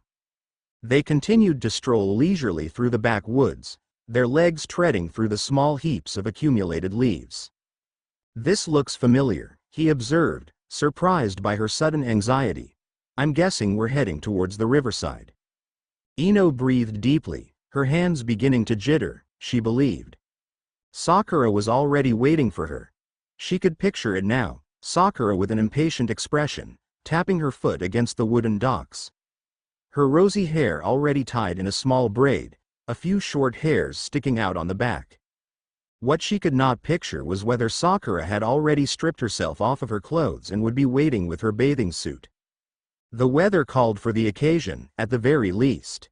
Well, she can have the medical nin waiting for too long, right? A few bushes covered the entrance to the pond. Ino, who remained too restless to wait, pulled away from Naruto's hold. She ran from him, trotting past the bushes. Naruto paused, jamming his hands into his pockets as he watched Ino leave. Geez, what's gotten into you? He shook his head, biting off a grin that sought to cover his face. Ino halted from her sudden dash, bringing out her arms to press herself against the railing. The current tugged the scarf loosely from her shoulders as it danced in the wind. You actually showed up. Sakura beamed, and just as Ino predicted, a bikini top was exposed under her open jacket. Course I did. I'm here for the free meal, and to kick your ass. Yeah. Sakura sucked her teeth, engrossed in her sarcasm. I'd be a good day if you didn't drown. You wish. Ino grinned cheesily, grabbing onto Sakura's hand. Something about Sakura's behavior swayed Ino's silliness. Ino laughed, loudly and obnoxiously, fueled by the irritated expression her friend gave her. Sakura held her mouth agape, prepared to question Ino's sudden goofiness when something caught the side her eye. She lifted her head, ignoring her friend's ridiculous conduct. She suddenly smiled, yanking her limb from Ino's grip, as she charged towards the teenager who appeared to have waited for her. Ino held her grin, as she casually leaned to the side. Her arrogance had her practically egotistical. It was when she saw exactly who Sakura was running towards was when she quickly finished her mockery. Naruto flicked at the twig that stuck into the fabric of his jacket. He squinted his gaze, raising his arm to wave Ino over, but she appeared to be occupied with some sort of furry. He paused, his pulse coming to a shattering end, He felt the blood drain from his face, a dark sort of pang sinking into his abdomen. Speechless. He was speechless. His light eyes became fixated on the figure who unexpectedly charged towards him. He wanted to run, to dash completely backwards and head on back to home. As he urged his legs to move, he found himself fastened on the timber. Sakura called his name. He cringed. She made her way towards him, her delicate fingers suddenly tangled in his locks as she pulled him, her warm lips bashing into his cold mouth. His arms instinctively pulled back, his body unacquainted with the touches it was receiving. She giggled in the middle of her kiss, as she tugged his jacket to catch a deeper part of his mouth. Naruto was taken aback, shocked by the gesture. He shivered from the warmth he felt by her touch. Her scent unexpectedly stirred his conscience. "I'm sorry, Naruto, I couldn't help it." Her arms swooped from under his jacket, embracing his waist. "I missed you. I realized what a mistake I was making all these years." He stared at Sakura, her rosy orbs filled with affection, with gentleness. He would have replied, but he found it hard to breathe at the moment. "That dinner was so beautiful." "Dinner? When in the world? I forgot how funny you are," she mused, continuing to admit herself. "Gosh, I love you so much." He felt himself grow numb. Finally, she pulled back, a sweet smile still plastered on her lips. "We have a lot to talk about." She tapped her fingers against his parted mouth, adding, "But I have to do something first. I have a bet to finish." Sakura turned away from him, skipping her way back to the end of the docks. Naruto felt his mouth quiver. Terrified, his eyes darted to the female who appeared to be shocked, her fingers clutched towards her chest. He could not quite specify the look in her eyes, from so far away, but he could feel the heartache tear at him. Ino," he called out, awkwardly, nervously. Miraculously, his legs gave into the thought of movement. He stumbled a few steps before dashing ahead as fast as he could, despite the effort his conscience made to completely stop. Ino swallowed the awful lump that formed on her throat, indulged in what felt like hatred and rage. Her fingernails dug angrily into her palm. She felt the pinch of her skin breaking, but did not flinch. As Sakura drew nearer, she had all the urge to give her so-called friend a nice blow to the face. Yet, she stopped herself, and held all the accumulated bitterness within. As much as she wanted, oh how she longed for relenting into abhorrence, she knew Asuma-sensei had taught her much wiser. Ino flung the scarf over her head, no longer concerned with its well-being. She could not remember if she yanked her shirt off in an attempt to get herself equipped for the race, or because it was delaying her chance to beat down Sakura, but the water no longer looked so chilly in her dearest opinion. Ino bit her lip, pulling at the jeans that clung to her, before stepping into the cool pond without hesitation. All the lessons in the world could not prepare her for this. "Geez, Ino, you're in a hurry," Sakura chuckled, taking her jacket off. "So what will we have?" To the end of the other side, Ino blurted out, too enraged to speak any further. Sakura dipped herself into the water, yelping from the icy water. "It's so cold." She brought her arms to her chest, giving out a shiver or two. She placed her fingers onto the docks, raising herself enough for Naruto to see. "It's a race, and watch me win," Sakura advised him.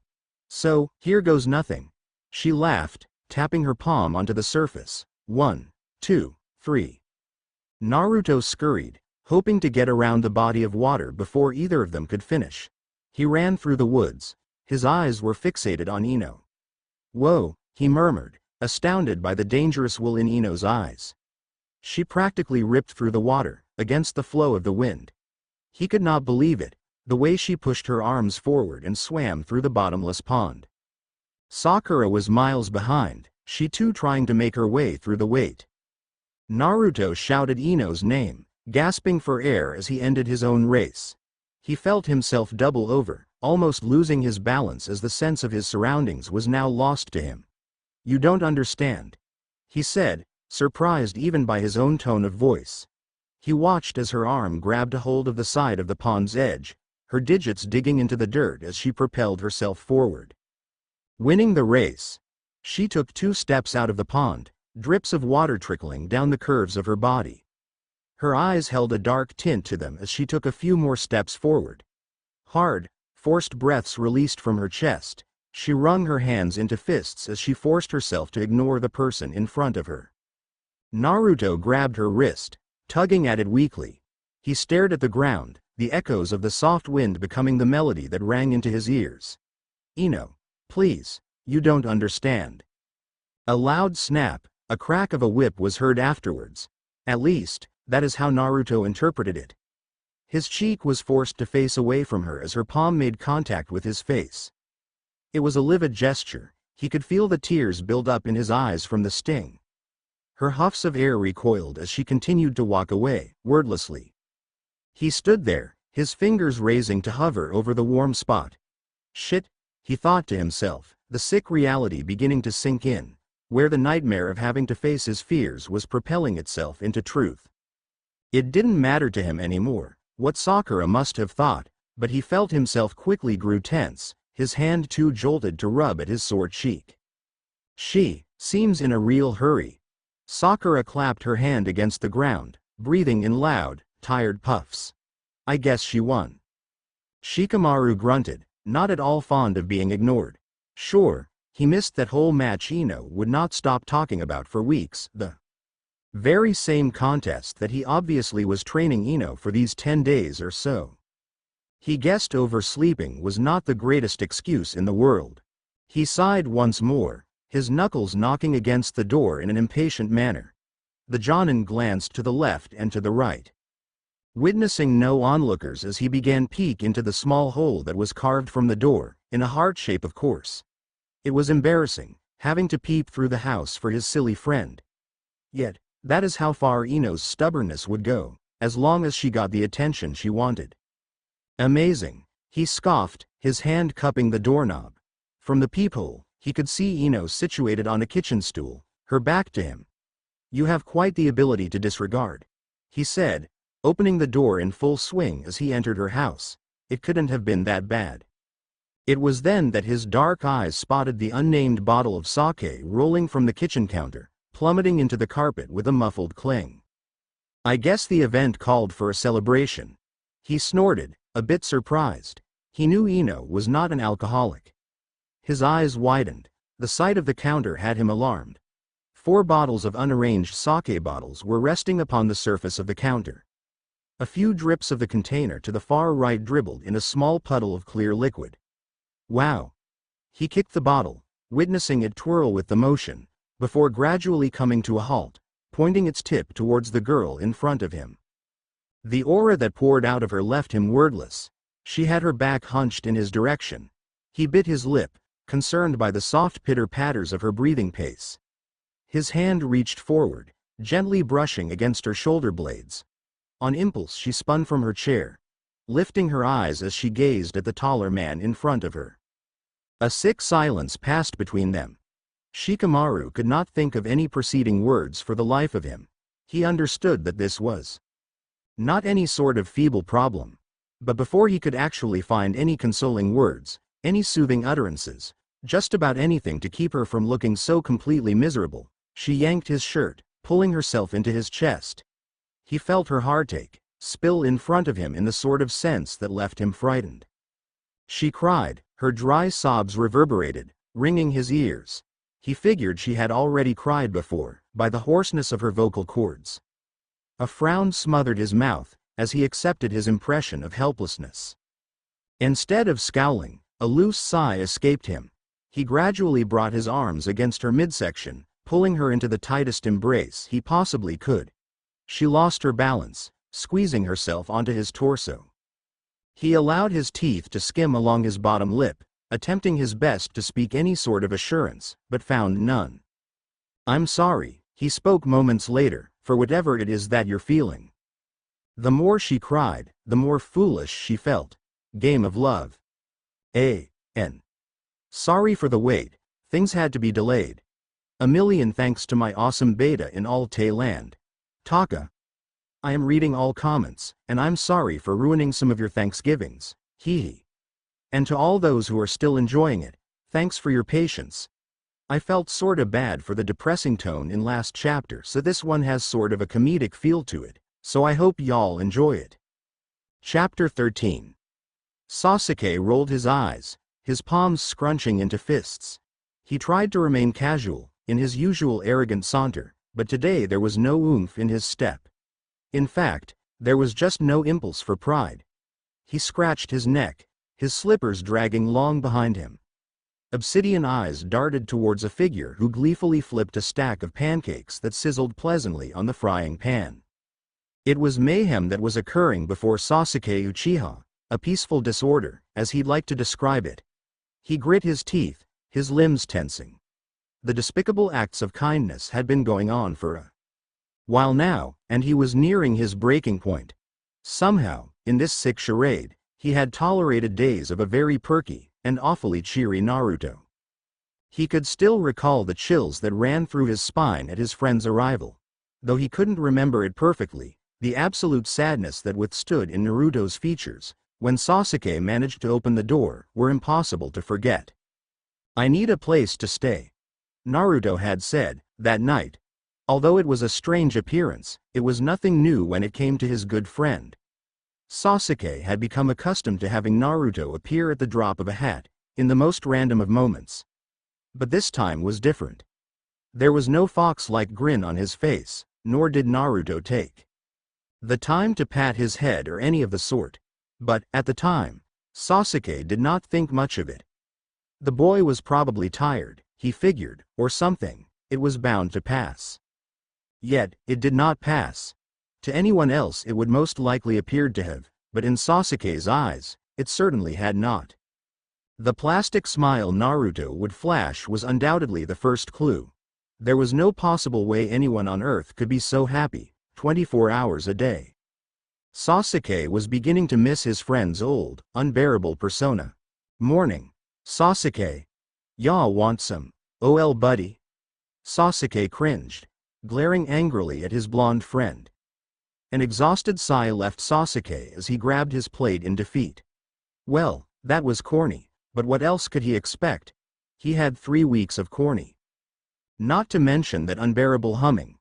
Having snatched the plate from Naruto's hand, Sasuke crammed a pancake into his mouth. He chewed heavily, crumbs falling from his slightly open mouth. "What are you, incredibly hungry?" "No." Sasuke then reached his arm over for another pancake, ignoring the burning sensation on his fingertips. "Not at all." "Oh yeah? I'm not convinced." The Uchiha boy eyed his friend. "I should say the same." He watched as Naruto passed him a glance that implied uncertainty, but only for a second before his signature smile emerged. The fox-like grin. This caused Sasuke to snap. "What the hell is so funny? Is this one of those days for you?" "I should have been warned beforehand," Naruto replied. "In your case, I should have been warned weeks ago." "Really, now?" Naruto cocked an eyebrow, lifting his pancake. Offered. "No, I don't want any more. In fact, stop cooking for me like you're some kind of wife of mine." Pancake bits flew every which way. Sasuke managed to pump his fist into the air for some time before he realized Naruto was no longer paying any attention. The latter curved his mouth to the side, appearing rather distressed, looking at nothing in particular. It was then that Sasuke made a grab for Naruto's collar, scrunching the cloth into his fist. He made a harsh jerk, pulling the blonde so as to have his cerulean eyes completely in view. Naruto did not react, yet he held on to his sadness, shifting his gaze to his friend. At this point, Sasuke would have preferred his hyperactiveness. "What's wrong with you? You're happy one second, and the polar opposite the next." "I guess I couldn't fool you," Naruto said, shrugging his shoulders as Sasuke loosened his grip. "You sure couldn't. That was a piss-poor job." In fact, Sasuke criticized, yet a relaxed expression played upon his features. "Don't tell me this has something to do with Sakura." Naruto sighed, folding his hands behind his neck. "You have no idea." Ino felt the sunshine tickle her face, and turned over. She forgot to close the shutters again. Getting up was not as easy as it used to be, her phase of being a morning girl now over.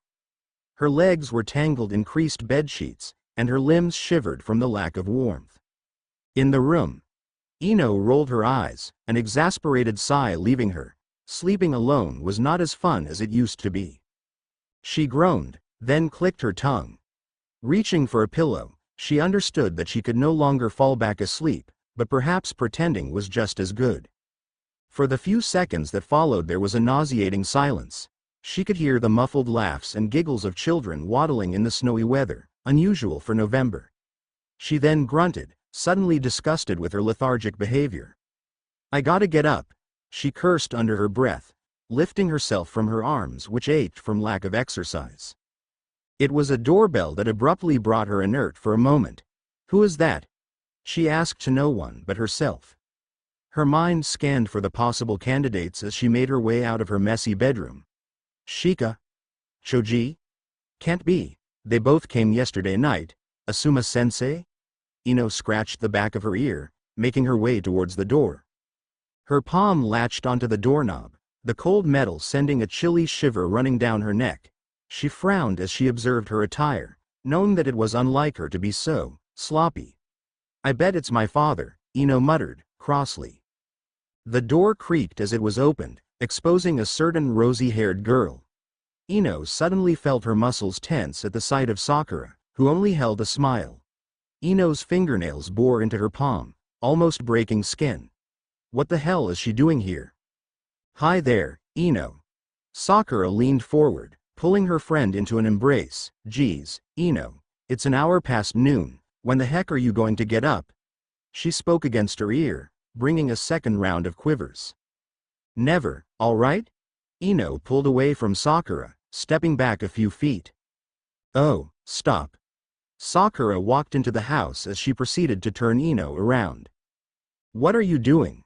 We're getting you showered, changed, and you and I are going to have a little chat."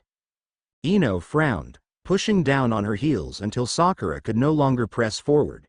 It was a sick thing to do, she thought, to rub it in her face about that whole swimming incident. Well, she was not going to embarrass herself twice. "I'm not going, Sakura." "What do you mean, silly?" Sakura chuckled, letting herself into Ino's room. "You've got to. You won. Remember? It was a bet, and I'm not going back on my word. A real top-notch meal, my treat."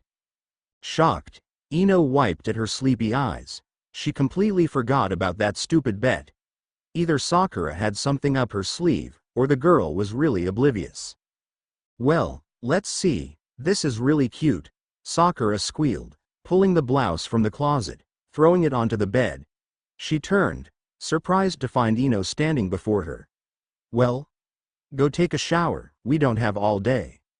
Maybe she was lonely, and maybe she really did want to talk to Sakura. Whatever the reason it was, Ino only slumped her shoulders in defeat, dragging her feet into the bathroom. She groaned when she stepped foot back into her room. The gloomy atmosphere that she had established over the weeks was no longer. Instead, a new set of bed sheets welcomed her, as well as an almost perfect view of the sun's rays practically blinding her. "What did you do?" Ino shouted, clutching the towel closer, her foot stomping onto the carpet. "You wrecked my room." "Huh?" Sakura turned, rolling her eyes. "Oh please." She waved her arm, casually. "It was depressing in here. So are you going to change or what?" Ino cringed at the sight of the clothes that awaited her. A stupid dress was not at all what she wanted to wear. In the dead of winter, it seemed, it was not the best thing to have her shoulders bare. As much as she complained, Sakura kept insisting. Fed up, Ino snatched the dress from her friend, stomping towards her dresser for her undergarments. A few seconds passed, as Ino idly hummed to herself, looking through the heap of underwear before she noticed Sakura was still in the room. "Sakura, get out." "What? Why? I've seen you changed plenty times before." Sakura reverted her attention towards her cuticles before saying, "We don't have all day." Ino glimpsed at her menu, utterly surprised at the prices listed. "Why'd you bring me here? A fast food place would have been nice." She held her breath, peeking below at her dress, and came to the conclusion that perhaps Sakura's choice of a restaurant was better. At least, Walking into the fancy joint wasn't so hard, especially when they cranked the heat. "I've never been here." Sasuke said it was nice. Sakura observed the setting, impressed with the velvet hues and scarlet drapes. It was apparent that red was a favorite in this restaurant. "Maybe Sasuke's gay," Ino muttered. It was a moment before she hesitated, realizing what she just said. She brought her hand to her mouth, imagining if she had indeed said those words. By the way Sakura stared at her, mouth slightly agape, it seemed so. For a second, she thought of excusing herself or at least taking back her words. But what followed shortly became a shrug. "Ah, well maybe. He is."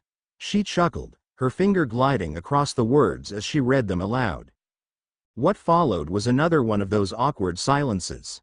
Sakura probably was still infatuated with him, she guessed, as much as a childhood crush can get. It seemed as though she was not bothered for long when she asked, "So what's been up lately?" "Don't know." Ino shrugged, observing the antique radio at the far end of the table. She felt her stomach squeeze, but refused to dwell deeper into her memory. It's sorta hard living alone. "Ah, it isn't so bad," Sakura laughed. "You'll get used to it. Either that or I'll be busy being poor." She smiled, amused by her own joke. She felt a bit odd at the moment, a little comical and witty. The more she spoke, the more loose she was beginning to get. "How about you?" In all actuality, Ino wasn't very interested in what Sakura was doing. "Same," Sakura blurted out. Except, she began to chew on her lip. Ino suddenly locked eyes with Sakura's blue-green orbs. A sudden splash of sadness then settled within Ino's stomach. A few chills ran down her spine. There was something sickening that forced her to gaze at Sakura, where the girl across from her began to shift uncomfortably in her chair. "Well?" Ino rolled her eyes, quickly growing irritated with Sakura's non-existent problems. An embarrassed laugh slipped from her tongue. "It's nothing, I guess. I mean, it's actually sorta stupid. Just ignore me." "Oh no, it's far too late for that." Ino's chin bumped against the glass table. She understood her behavior was far too childish than usual, but shrugged it off. To be sitting across from the girl she wanted more than anything to strangle, especially keeping our big mouth shut while doing so, she thought the best way to act was indeed casual. This was just about as relaxed as she could get, I think. "We've known each other far too long to just let something slip past us, don't you? It's just that he's been ignoring me. I haven't spoke to him since we had that race." Sakura reached towards the right, where a portable antique radio rested against the mirror wall that reflected her sad expression. She fiddled with the dial, hoping to occupy herself with the fizzle of noises of random radio. "I miss Naruto," she sighed. "Oh." Ino suddenly pushed herself against the cushion of the chair, her heels tapping against the wooden floor. No longer able to control herself, she leaned forward, her teeth grinding against one another. "Are you serious?" She managed to blurt out, a impulsive wave of anger rushing past her. "Yeah, I know what you must think." Sakura slapped her forehead. "You'd never think I'd actually like that idiot, but it seems we're both wrong."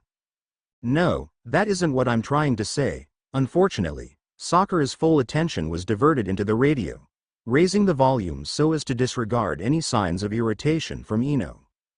"You probably think I'm crazy. We went on one date a few back and I saw a side of him I never thought existed."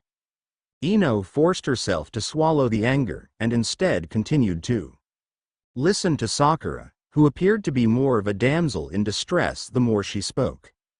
"He's a little silly, but it wasn't until that day until I realized how cute and funny he really is." Sakura rested her chin on her palm, her fingers continuing to turn the knob this way and that. "He's real crazy, you know? He still loves me after all these years and I always ignored him. For what? Sasuke and I were just meant to be friends, I now believe. The entire time, when we were on that date, he was so mature, and not so ridiculous." Anger slowly became sadness. Ino felt the hot tears begin to sting her eyes. She turned away from Sakura, focusing on the simple design of the radio as well. "Would it count if you didn't act like yourself?" he asked again, his voice burning into her memory, as crisp and clear as when he first questioned her on that cloudy day. It was then that she realized, the day when Naruto suddenly flopped onto her bed, the day where he happened to have a lot on his mind, she never thought she'd figure him out so easily. Maybe this time, I'm not wrong. Maybe it is love. I pushed him away for so long, I hope he still feels the way I do for him, Sakura whispered, and wiped at her eye, smearing a small tear from her face. Except, you weren't in love with him to begin with. Ino wanted to scream, to shout, to cry. She felt a lump beginning to form in her throat. As much as she wanted to express herself though, she knew the girl sitting across from her wanted nothing more than to do the same. What was she to do? She sighed, watching with misery as Sakura finally stopped the dial. The sounds of claps and a piano echoed from the radio, filling her ears. "Ooh baby love, my baby love," the words lingered into the air, and Ino felt a quiver of grief depress her entirely. The odds, she thought, of a stupid little love song to seal the silent void. I need you, oh how I need you, but all you do is treat me bad. Break my heart and leave me sad, forcing any and all nausea-inflicted emotions. Ino turned to Sakura, finding the way she sulked in her depression distressing, not to mention pathetic. All right, enough, Ino cried out, her fist banging onto the surface, breaking Sakura from her gloomy spell. A smile formed on her lips, as she took control of the radio, quickly tuning out the song in hopes of finding one with a lighter mood. This is crazy. You're driving both of us insane, she declared. Another resonance of percussion played from the radio. Her smile grew into a grin, as her heels tapped with the beat of the song. She knew this song, and she knew it pretty well, thanks to her parents' adoration of Saturday morning radio. She snapped her fingers, pulling herself into a standing position. Sakura widened her gaze, speechless at the sight of Ino preparing to make a fool out of herself. Ino quickly grabbed onto a knife that rested on the counter, as a heel of hers settled itself on the table for balance. Ino, what are you doing? Blood began to rush onto Sakura's cheeks. She bit her thumb, turning to the people who suddenly caught interest in the two of them. Allow me to serenade you, Ino smirked, bringing the knife closer to her lip. Sakura, her tone of voice lowered a few octaves, so as to match the tone of the woman on the radio. Darling Sakura. Ino, please. Sakura sunk herself lower, so as to avoid the curious eyes from the bystanders. Not here, come on, she whined. You're just as crazy as Naruto. Thank you for all the joy and pain. Ino moved to the beat, the ends of her dress swaying. She guessed there were people staring, but frankly she could not care less. With one hand close to her mouth, and the other directing at the humiliated Sakura. Picture shows, second balcony, was the place we'd meet, second seat, go Dutch treat, you were sweet. Ino leaned forward, tipping her finger on Sakura's chin, completely amused by the embarrassment she was ensuing. Okay, I'm not sad anymore, get down. Sakura cupped her hands together, whispering to Ino in what became a mother-like tone. Get down right now. Sakura, darling Sakura, thank you for walks down Lover's Lane. It was Sakura's wishful thinking that had her hoping no one would witness this charade.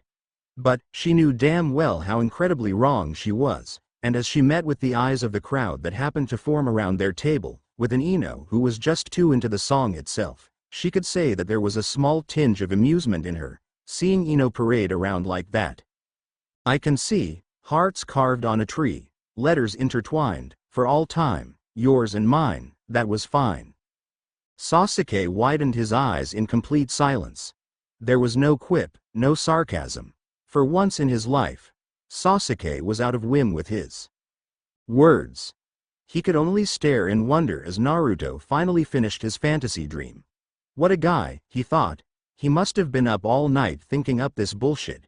Really, he was beginning to understand the Sakura bit, but when he decided to throw in Miss Ino Yamnaka, that was when he could only stand back in utter disbelief at the liar that was Naruto Uzumaki. Wow, he said, just wow. You don't believe me, do you? You expect me to believe that you're involved in some sort of love triangle with Sakura and Ino Yamnaka? Sasuke arched an eyebrow, witnessing the blonde nod his head earnestly. He waited a moment before saying, "Yeah, okay. Well, I believe I'm starving. That little tale you told me took the entire day, what an imagination." Naruto, Sasuke, this is real, it's happening, and I don't know what to do. Naruto grabbed onto Sasuke's shirt, shaking the Uchiha air. Sasuke was unimpressed, or rather, he could not find himself to believe him. He grabbed onto Naruto's hand, plucking the fingers away from his shirt. "This seems more to me like a fantasy than a nightmare, in your case." Except, finding no other retort, he allowed for that to settle. "I think I'm in." "I forgot to mention, I don't care to listen." Sasuke quickly interrupted. "Love, I think I'm in. Promise an apology is in order." I'm sorry I took so long, I can't even blame anyone. I suck, man, I had this story pending for how long? And I was just too lazy to look at my mistakes my beta sent me, that and lack of time and patience. Anyway, if any crackheads want to complain about how short this chapter is, then, well, it will be ignored. Many thanks to Taka, Da Il Beta, Chapter 14. "Maybe I could help you get him back," Ino suddenly blurted. The words escaped her so quickly that she didn't quite grasp them until it was too late. They lingered in the air, blowing with the breeze. "I mean, he's always liked you," she spoke through clenched teeth. "Ever since you were kids, right?" she added with a hint of a smile lingering. "Would you really do that for me?" Sakura was wide-eyed, turning to stare at her friend. She was surprised by the sudden proposition and found herself flashing Ino a smile full of excitement. Some sort of intrigued interest quivered in her words, leaving a burning impression in Ino's midsection. It was a content and grotesque feeling all the same. Was this some sort of revenge, she thought, for Sakura? She couldn't quite explain her actions, but she understood she could not back down now. They strolled down the lively Konoha streets, leaving a trail of footprints in the melted snow behind them.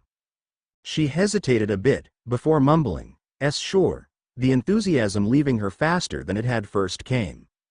"Ino, even though we fought for most of our childhood," Sakura made a grab for Ino's cold fingers, "you were always my closest friend." "You are too." Ino hid her wicked smile, tipping her head to the side.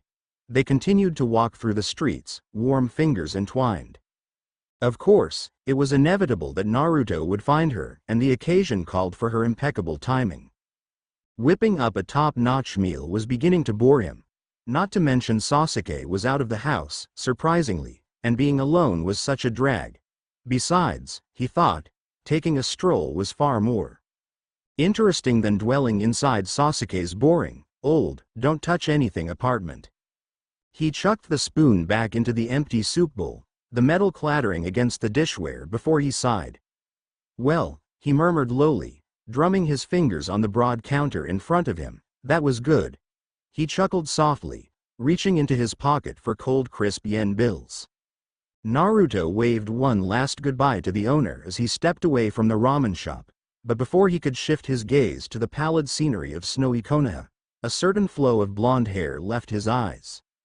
Lingering and his heart pounding, he stared ahead of himself, finding it quite difficult to hold his breath.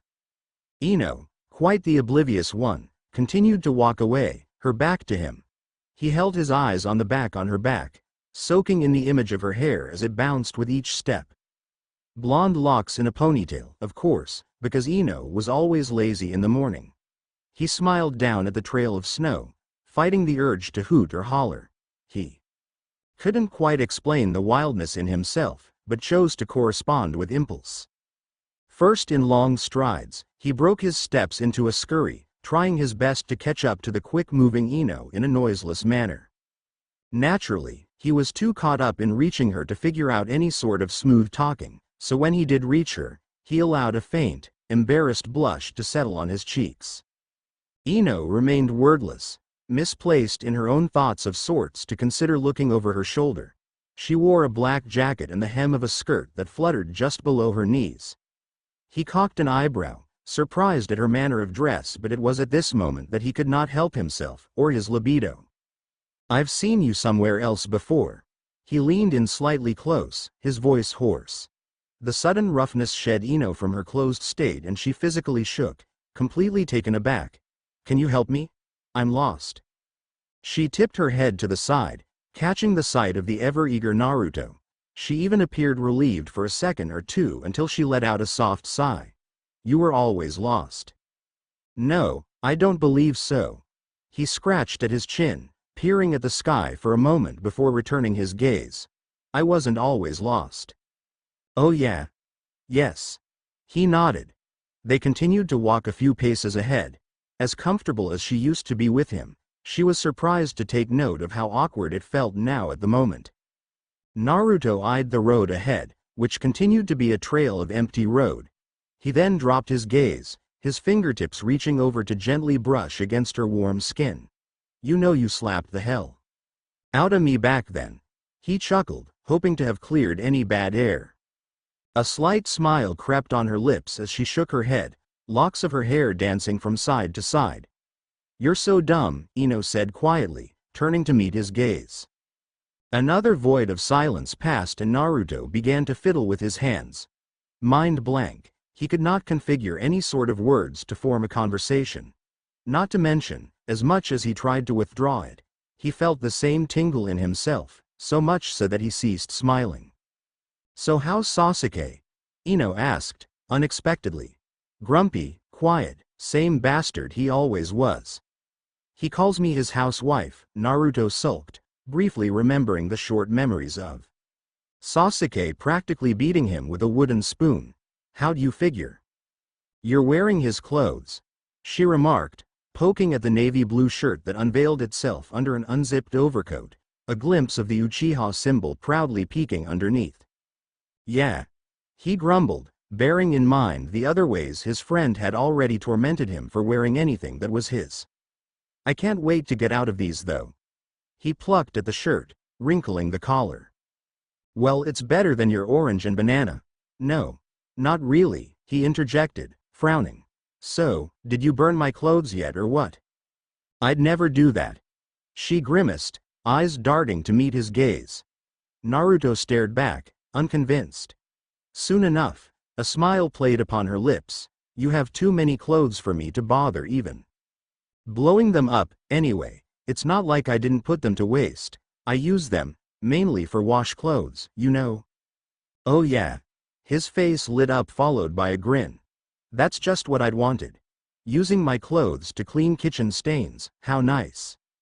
Ino giggled, reaching her arm out to give him a playful slap on the chest. But before her recoil, Naruto grasped her wrist, bare and exposed, yanking her so quickly that Ino could only yelp in surprise. "You should have seen that coming," Naruto spoke in an unintentional whisper. He was met with a smile so radiant, a gentle hue of cerulean. In his daze, he could not resist, and returned her beautiful smile with a light-hearted smirk of his own. After a second or two, Ino stepped back and suddenly flashed him a grin far from malicious. Naruto cocked an eyebrow with a curious expression on his handsome features, but before he could ask, she spoke. "I guess you should have seen that as well," she shrugged. Naruto winced, peering below his shirt to see a kunai pushed against his skin, fortunately, with not enough force to pierce through. The little maneuver that she pulled left a wide rip at the hem of Sasuke's shirt. Instead of showing any shock, he exhaled sharply. "I was distracted by a pretty face," he said in a tone that underlined fact, and he watched her cheeks flush. There was another moment of silence as Ino kept her gaze towards the ground, and Naruto could not find himself to look away. He scratched at his chin, hoping to find a way to speak but found himself speechless. She reached for his shirt, giving it a few tugs before letting go. "You're a real goofy one." She turned away for a second before she met his gaze again. She held her mouth ajar, her words caught in her throat. "You think that I love Sakura, don't you?" Naruto grimaced, wishing he could just take away her teary stare. "I think you're better off with her. I think you're lying." "It sure doesn't seem like a lie." Ino suddenly cried out, rage deeply embedded. She held out her hand, fingers entwined with cloth. Here, take it. Well, I don't love Sakura. I wouldn't be feeling so guilty for the past month if I did, he too shouted, his words echoing before them. She shuddered at the sound of his voice, but did not hesitate to reply, what are you trying to tell me? Although the moment did not call for it, he could not help but smile. There, standing before him, was Ino. Her bright blue eyes were clouded with tears, emitting such a beautiful sadness that he could not help but admire it. He shoved his hands into his empty pockets and leaned forward. He then proceeded to brush his lips against her cheek in a soft, gentle kiss. He pulled away. Nothing and everything. That doesn't make any sense. Perhaps, Naruto mused, nodding a bit. Slowly he turned, in profile, away from Ino. He appeared to be looking over at the otherwise empty street. From left to right not a soul stood or wandered, which was typical on a snowy day. Okay. The coast is clear, let's go. He seized her hand, swiftly but softly, giving it a small squeeze. What are you doing? Ino cried out, trying to pull away. She loosened her grip on the kunai. Her weapon of choice dropped onto the snow, vanishing under the flurries. Don't get so flustered, I'm trying to do something nice. He dragged her a couple of steps forward. Ino followed, afraid to have herself pulled over, onto the snow-covered ground. Nice, I'm supposed to be mad at you, alright, fine. I'm sorry. Now, can I just take you out to eat? What? She asked, her voice an octave higher, but she allowed herself to be taken. Are you kidding? Blah, blah, blah, for abroad, all you do is nag. Excuse me? Ino screamed, but her cries went unheard. They became muffled by the sounds of chimes dancing above her head. Hastily, she was pulled through the open door, a gust of heated air brushing against her cheeks, leaving her quite flushed. Her boots clacked against the wood floors as she allowed herself to be led through the narrow hallway. What awaited them both was a partially empty restaurant, where people chatted casually and others ate patiently. Ino sighed, feeling quite defeated in her effort to appear irritated. She sat herself upon an open booth, pulling at her jacket zipper. You're still hungry? You just finished eating 3 whole bowls of ramen soup. Oh, so you were stalking me? I was not, she cried out, rouge tinting underneath her eyes. It was so easy to get her riled up. Naruto chuckled to himself, taking the menu in his hands. I just hope you don't go cheap on me and order a stupid salad. Fine. Ino rolled her eyes, snatching the menu from him. She stuck her tongue out and whispered the names of the foods to herself. It was not a fancy place, this runaway restaurant, but it held substantial warmth considering the dim lamps that added a personal setting towards the place. There came an unrepentant calm, afterwards. Ino fixed her eyes upon the text, so focused her vision became blurry. It didn't settle for long, however, because suddenly she felt ridiculous. Ino, even though we fought for most of our childhood, so easily had her words slithered into her conscience, it was quite irritating. You were always my closest friend. Probably impulse, but Ino quickly slammed her fist, finding the table to tremble along with her touch, as if to disregard Sakura's silly remark. Certainly, that wasn't true, was it? I don't want to do this. She bit at the inside of her cheek. Aggravated and distressed all the same, over and over. Before she could heed his words, she found herself leaving as her fists clenched tightly. Her eyes narrowed and she slung her arms to her sides. She heard mumbles of protests, underneath her blaring anger, yet tossed it to the side. Who cares? She thought. She just needed to get out. Sakura suddenly became such a burden, such a disaster. Her promise was outrageous and she was crazy for thinking she could ever win. What a silly promise. Ino rushed past the morning crowd, pushing through them before apologizing afterwards. When she crashed into her sensei, she managed to mouth an apology to Asuma, who appeared to have wanted to speak to her. Of course, she was rushing, which was never natural for her, in this light of the morning. She sprinted up a flight of stairs, trying her best to dodge the unfortunate Genma who carried masses of paperwork by Tsunade-sama's request. She simply waved, biting a chuckle when she caught sight of Genma's frustration, before continuing in her hurry. She was able to calm herself once she reached the last stair, but not enough to keep the jitters from dancing in her stomach. Finally, she thought, stopping to catch her breath. A mission. A regular B-rank mission, but still, a mission. This morning she was surprised by a letter from Tsunade, and what a wonderful surprise it was. Only one step more, she thought, and she'd finally have a mission of her own. Yet, before her fingernails ever had the chance to graze the cold handle, the door briskly swung open, revealing a partly bored Sakura, who fiddled with ample amounts of paperwork. Ino fought the nasty squirms that swirled inside and smiled. Sakura was much too occupied with reading a scroll aloud to herself to make any effort for a greeting. A little relieved, Ino allowed herself to step into the room. She grinned widely, nodding towards Tsunade, who happened to be amid a conversation herself. Tsunade's eyes trailed to meet Ino as she smiled and extended her arm, motioning her to come closer. Then, as she stepped away from the door frame, her eyes caught sight of the blonde to her right. She almost sighed, but held back, of course, in fear of ruining any first impressions to her Hokage. Always happens to me, this sort of bullshit, she thought to herself angrily, so clouded in her ranting, she could not recall Sakura, until the medical nin intentionally bumped into her.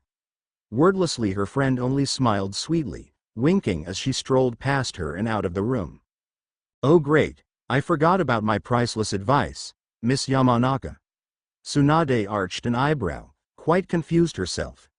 Ino laughed nervously, quickly scurrying into her seat, so caught up in her anxiety that she practically crashed into Naruto's chair, who promptly held out his hand to grab her from falling.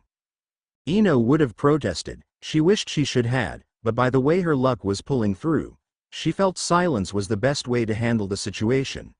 Instead of doing any of her latter wishes, she stood still with Naruto's arm locked around her midsection, keeping her from falling. She turned to meet Tsunade, who only stared back with complete amusement. Well, that was quite an entrance, Yamanaka. Tsunade brought her palm towards her mouth, chuckling a bit. Yeah, Ino, Naruto laughed, understanding the safe zone he was in at the time and taking advantage of it. Shut up, she mumbled into his ear, before pulling from his grasp and seating herself onto the chair beside him. Too bad Ino wouldn't let herself listen to Tsunade. She forced herself to stare at the floor and proceeded to criticize herself. Stupid, stupid, stupid, I'm so stupid. Only a few flurries of words passed her by, in which she never put much thought into it. Mission 2, Ino and, accompany him, take days, be careful, Teiko. Teiko? Ino widened her eyes as her ears picked up the sound of an unfamiliar name. She turned towards Naruto, her face squirming. He would have been laughing too, except the look on his face held neither laughter nor content. It was a dark scowl. And before she could ask Tsunade-sama who the heck Teiko was, she found her palm to be taken by the hand of not Naruto, but what appeared to be someone she'd never met before. Ino held onto her blank expression, too mixed up herself to keep from pulling away. The teenager, she guessed was Teiko, only kissed her palm gently, his auburn bangs covering a portion of his face. What the? She blushed quickly, her teeth clenching. Okay. Naruto exasperated, pushing his hand against Ino's, breaking the contact between she and the stranger. His angry cry echoed against the stone walls, leaving Ino a bit surprised herself. The one named Teiko laughed quietly as he nodded in Ino's direction. Ino found herself gaping at the fellow in front of her. So Ino, are you up for it?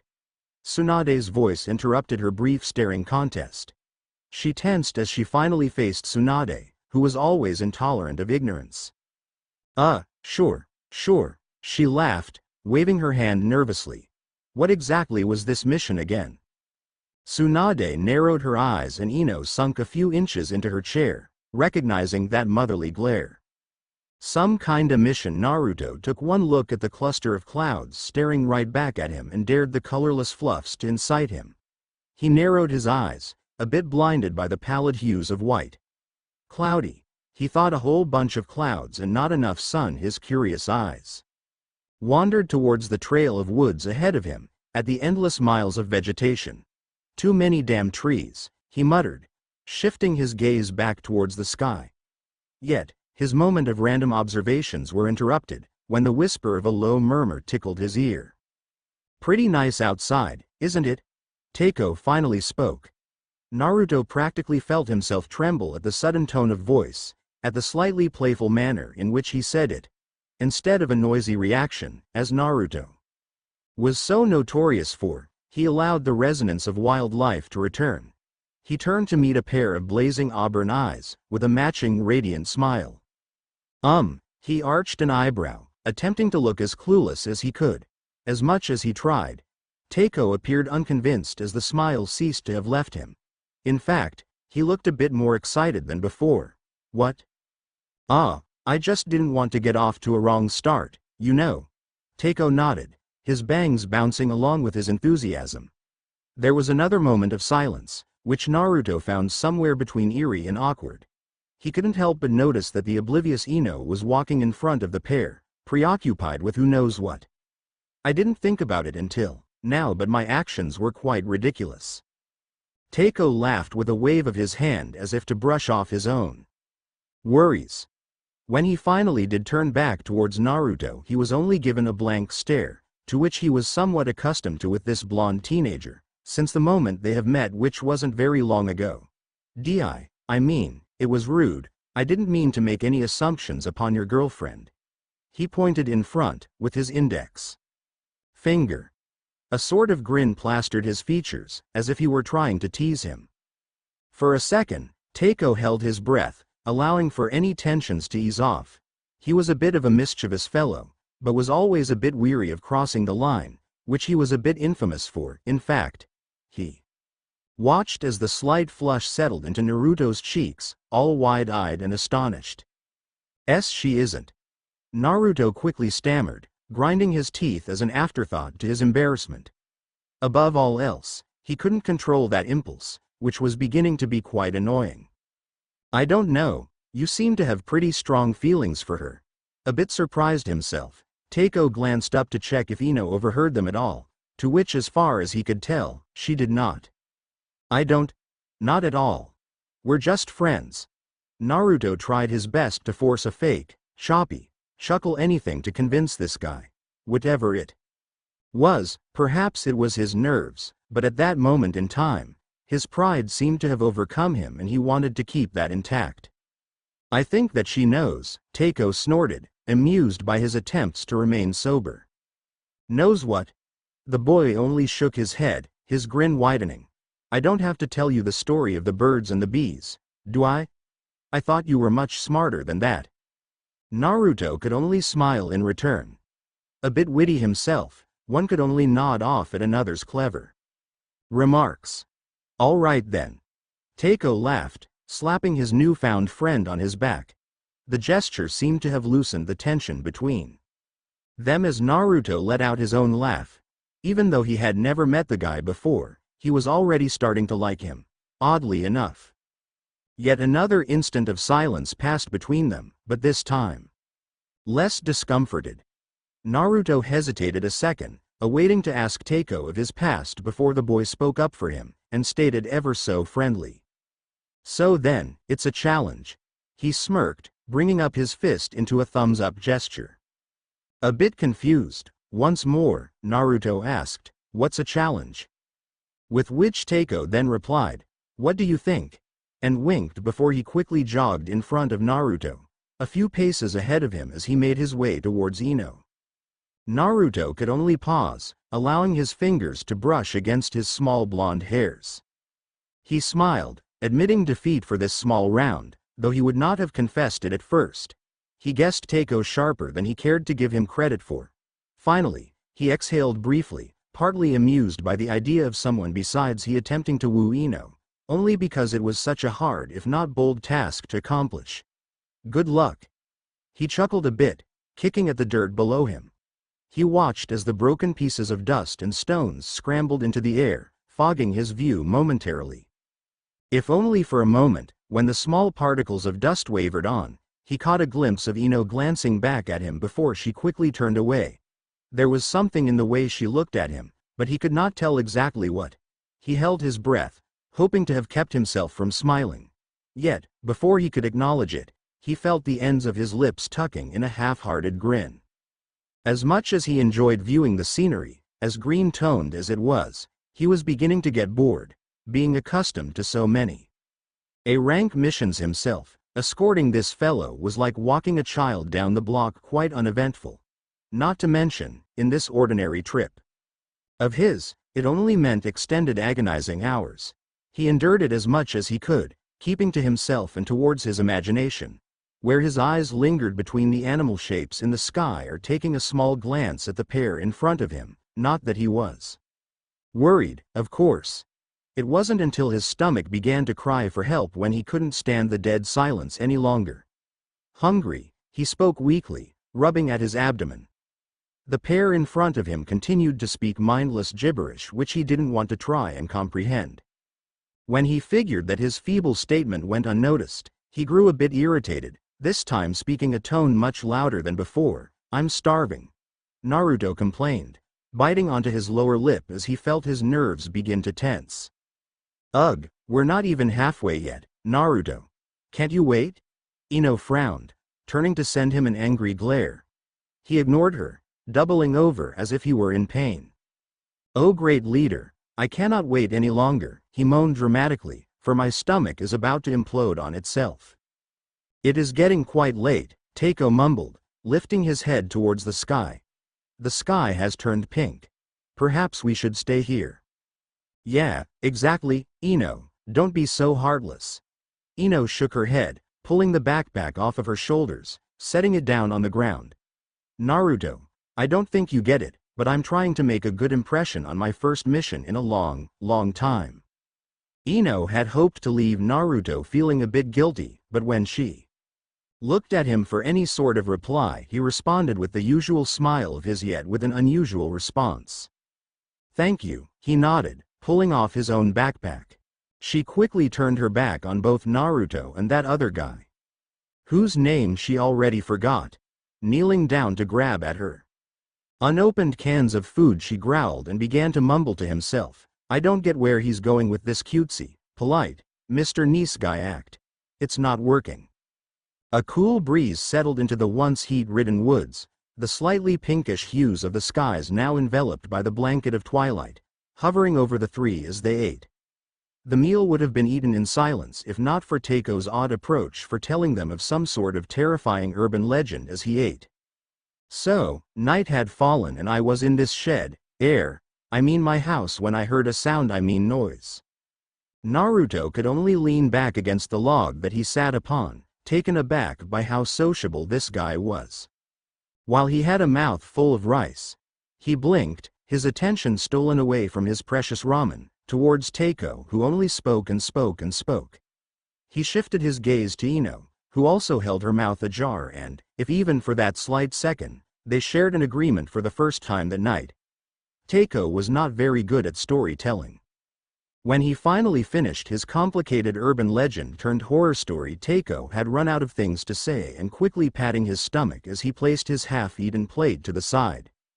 "That was really good," he mused, pushing himself off the log. Takeo lifted his arms, taking a stretch as he shut his eyes tight. "Wow, I didn't expect myself to tire so quickly." He snorted, leaning towards the right so as to pull any and all sorts of tension from his muscles. He turned towards Ino, waving his hand. "Good night, Miss Yamanaka," he said, watching as she continued to assemble the mesh of cloth and metal scraps in which she called a tent. "Good night, Naruto," Takeo murmured as he walked off towards his own area of privacy. Unlike Ino, the boys had decided to sleep in their sleeping bags.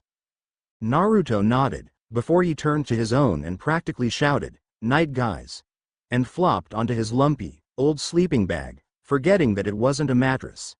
He moaned from the pain in his jaw after slamming it onto the ground.